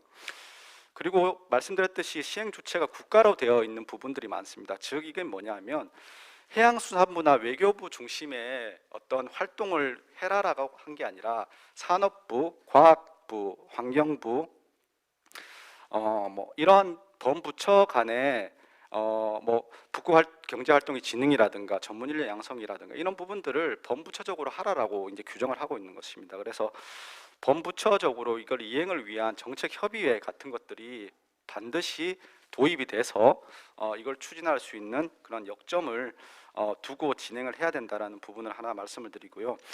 마지막으로 짤막한 의견을 하나 제시드리고 토론을 마무리하도록 하겠습니다. 발표하신 내용에서 4페이지에서 북극에서 도 규제 등의 법률로 이렇게 표현한 부분이 있는데요. 이렇습니다. 약간 오해의 소지가 있을 것 같아서 말씀을 드리는데 환경에 관련해서는 규제 중심의 법률이 맞습니다. 다만 북극권 연안국이 2지에서는 유엔 해양법 협약에서 규정된 권리와 의무를 바탕으로 해서 이용이나 개발에 대한 법률도 존재하고 있기 때문에 북극에 관한 연안국의 법률이 반드시 규제 중심적인 법률이 아니라 규제와 이용에 관련 법률이 병존하고 있다라고 하는 게 보다 정확한 표현이 아닌가 싶습니다. 이것으로 지정 토론을 마무리하고요. 나중에 또 더 나은 토론을 위해서 의견을 말씀드리도록 하겠습니다. 감사합니다. 네, 아주 구체적인 토론해 주셔서 너무 감사드리고요. 제가 정리해 보니까 북극 활동진흥법에 대해서 지금 이것이 미래 사회에 대한 발전을 베이스로 한 아주 좋은 법률이다라는 표현을 해주신 것 같고, 법률 관련돼서는 뭐 구체적인 어떤 이행 방안이나 이런 부분도 세밀한 좀 보완이 좀 필요하다는 말씀을 좀 해주신 거로 판단이 되고요. 발표 관련해서도 뭐 한두 가지 말씀해 주셨는데 질문 사항이 좀 있으신 것 같아서 혹시 최영준 실장님이 혹시 답변이 가능하시면 간단하게 답변을 좀 부탁드리겠습니다. 예, 제가 간단하게 이제 말씀 주신 사항에 대해서 답변 드리고 넘어가도록 하겠습니다. 일단 발표는 이제 극지법의 성과를 좀 강조하는 측면에서 사실 작성이 됐고요.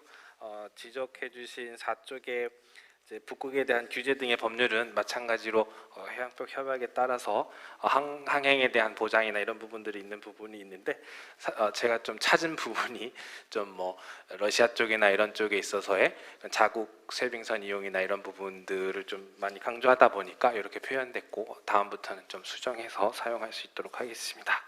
역시 좀 역시 법적인 전문가 관점에서 봐주셔서 감사하고요.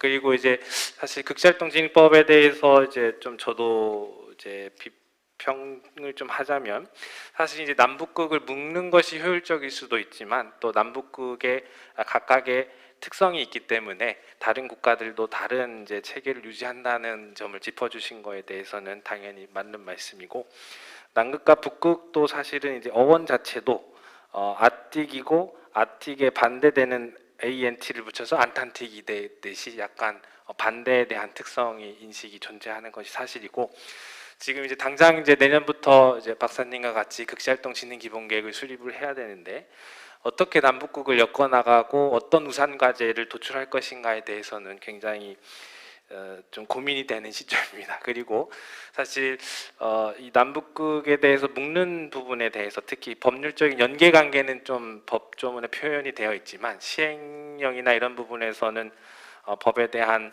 어떻게 연계하고 진행기본계획을 어떻게 수립할지에 대한 구체적인 내용이 좀 부재하기 때문에 그 부분을 이제 처음 수립할 때 어떻게 잡아나갈지에 대해서는 저희 연구소에서도 굉장히 큰 부담을 가지고 있는 것이 사실입니다.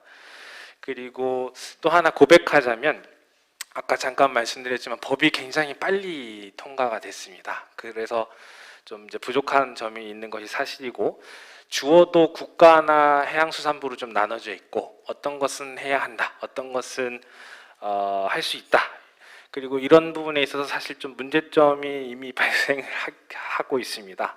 저희가 이제 뭐 예산적인 부분이나 이런 부분이 필요한 사항이 있는데 그런 부분은 이미 법을 사실 가지고 가지만 할 수 있다라고 되어 있는 부분에 대해서는 할 수 있다고 되어 있다고 강조하시는 분도 계시고 그래서 그런 점들은 좀 앞으로 좀 법이 개정되거나 할 때 좀 해소해 나가야 되는 사항이 사실입니다. 그리고 저희가 이제 시행령을 만들면 특히 시행령을 만드는 과정에 있어서 법에 대해서 다시 한번 평가를 해보게 됐는데 잘 알고 계시듯이 주어 문제도 있고 또 가장 중요하게 역할을 해야 할 그 극지 정책이나 활동에 대한 조정을 해야 할 정부 또는 민간과 민관에 대한 협의체 내용이 빠져 있고요. 그래서 이런 부분들은 앞으로 계속 개정 소요가 있을 때마다 대응해 나갈 수 있도록 저희가 이제 준비를 해야 되고 저희 연구소에서도 관련돼서 좀 연구를 진행해서 미리 좀 이슈를 짚어볼 수 있도록 하려고 합니다. 다만 이제 해야 한다와 할 수 있다에 대한 차이는 좀 이제 시행령을 이제 제정하는 과정에서도 좀 논란이 있었는데요. 논란까지는 아니지만 또 이제 시행령 제정하는 데 있어서 각종 평가들을 또 시행을 합니다. 그래서 통계, 성별, 뭐 또 규제 영향 평가 이런 것들을 하는데 또 요즘은 정부에서 그 뭐 해야 한다라는 의무를 부과하는 법률을 제정하는 것을 최소화하고 있습니다. 그래서 그런 부분에서 예를 들면 안전관리 지침을 제정해야 한다 이렇게 하면 이것들이 정부에서는 규제로 평가될 수 있다는 법제처적인 관점의 분석도 있었고요. 그런 부분들은 이제 저희가 하나씩 정리해 나가서 대응할 수 있도록 하겠습니다. 오늘 좀 전문가적인 관점에서 사실 제가 제시하지 않은 부분들을 면밀히 짚어주셔서 감사합니다. 네, 뭐 좋은 질의 토의 너무 감사합니다.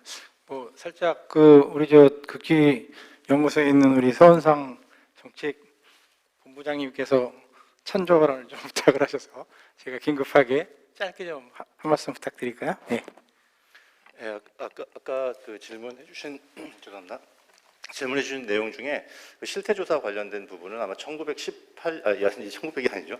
2018년대로 기억을 하고 있습니다. 그때 당시에 그 국회에서 서른 의원이 뭐 여러 개 법안에 있어서 어떤 실태조사 조항을 넣어달라는 요청, 그 개정 요청이 있었고, 그때 이제 상당히 여러 개 기존 법률이 개정이 됐는데요. 그때 개정된 것 중에 하나도 남극연구활동 남극연구활동 및 환경보호에 관한 법률도 그때 같이 개정이 됐었습니다. 그때 동시에 실태조사는 거의 대부분 이제 할 수 있다가 되었고, 특히 다른 건 몰라도 극지 관련된 실태조사는 뭐 그 코로나 상황이라든가 아니면 뭐 악천후라든가 여러 가지 환경 때문에 이게 해야 한다라고 잘못 넣었다가는 또 그걸 의무를 이행하지 못하는 상황이 생길 수 있기 때문에 할 수 있다고 들어가는 게 맞다고 생각을 합니다.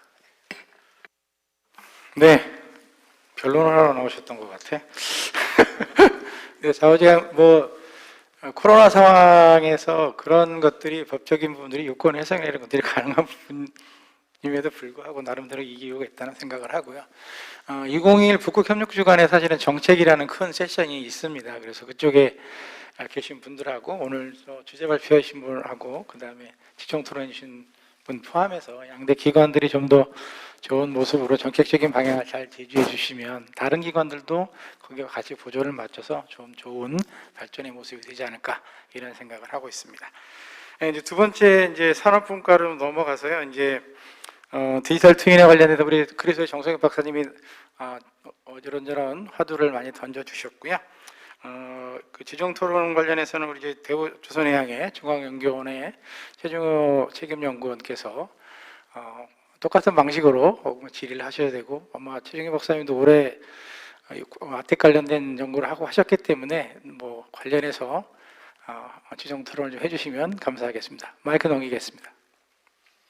예, 안녕하세요. 대우조선해양의 최중현입니다. 잘 들리시나요?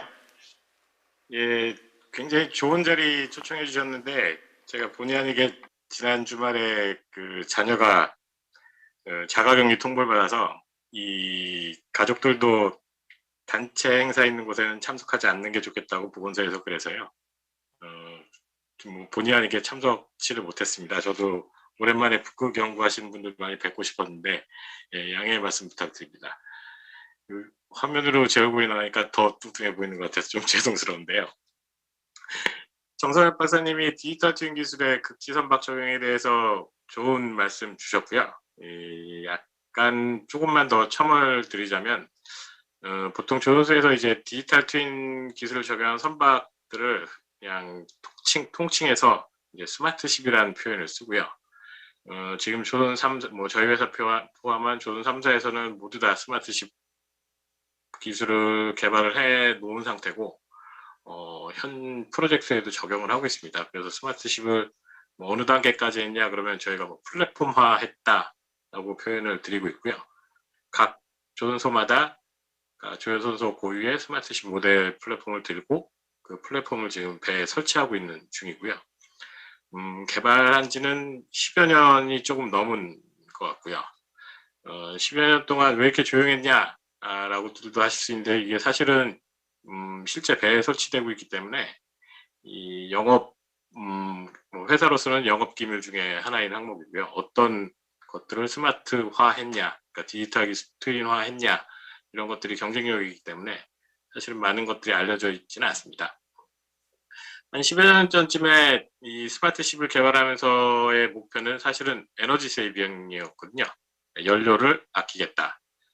그러니까 그러니까 배가 바다에서 가는 추진 효율을 1% 내지 뭐 7% 정도 아끼면서 연료는 뭐 10% 가까이 아낄 수 있는 이런 항로를 제공하거나 아니면 이런 운항 지침을 만들어내거나 이런 것들을 자동화해서 이제 배에 이 선장에게 선택할 수 있는 권리를 주겠다, 뭐 이런 식으로 개발이 되다가 이때는 사실은 이건 하나 할까 말까 선택을 해달라는 옵션류였고요.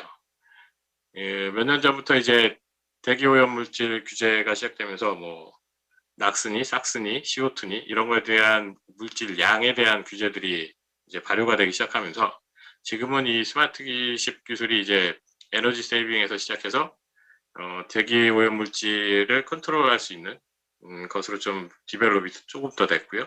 그러다 보니 이제는 이게 더 이상 옵션이 아니라 이제 필수처럼 거의 모든 선박에 적용이 되게끔 돼 있습니다. 그래서 저희 지금 짓고 있는 선박들도 거의 대부분 다 스마트십 플랫폼을 설치하는 중이고요. 이 기술이 그럼 기존 선박과 뭐가 다르냐를 좀 설명드리자면, 뭐 많이들 보시는 게 자동차니까요. 이제 저 테슬라나 뭐 요즘엔 애플카 이런 것도 얘기가 있지만 이제 주로 전기차, 수소차 이렇게 얘기는 하지만 결국에는 뭐 자율운항 자동차다 해갖고 뭐 지금 미국에서도 몇 대 시범으로 돌아다니고 있고 하는 자율운항 자동차가 있잖아요.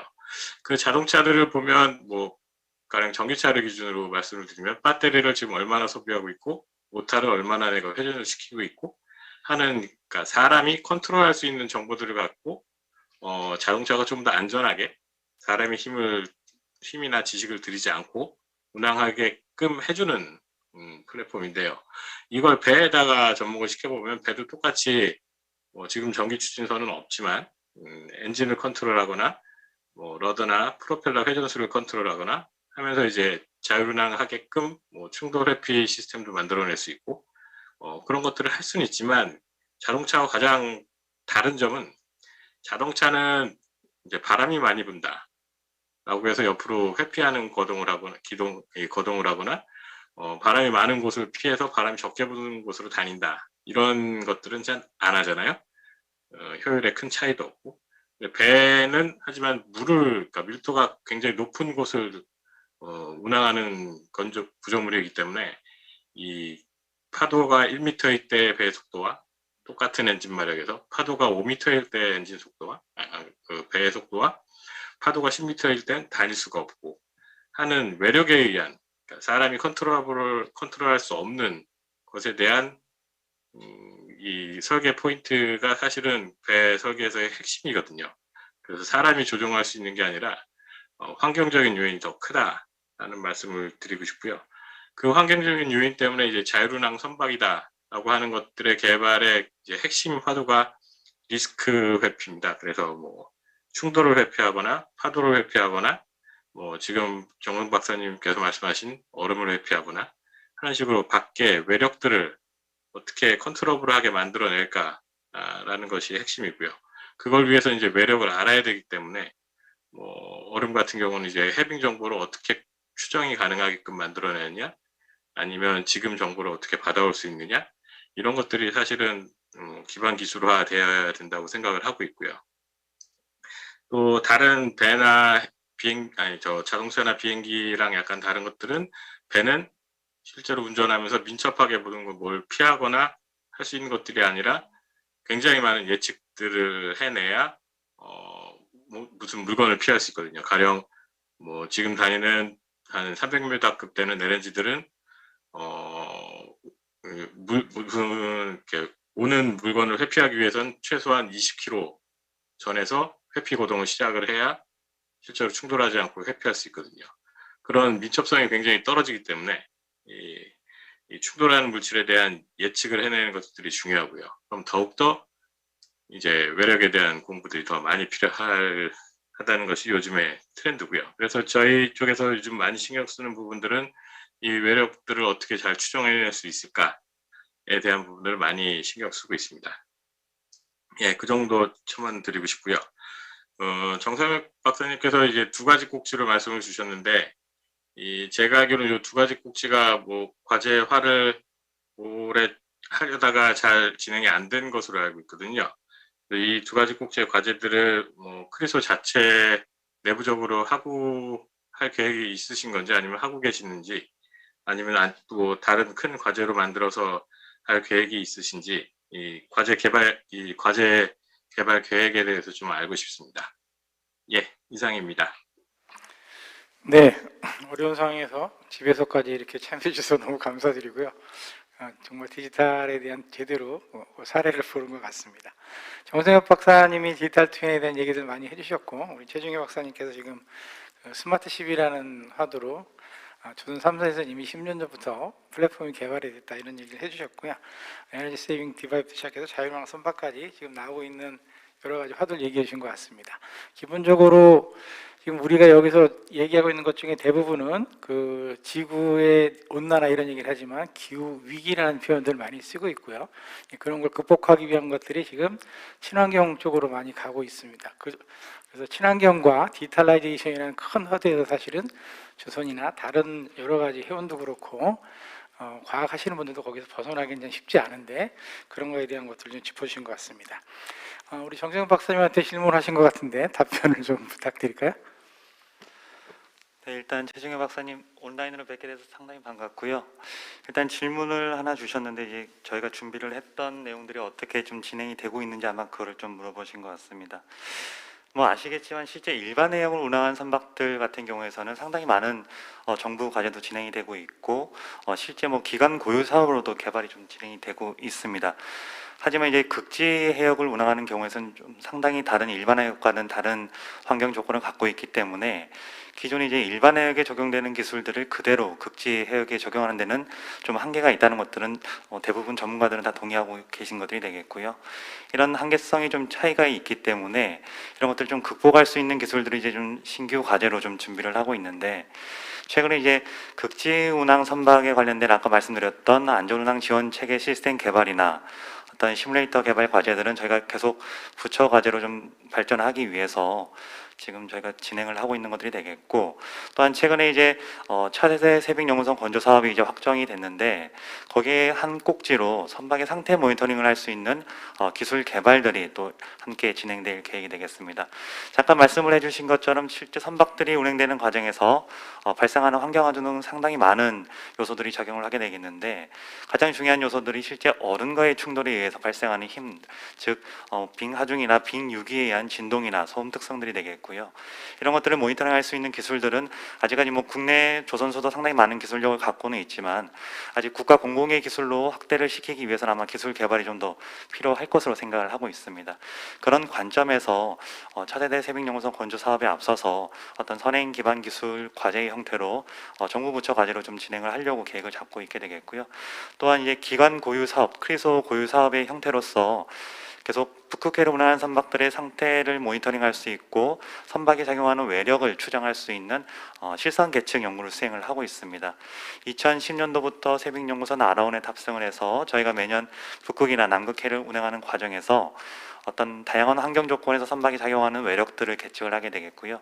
이런 정보를 활용을 해서 실제 선박의 구조적인 측면에서는 어떤 충돌 과정에서 발생하는 힘들이 선박의 구조 부재에 영향을 미치지 않는지, 구조 안정성에 영향을 미치지 않는지 평가하기 위한 연구들이 좀 진행이 되고 있고, 최근에 또 산업부 과제로 해서 이런 디지털 트윈 기술을 적용한 선박의 어떤 건전선 모니터링, 전선 모니터링 시스템 기술도 개발이 되고 있기 때문에 아마 국내 여건은 이제 어느 정도 이제 공공이익의 목적으로 해서 과제는 좀 진행이 되고 있다고 보시면 될 것 같습니다. 하지만 아까 말씀을 드렸던 어떤 항해 운항을 위한 지원 체계 플랫폼 개발이나 어떤 극지형, 즉 빙해역 전용의 시뮬레이터 개발에 관련된 내용들은 아직까지는 이제 국내 기술화가 되지는 않았기 때문에 이런 것들을 이제 국산화 시키기 위한 측면들, 그리고 뭐 아시겠지만 주로 이제 북유럽 국가들 상대로 해서 상당히 많은 기술 선점을 진행을 하고 있게 돼 있는데요.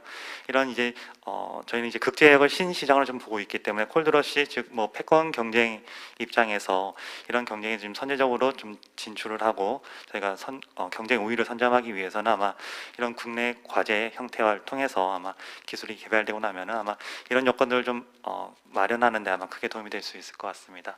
네, 고맙습니다.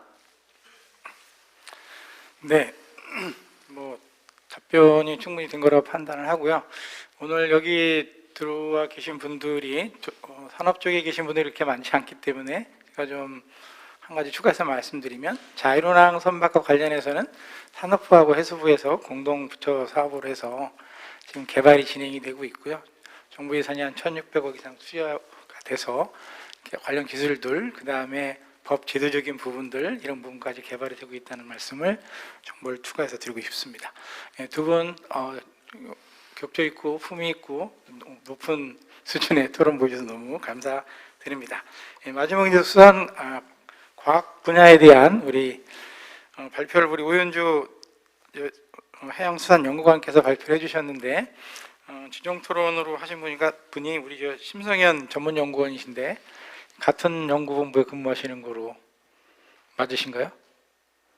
아니요, 죄송합니다. 다른 기관에 계신데. 네, 또 주제 발표에 대해서 뭐 추가적인 의견이나 혹은 질의사항 포함해서 의견 주시길 부탁드리겠습니다. 네, 안녕하세요. 한국해양수산개발원 수산연구본부 심성현이라고 합니다. 우선 북극 연구에 관련한 뜻깊은 자리에 초청해 주셔서 감사합니다. 그리고 주제 발표해 주신 오연주 연구관님의 발표 잘 들었습니다. 우선 지구 온난화에 따라서 빙하가 녹으면서 서식하고 있는 생물에게는 그게 위기가 될 수 있다고 오연주 연구관님께서 말씀해 주셨는데, 저는 수산업적인 부분 그리고 어업적인 부분에서 보면 이러한 해빙은 북극해라는 새로운 어장을 개발할 수 있는 새로운 또 다른 기회라고 생각합니다. 하지만 이 새로운 어장을 개발하기 위해서는 그 해역에 서식하고 있는 수산 자원이라든지 그 수산 자원이 얼마나 상업적으로 가치가 있는지 이러한 것들도 살펴봐야 되기 때문에 단기적으로는 이러한 어장을 개척하는 데 힘들다고 볼 수 있다고 생각합니다. 그래서 이러한 어장을 개척하기 위한 관점에서 보면 제가 생각하는 방법으로는 일단 연합국이 포함되어 있기 때문에 이들과의 관계를 좀 협력을 증진시킨다든지 그리고 우리가 수산자원 관련 연구 분야에서 우리가 기여할 수 있는 부분을 강화해서 이러한 것들을 설명하면서 우리가 북극해에서 어장에 진출할 수 있는 방안을 마련했으면 좋겠다고 생각합니다. 그리고 이러한 수산 자원에 있어서는 그 지구 온난화에 따라서 수산 자원이 어떻게 변화하고 있는지에 대한 모니터링도 중요하다고 생각됩니다. 그래서 북극해에서 해빙에 따라서 어느 정도 수산 자원의 변화가 있는지, 이러한 수산 자원 변화에 따라서 그들의 서식이 어떻게 변화하고 있고 먹이 생물이라든지 산란장이라든지 이렇게 어떻게 변화하고 있는지에 대한 연구도 상당히 중요하다고 생각됩니다. 그리고 최근에 2021년 6월에 중앙 북극해 공해산 비규제업 방지 협정이 이제 발효된 것으로 알고 있는데, 이에 따르면 이제 연안국 5개국과 비연안국, 우리나라를 포함한 비연안국 5개국이 참여하여서 이 협정에 따라서 그 북극해에 있는 공해에서도 연구를 시행할 수 있는 것으로 알고 있습니다. 그리고 향후에 이러한 지역에 지역수산기구가 설립된다면 어업 또한 가능하게 한다는 것으로 알고 있습니다. 그래서 이에 대한 대비와 이들 연안국가의 공동연구 프로그램을 잘 마련했으면 좋겠습니다. 그리고 마지막으로 오연주 연구관님께 질문 드리고 싶은 거는 일단 북극해에 대해서 수산자원이 굉장히 중요하다고 볼 수 있는데, 우리나라 수산자원에 대한 평가와 관리를 하고 있는 국립수산과학원이 북극해 수산자원 관리와 이런 데 있어서 기여할 수 있는 부분과 그 방안이 무엇인지 대해서 궁금합니다. 이상으로 토론을 마치도록 하겠습니다. 네, 심상현 전문연구위원님, 죄송합니다. 제가 KMI에 계신 줄 모르고 갑자기 토론자가 바뀌는 바람에. 네, 어장 개발에 필요해서 관련 국가 협력 많이 하자는 말씀 해주셨고요. 수산자원 모니터링이라는 얘기가 또 나왔습니다. 그래서 기후 변화에 대해서 어떤 수산자원에 대한 모니터링을 할 건 이런 얘기를 해주셔서 것 같고요. 공동연구 프로젝트는 두 분이 주제 발표하신 분과 재정 토론하신 분이 똑같은 얘기 해주신 것 같습니다. 우리 오연주 연구관님께서 질문 드린 내용에 대해서 답변을 좀 부탁드릴까요? 네, 말씀 감사합니다. 토론자님께서 말씀하신 것처럼 북극에서 수산 자원도 아주 중요하고, 특히 북극은 현재로 저희가 알기로는 어떤 전반적인 해양 생태에 대해서 조사가 되어 있지 않습니다. 그렇기 때문에 지금은 남극 같은 경우에는 실질적으로 이제 많은 조사가 이루어지고, 특히 주요 상업적인 크릴이라든지 이빨고기에 대해서도 이제 저희가 연구를 하고 있고, 또 특히 쿼터를 받아가지고 조업을 하는 그런 상황이 있습니다. 그렇기 때문에 지금까지 우리 국립수산과학원이 이제 다른 파트에서 이제 연구를 하시는데, 그쪽에서는 협력을 통해서 유기적으로 조사를 하고 또 쿼터 확보를 위해서 노력을 하고 있거든요. 그걸 토대 노하우를 가지고 북극에도 이제 만약에 한다면은 그런 게 국제적인 협력의 스킨십이 중요하기 때문에 그걸 토대로 해서 북극에서도 우리가 원활하게 어떤 새로운 신어장이 개청되고 할 때 저희들이 열심히 할 수 있을 것 같습니다. 이상입니다. 네. 예정된 시간이 이제 거의 다 끝나가고 있는데, 제가 자장 시작하면서 말씀드린 것처럼 시간을 조금 남아 있어서요. 플로우에 계신 분들이나 혹은 온라인에서 어느 분이 좀 모니터링을 하고 계신지 모르겠는데, 나왔던 질문들 중에서 있으면 좀 없으신가요? 플로우에서 혹시 보완적인 추가적인 질문이나 토의가 있으시면. 빨리 끝내기를 바라시는 것 같습니다. 네, 제가 오늘 사실은 굉장히 의미 있는 자리에 이렇게 분야가 다른 분들이 또 모여서 이렇게 통합이라는 얘기를 하는 것이 굉장히 중요하다는 생각을 좀 하고 있고요. 북극활동진흥법에서 13조라고 아까 표현하신 것 같은데 말씀하신 통합정보시스템 구축하고 운영에 대한 여러 가지 얘기를 하셨어요. 그래서 그게 사실은 여기 계신 모든 분들의 접점이 아닐까 하는 생각을 좀 하고 있습니다. 차세대 세빙연구선이라는 인프라가 우리가 26년에 이제 런칭이 될 거라고 판단이 되고요. 그 기간 동안 저희도 여러 가지 준비를 할 수 있습니다.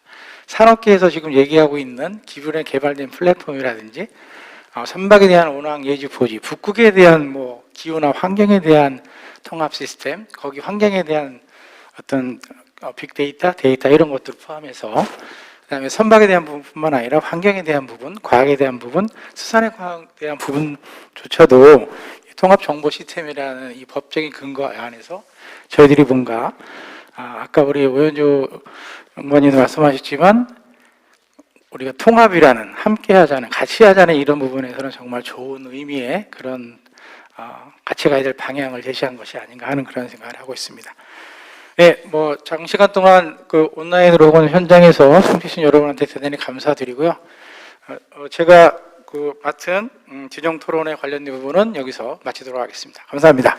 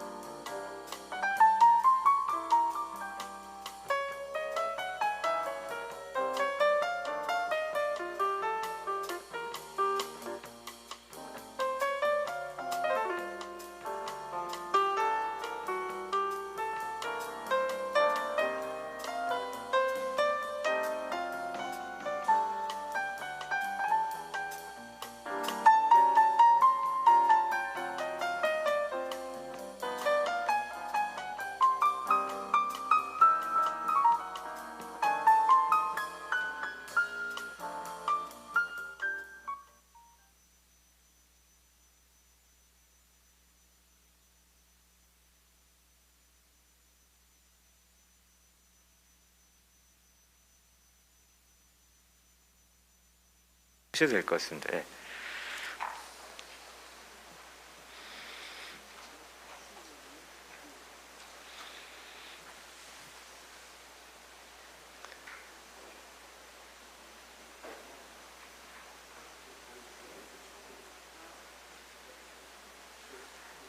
May I have your attention, please? The International Arctic Science Cooperation Seminar will begin in 5 minutes. Please find your way to your seats and be seated. Participants with their name tags or panels on the table, please come forward.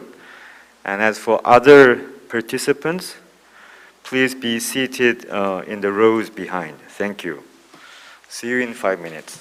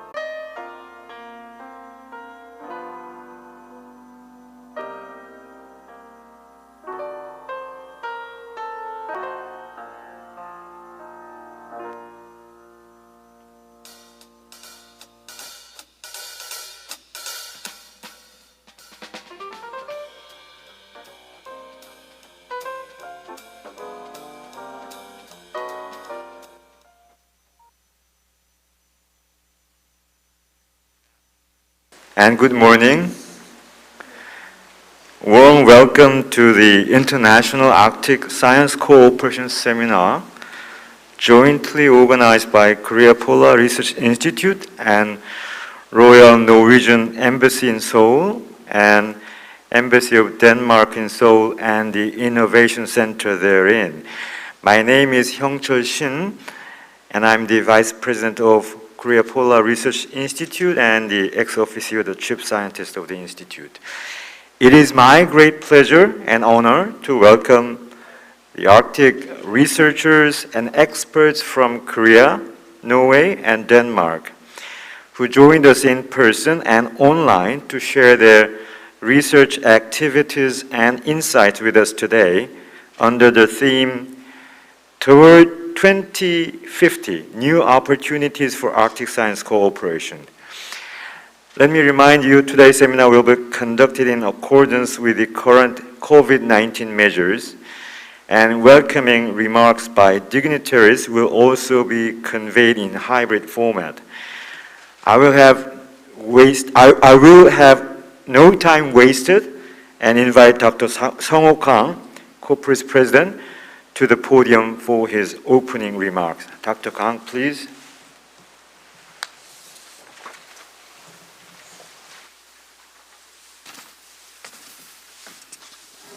Thank you, Dr. Hyung-chul Shin. Your Excellency, Ambassador Frode Solberg, Your Excellency, Ambassador Einar, early in the morning from Norway and Denmark. The rapid changes we are witnessing in the Arctic is affecting the livelihood of not only those in the Arctic states, but also those in the non-Arctic states. At the same time, innovation in scientific approaches have provided great potential for better monitoring and understanding the Arctic climate and environment. Again, science cooperation is the key to ensure sustainable and valuable research in the region, which is prerequisite for well-directed common actions to address global climate change and its negative impacts. Korea has recently introduced its 2050 Arctic strategy with contributing to addressing Arctic climate and environmental issues, and our long friend Dr. Jan Gunnar Winder, who is now representing the Norwegian Center for the Ocean and Arctic and NOFIMA. Let me once again express my sincere gratitude to their time kindly shared with us.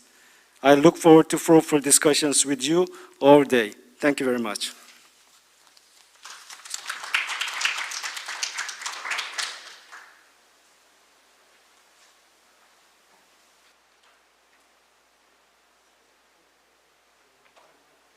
To take part in the Arctic Partnership Week.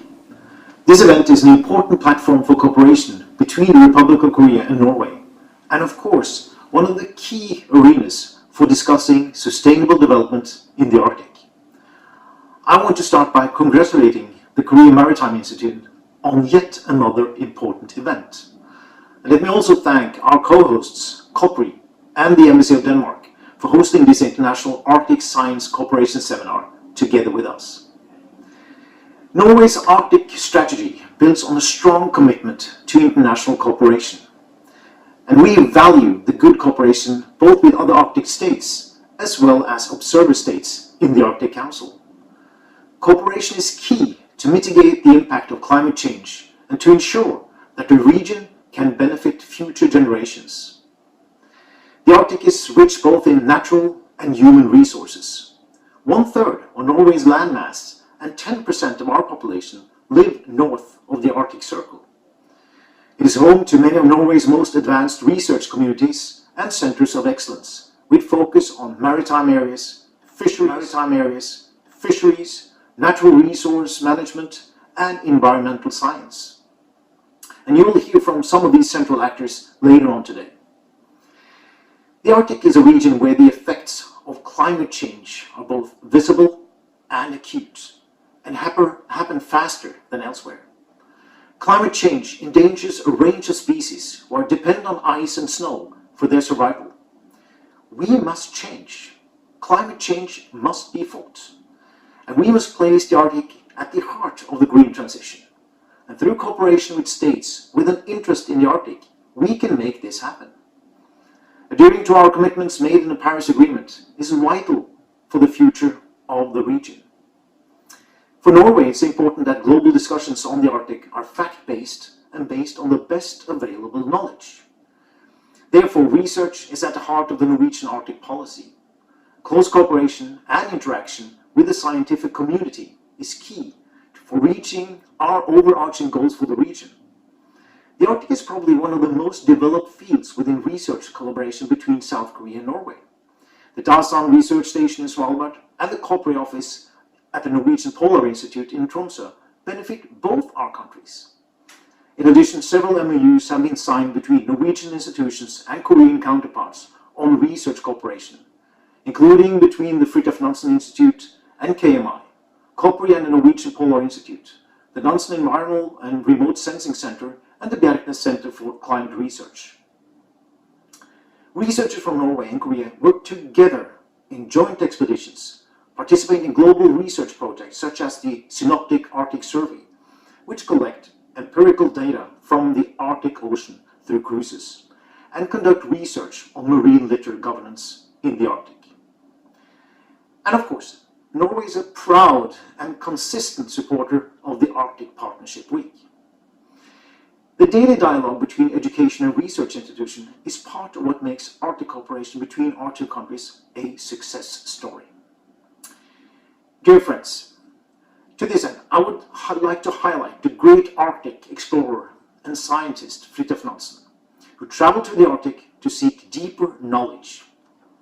He once said that the history of the human race is a continual struggle from darkness into light.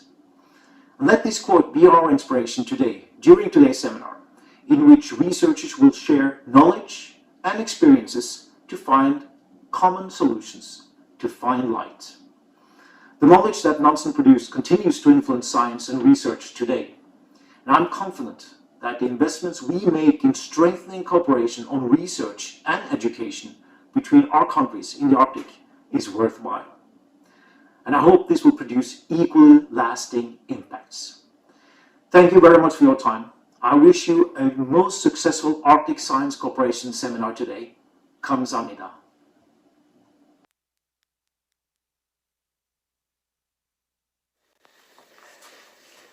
Distinguished guests, researchers and co-hosts, my name is Ejner Jensen and I'm the Danish ambassador to Korea. Let me start by extending my warmest welcome to all of you participating in today's seminar titled International Arctic Science Cooperation.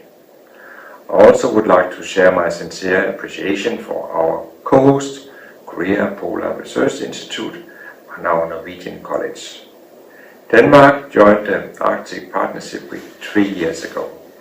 It has proven to be a very good platform to share the latest Arctic knowledge with researchers from Korea, Denmark, Norway, as well as other countries. It's impressive to experience how the dedicated knowledge among these finest researchers on this issue. As you know, the Kingdom of Denmark is centrally located in the Arctic. There are 3 parts of the kingdom: Denmark, Greenland, and the Faroe Islands. The Arctic makes up an essential part of common cultural heritage and is home to a part of the kingdom's population. The Arctic has to be managed internationally on the principles of law, ensure a peaceful, secure and collaborative Arctic region. The Kingdom of Denmark is an important actor in the international cooperation that is virtual for the future of the Arctic. Until now, the Kingdom of Denmark has been focused on 4 main agendas. First, a peaceful and secure Arctic. Second, sustainable growth and development. Third, respect for the Arctic fragile climate and environment and nature. And lastly, close cooperation with our international partners, where these are on the main agenda. Denmark aims to cooperate with our global partners in the adherence to the UN Maritime Law Convention. Together we believe we can strengthen maritime security, sovereignty, and surveillance. We can increase knowledge-based growth and development, and not least regarding the renewable energy sector. And we can get a better understanding of the impact of climate change on the Arctic regions, which will help us better protect its fragile environment and biodiversity. In the future, the Arctic will only be even more central to us. The Danish Minister for Foreign Affairs has placed the Arctic as one of 3 central priorities for the coming 4 years. The government of Denmark, the Faroe Island, and the Greenland are also working on the new joint strategy for the vision for the Arctic for 21 to 2030. On a bilateral level, I'm happy to announce that today the embassy is not only hosting this seminar, we are also witnessing the MOU signing between the Ministry of Ocean and Fisheries of the Republic of Korea and the Ministry of Higher Education and Science of Denmark on polar science and technology cooperation. With this MOU, our 2 countries are committed to strengthen our collaboration on Arctic and polar science in the years to come. The COVID-19 pandemic has slowed down and reduced scientific activities in the Arctic. Unfortunately, the speed of climate change and its efforts have not. This summer was the warmest month in the recorded history of Greenland.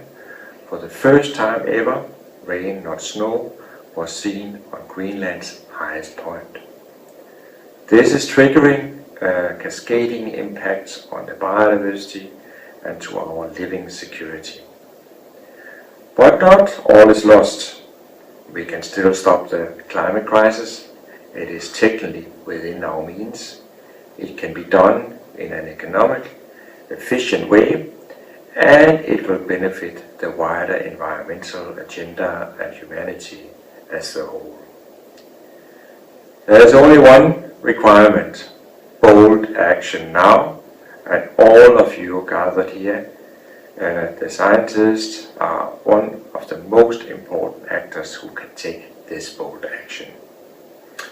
I hope that today will act as a stepping stone in that direction. Thank you very much for giving me the opportunity to open this important conference. I wish you all a successful session that will hopefully lead to further collaboration between our countries. Thank you very much. 감사합니다.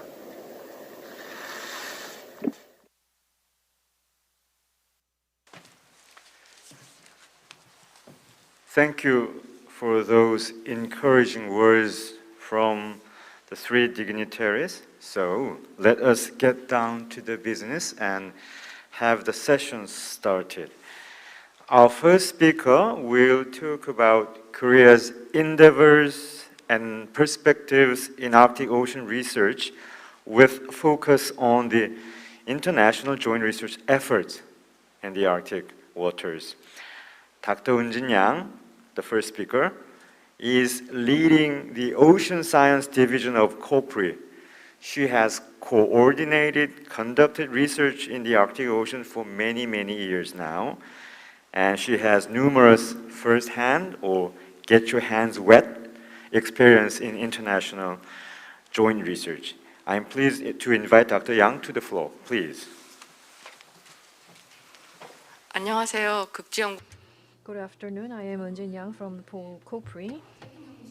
I would like to present to you how we use our own to conduct research in the Arctic, including through international joint research.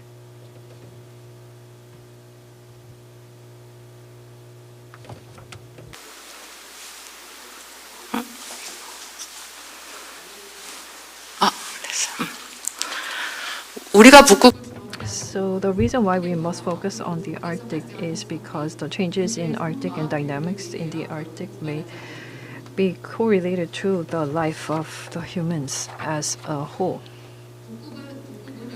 As you know, the Arctic is, with the accelerating global warming, temperature in the Arctic is rising faster than any other region, and with accelerated warming, sea ice in the Arctic is disappearing. In 2020 summer, the size of the sea ice in the Arctic recorded the smallest ever in history.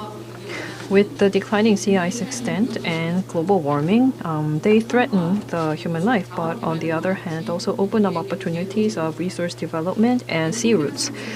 As you can see on the left, sea ice is reducing and opening up of the sea route, and on the right-hand side, you can see that with declining sea ice in the Arctic, fishable areas are expanding.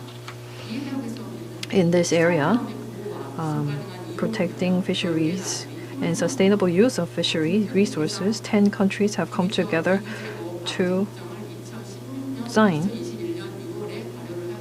the CALFA in June 2021. So to protect fish stocks in this region, based on scientific research, joint efforts have started. Then, in such rapidly changing Arctic, what has Korea been doing? On the left-hand side, you can see that the Arctic Ocean has the Pacific Gateway and the Atlantic waters, and also the CAO. So the Pacific and Atlantic Arctic are undergoing dramatic climate changes. So to track these changes and monitor the changes, research is absolutely important. And if you see on the right, the recently Pacific Arctic, in the Pacific side of the Arctic, warm water continues to flow in, and from Russia and Canada, freshwater discharge has been growing up, which affects sea ice. And this is also linked to the sea routes. So in this area of the Arctic, with declining sea ice, the impact on the ecology, NSR, and also changes in the Arctic environment, their relation to the mid-altitude region climate, how to identify the link and track and analyze the impact are the aims of our mid to long-term monitoring research. Korea's Arctic Ocean expedition has mostly been done through Araon from June to September in the Buffered Sea, Bering Sea, Chukchi, and East Siberian Seas. If you look at the right-hand side, since 2010, Korea has been conducting these research activities. The yellow box indicates the region where only Korea is conducting a mid to long-term monitoring research. Arctic Ocean research with the ongoing climate change looks at the sea ice decline, temperature rise, and freshwater inflow increase, and how it impacts the ice-ocean interaction and water mass circulation. So due to these changes, we also want to look at the changes in the ecosystem of the Arctic. So ultimately, we want to gain a future outlook of Arctic Ocean environment and ecosystem, particularly in terms of fishery resources. For this research, starting this year, we started the K-AWARE, or Korea Arctic Warning, Ocean Warning, and Responses of Ecosystem, which will be ongoing for the next 6 years.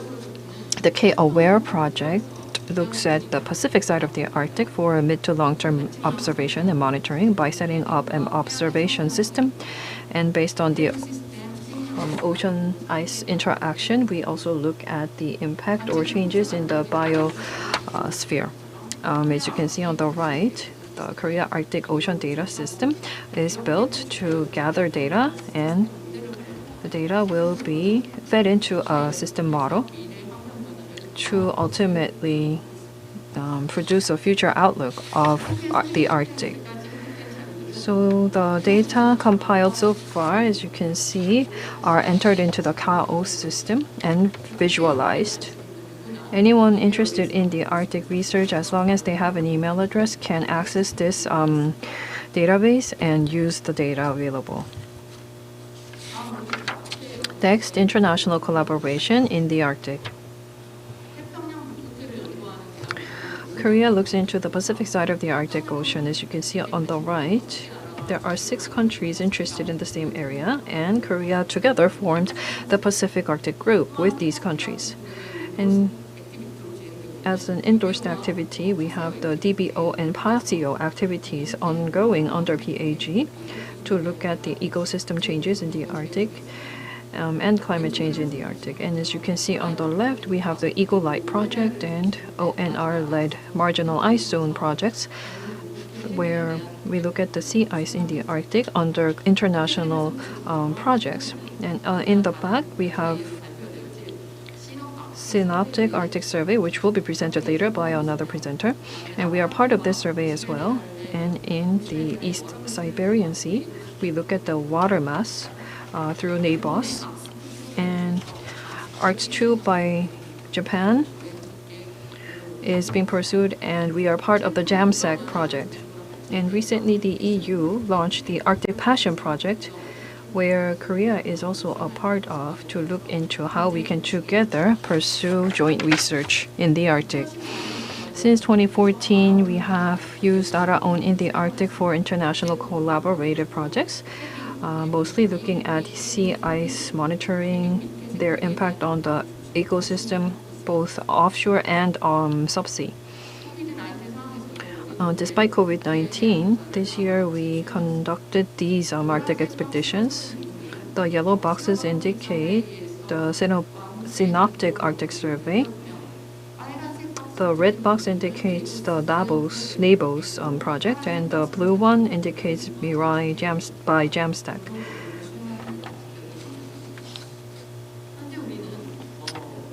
As of now, through virtual meetings, we are discussing ways to share data. And Araon has conducted very active research in the Arctic. However, was the limited ice-breaking capability and the ship time of Araon. So in the Arctic Ocean, in order to resolve common tasks, we had to overcome so many challenges. And to better address these common challenges in the Arctic, we decided to build the next generation IBRV. This vessel for the next 6 years will be built, and by 2027 will start services. This will be about 15,000 tons in weight, and ice-breaking capability of up to 1.5 meters thick at 3 knots. Our vessel speed will be on the ship, and more than 150 days of research expedition will be possible. Using moon pools or AUV and other high-tech equipment, the vessel will be conducting research, and also a dual fuel system, LNG and low sulfur fuel, will be used in an eco-friendly manner. So starting in 2027 at the CAO, we will be able to use this vessel you can see in the slide. And this vessel will be built, and also in the sidelines, we also recently adopted the 2050 Korea Arctic Strategy, which will look at areas such as response to climate change, protecting the ecosystem in the Arctic, and many other common tasks in the Arctic. And also with Arctic states, we will be expanding the diplomatic horizon of Korea. And the next generation IBRV will also be looking at the climate, fishery resources, pollution, ecosystem technology, transpolar sea route, and blue economy. Based on scientific research, international collaboration will be expanded. And in conducting observation in the Arctic, multilateral participation will be highlighted, and data obtained thusly will be made available for any Korean scientist through an Arctic data dam that will be used to share data. So based on the 2050 Korea Arctic Activity Strategy and through IBRV, Korea will contribute to resolving the common tasks in the Arctic as a leading nation. Thank you very much.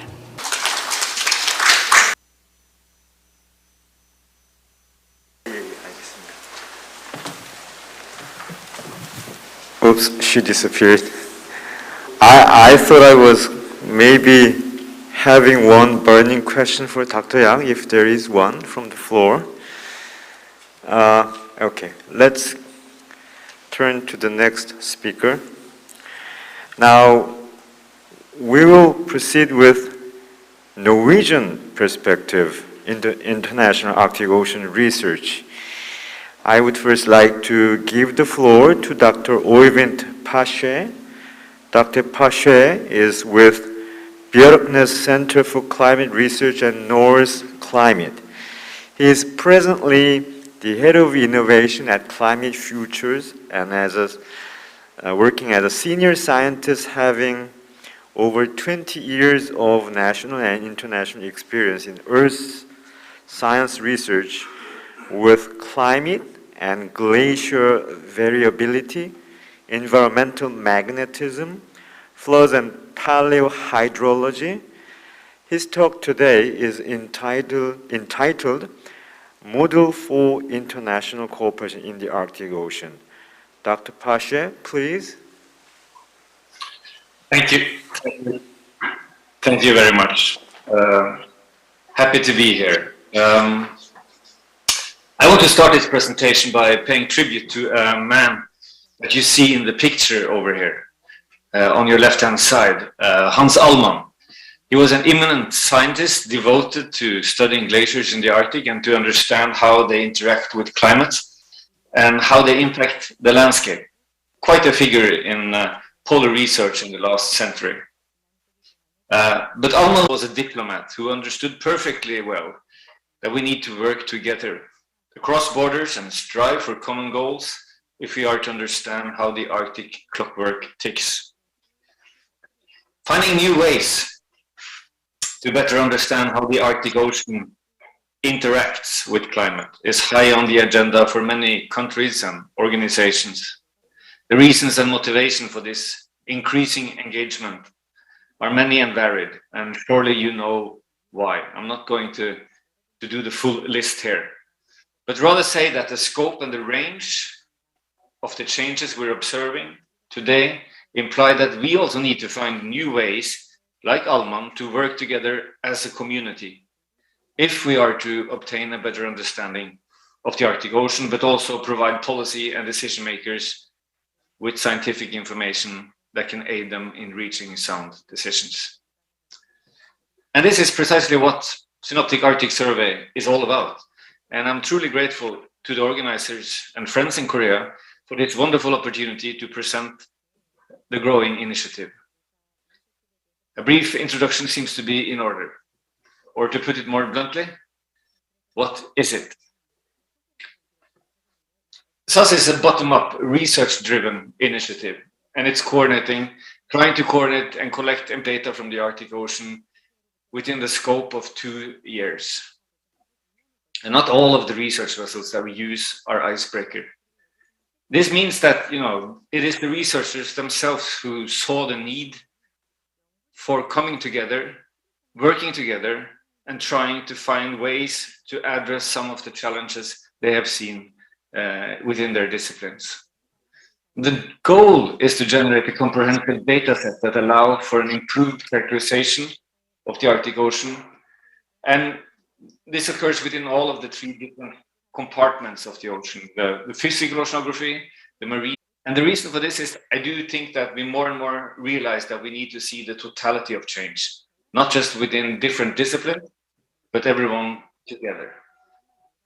And thirdly, this will and have already now provided a unique data set, which will allow us to track climate change and its impact as they unfold in the Arctic over the coming years, decades, and centuries. And I do think that this data set, this quite unique data set, will also be a source for collaboration for students working on those data sets and traveling back and forth between countries.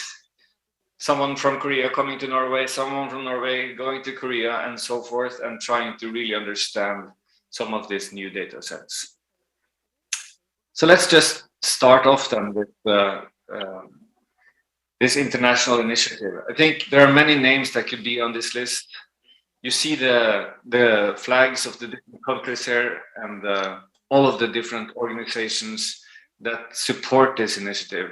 It's quite a huge initiative, and it has grown since 2014, when myself and Aro Olsen was in Japan attending an Arctic conference, and we realized that we needed to start working on something that could bring people together in the Arctic. And we talked to people, and we had the first international Synoptic Arctic workshop in Washington, D.C. At the Norwegian Embassy in 2015.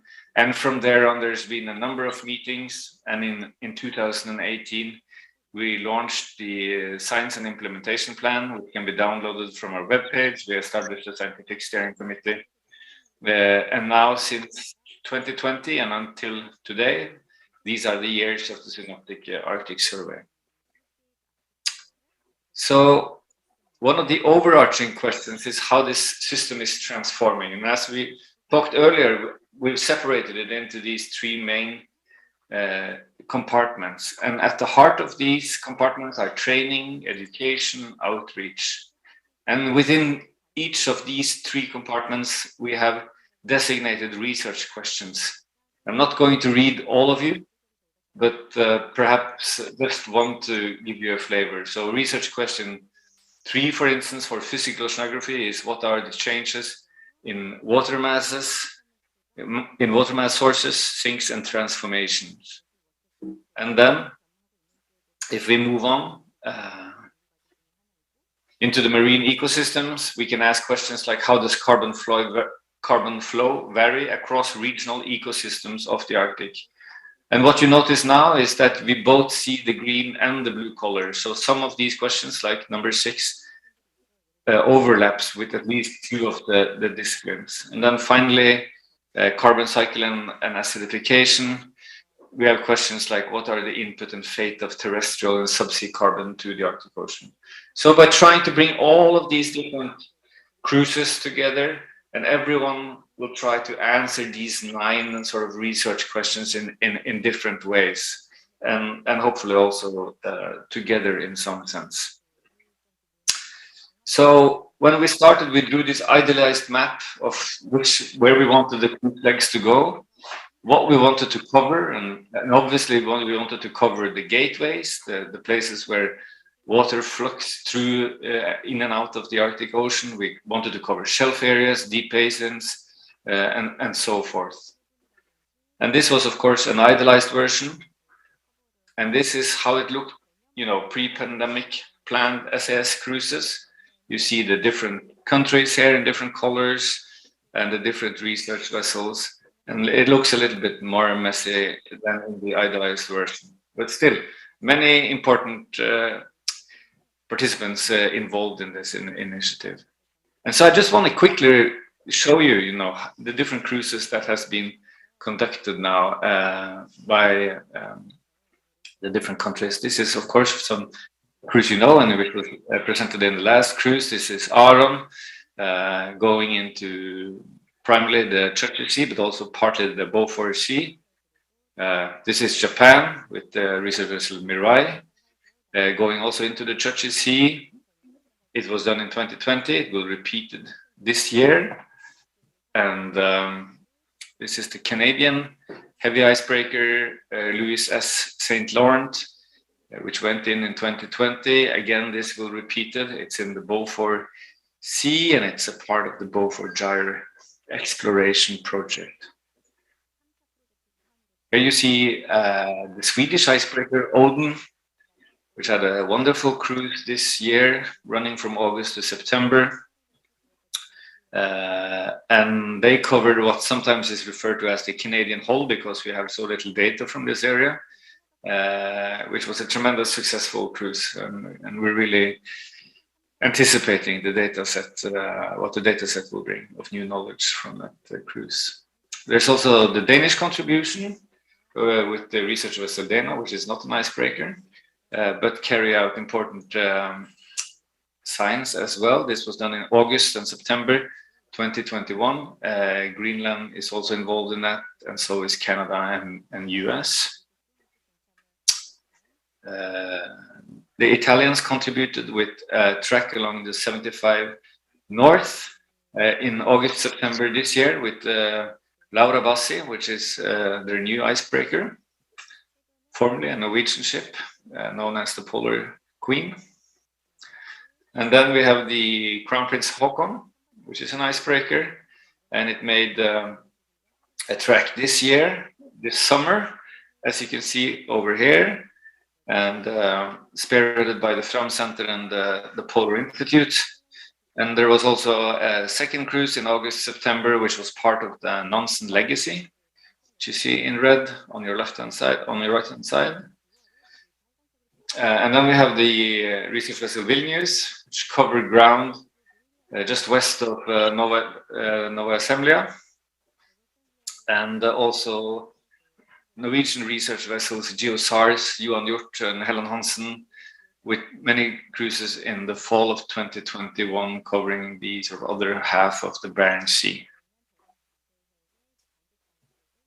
Then there's an interesting cruise with the icebreaker Academic Lyosnikov, which was carried out in August, September 2021, part of the large initiative known as Arctic Century, covering part of the Kara Sea and also running into the Barents Sea on the west side of Nova Zemlya. And then we have the icebreaker Healy and the US Synoptic Arctic Cruise contribution going into the core of the Arctic. It's not decided, as far as I know, whether this will be this year or next year. No, next year or 2023, which depends a little bit on whether they're going to use Healy or whether they're going to rent the Swedish icebreaker Odin. And so, you know, if we compare where we started with the vision or the idealized diagram of the sections and the right-hand drawings, looks like a child has drawn some of these lines, but that's the way it goes. You can see that we managed quite successfully to cover a lot of ground in the Arctic. And so, what are the next steps for the Synoptic Arctic Survey? I think we need to develop a synthesis, making all of the data available. Some of the data sets are already available, like, for instance, the ones from the Swedish cruise, I believe, is already available. So all the data needs to be available. We need to start to make syntheses. PhD students will have to start working on some of these data sets. And what we've come to realize during the time that we have worked with SAS is that more and more we realize that this first Synoptic Arctic Survey, in some sense, almost can be viewed as a pilot, and that we're now starting to work together in order for plans to come about for a Synoptic Arctic Survey 2, which we have set for 2030. So 9 years into the future. And we will need the help from all of our collaborators, also Korea, to manage to do something even more successful in 2030 than we've managed so far. And if you're interested in the Synoptic Arctic Survey, I urge you to go to our webpage. You see the address at the bottom line here. There's some new information, reports can be downloaded and so forth. And I also want to take this opportunity to thank our Korean collaborators. Kupri has been a tremendous force within SAS, and during the pandemic, when many of the Western countries were very reluctant and very unsure whether they would manage to do cruises in the Arctic, Korea paved way and showed that it could be done. So we're very happy to have you on board. And a little bit more on the personal side, I also, since you are in Busan, the way I understood it at least, the Björkman Center has a strong collaboration with the Center for Climate Physics in Busan, and personally I have a close friend there in Axel Timmermann, which is in the center here between me and Kiriam Hesnes, which is a professor at the University of Bergen as well. And we have some projects running, and I have also had the pleasure of being in Busan, and I hope that we can arrange for a workshop in the near future where we can continue this dialogue that we have started today and see how we can progress in working together on Arctic science. So thank you very much for your attention.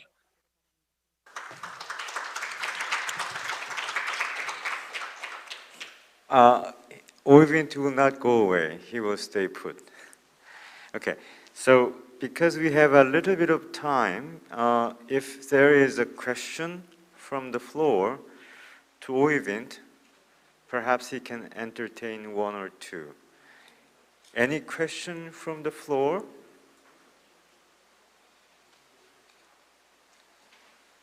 Okay, maybe we can pose questions later in the session altogether.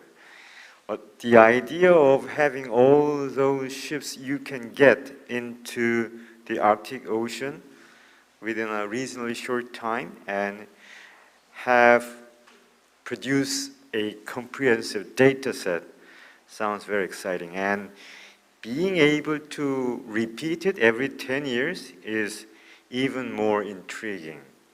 I'm sure that Korea will be in much better position in 2030.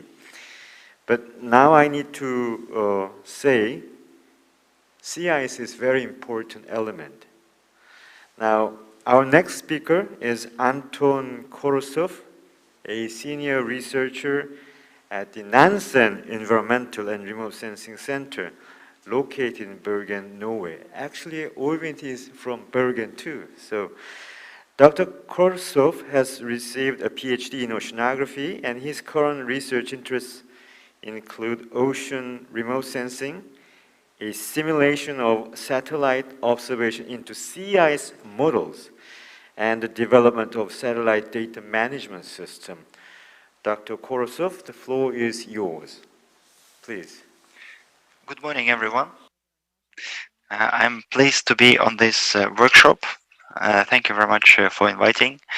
I will present a slightly different view on the Arctic from above, from satellites, and also with models that we developed jointly with colleagues from COPRI. So our goal is to build an end-to-end sea ice monitoring and forecasting system. And end-to-end means that we start from very low-level signal processing that we receive from satellites, and then we develop higher-level algorithms for deriving geophysical products such as sea ice type, drift, and deformation. And this covers the remote sensing part, which is essential. This is monitoring. And then we continue with modeling. And here we develop assimilation techniques so that we can initialize the model from satellite observations and finally perform forecasting into the future and provide mariners, icebreakers, cargo vessels with accurate forecasts of sea ice concentration, thickness, extent, and drift. So in a way, we wish to help the Arctic Service to achieve good results by providing them accurate forecasts. How it is done? There are a few challenges, and I will go a little bit from low level to high level. First, there are these so-called SAR, synthetic aperture radar sensors installed on European and Korean satellites, for example, Sentinel-1 or COMPSAT-5. And they are very nice because they can see through clouds and can operate both day and night and the winter and summer and provide very high resolution. But when we're looking at the European satellite, we observe problems that it has strong thermal noise contamination, as you can see on the image on the left. So we jointly with Jung-Won Park, a researcher from Korean Polar Research Institute, developed a noise removal algorithm, which works very well and provides so nice images on the right. Then we take these images as input and develop geophysical algorithms. Here we use so-called machine learning algorithms based on convolutional neural networks in order to derive stage of development of sea ice, or in other words, how old is sea ice. On the left, you can see pictures from SAR, and on the right is the manual ice chart, where ice experts classify these images into land, ocean, new ice, first year ice, and so on. We have developed a convolutional neural network which can do that automatically, and the architecture of this neural network is presented here. So this is just a technical slide. And then we can produce ice charts automatically with this algorithm every day, whereas the manual ice charts are produced only every week or every 3 days. So we can, and of course, manual ice chart have also lower accuracy and lower spatial scale. And our ice charts in the middle on this figure, they are produced with the higher frequency and higher spatial scale. And again, we published papers together with the Korean colleagues that show a high precision of this ice chart and are helpful. How do we then assimilate these ice charts? So we compare that with the sea ice thickness measured by a satellite and decided to interpret sea ice charts in terms of thickness. So if we plot the thickness for each ice type, then we can plot such simple sine lines, and then we can approximate the sea ice thickness in these areas by sinus. So stage of development is derived from SAR data with convolutional neural networks. Then we fit the A and B coefficients of thickness and compute thickness as a function of the date and of sea ice type. And then we have a model. It is a new type of model. It has Brittle-Bingham-Maxwell rheology, or the physics, how the ice behaves. Unlike typical models, it is running on triangular Lagrangian mesh with relatively medium resolution, I would say, 10 kilometers only. But as you can see on the video, even this resolution is able to resolve very small openings, cracks in the sea ice.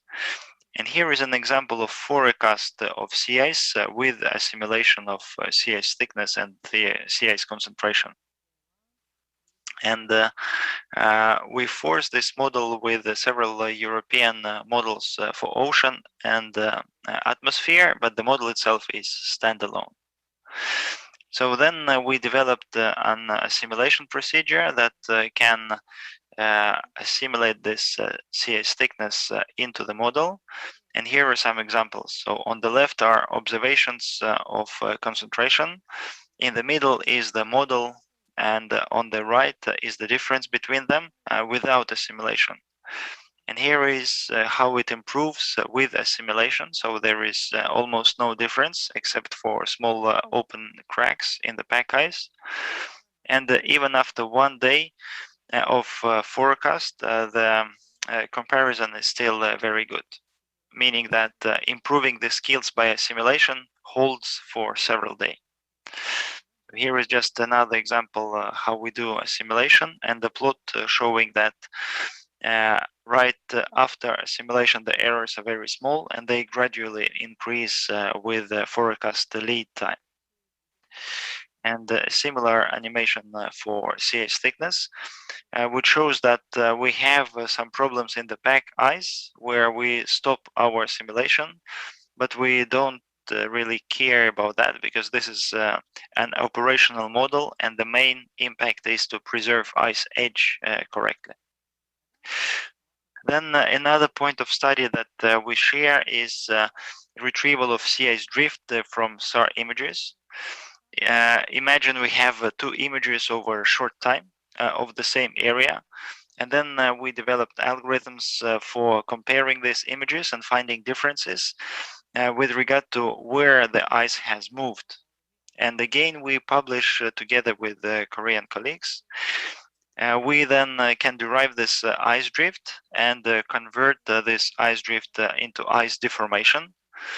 And this ice deformation is very localized along the cracks in the ice. And as you can see on the animation, these cracks are very dynamic. They appear and disappear and then reappear, which is very important.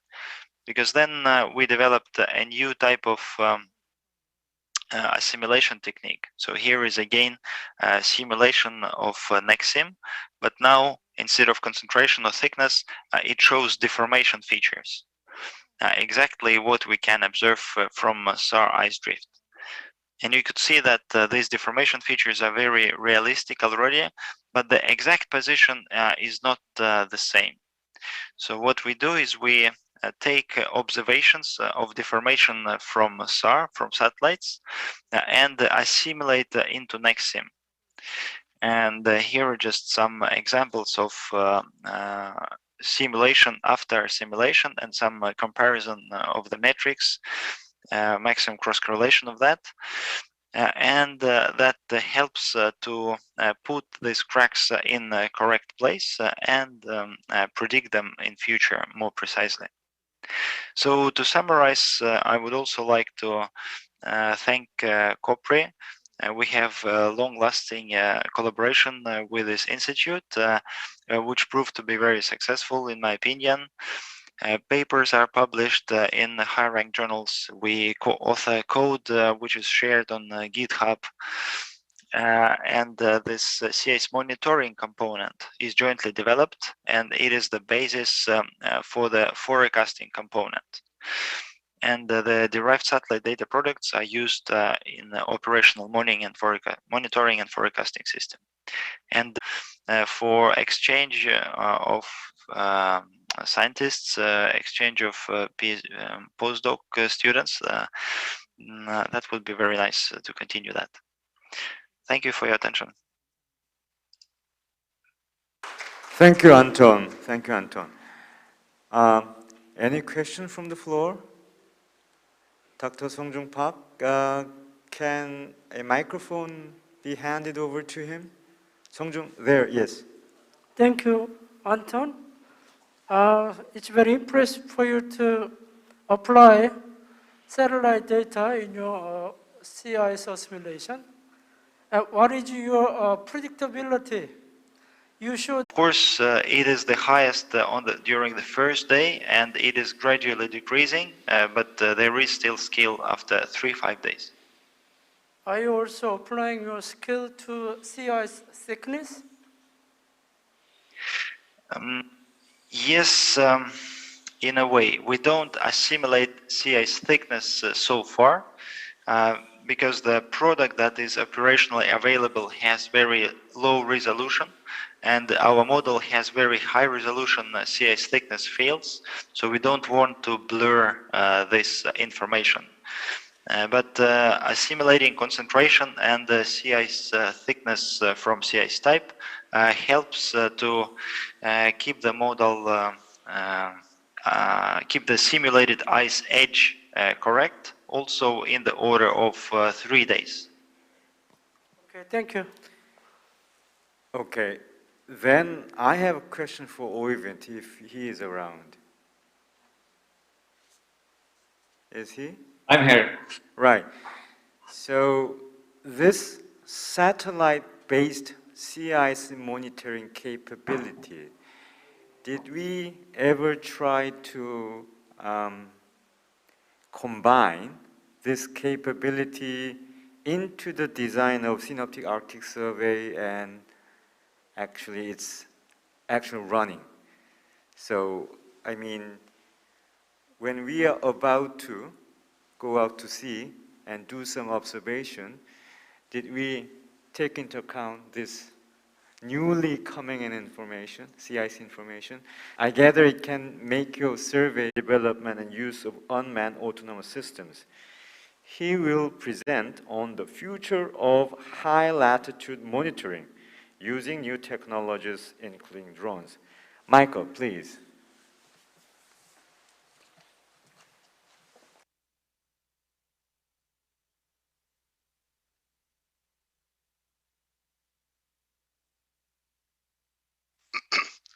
Yeah, thank you very much. Um, good afternoon, everybody in Busan, and good morning to my colleagues in Norway. First of all, let me say that I'm really sad that I'm not able to be there in person at Busan. That was the original plan, but due to various challenges, including COVID-19, that was unfortunately not possible. So we have to do it virtually. What I'm going to do is to give you a rundown of current activities, collaboration between Korea and Denmark, involving both COPRI, but also the Korea Aerospace Research Institute in Daejeon. And before I do that, I would like to just to give you a perspective on who we are, the National Space Institute, and also to maybe highlight some possibilities for collaboration in other fields than the ones that we are talking about here, where we specifically talk about discussing the effects of climate change as observed in the Arctic. I think it's very important, and the reason why space research is important, we've already seen examples of the use of satellite data, that we are addressing a global phenomenon, but we are looking at specific regions of our planet where we see the effects of climate change to a higher degree than in other places. Specifically, the Arctic is, as it's been stated several times this afternoon / morning, and that's why it's very interesting. As mentioned, I am head of the DTU Space Drone Center, and we see drones or unmanned systems as, you could say, a kind of a link between satellites and ground-based activities, be it at sea using icebreakers or other platforms, because the satellites obviously will give you the grand overview, but satellites, they are in specific orbits, so you cannot just move them around the way you want to. An icebreaker is a quite expensive asset, and it has to be used wisely, obviously.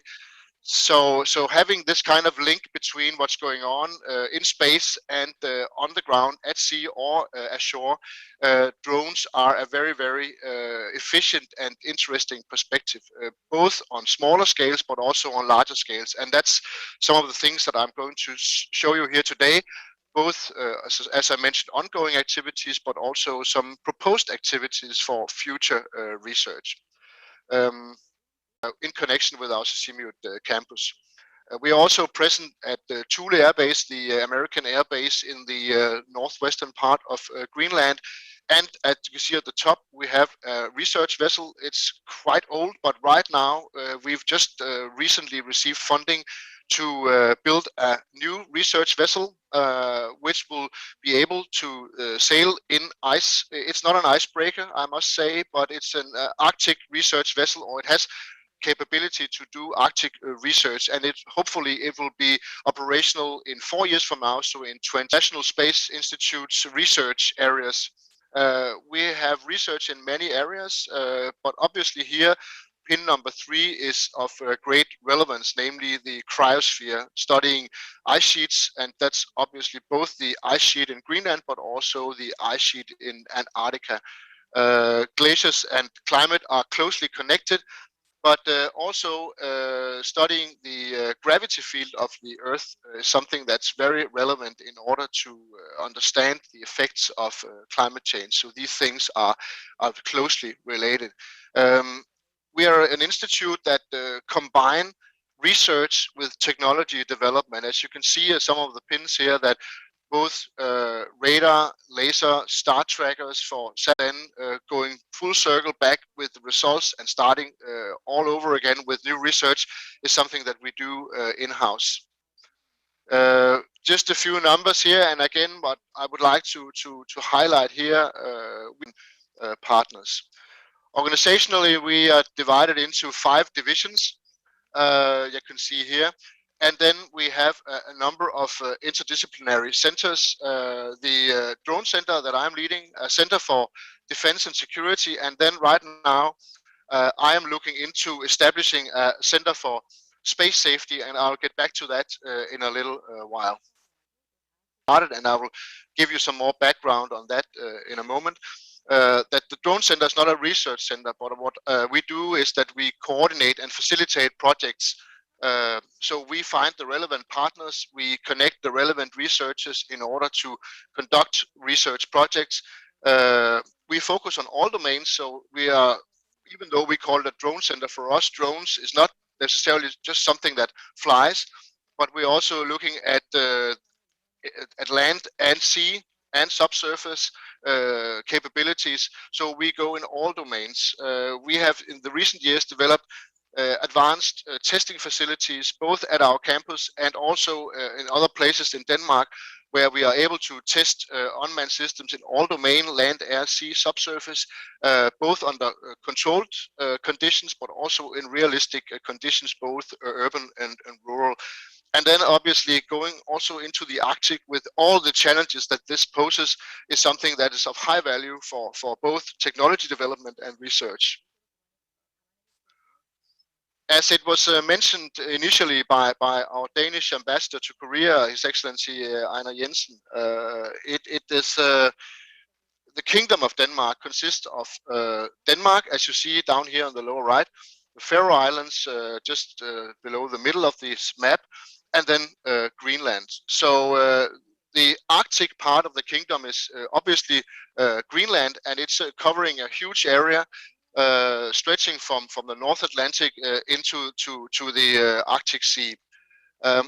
This is an advantage, but it also poses challenges. As I mentioned before, moving around in Greenland is a big challenge. Everybody who's been involved in Arctic research knows that logistics is a huge challenge and something that really can tie down resources and makes planning of activities very, very challenging. So having partnerships with research institutions which may be versed in working in other places in the world, with institutions like ours who have more than 100 years of experience working in the Arctic, is very beneficial, because all these challenges that you face when you're working with Arctic research needs some sound experience. Let me just briefly introduce you some of the infrastructure that we are maintaining in the Arctic. D2 Space, we build and maintain a network of ground magnetometers. You can see here the red dots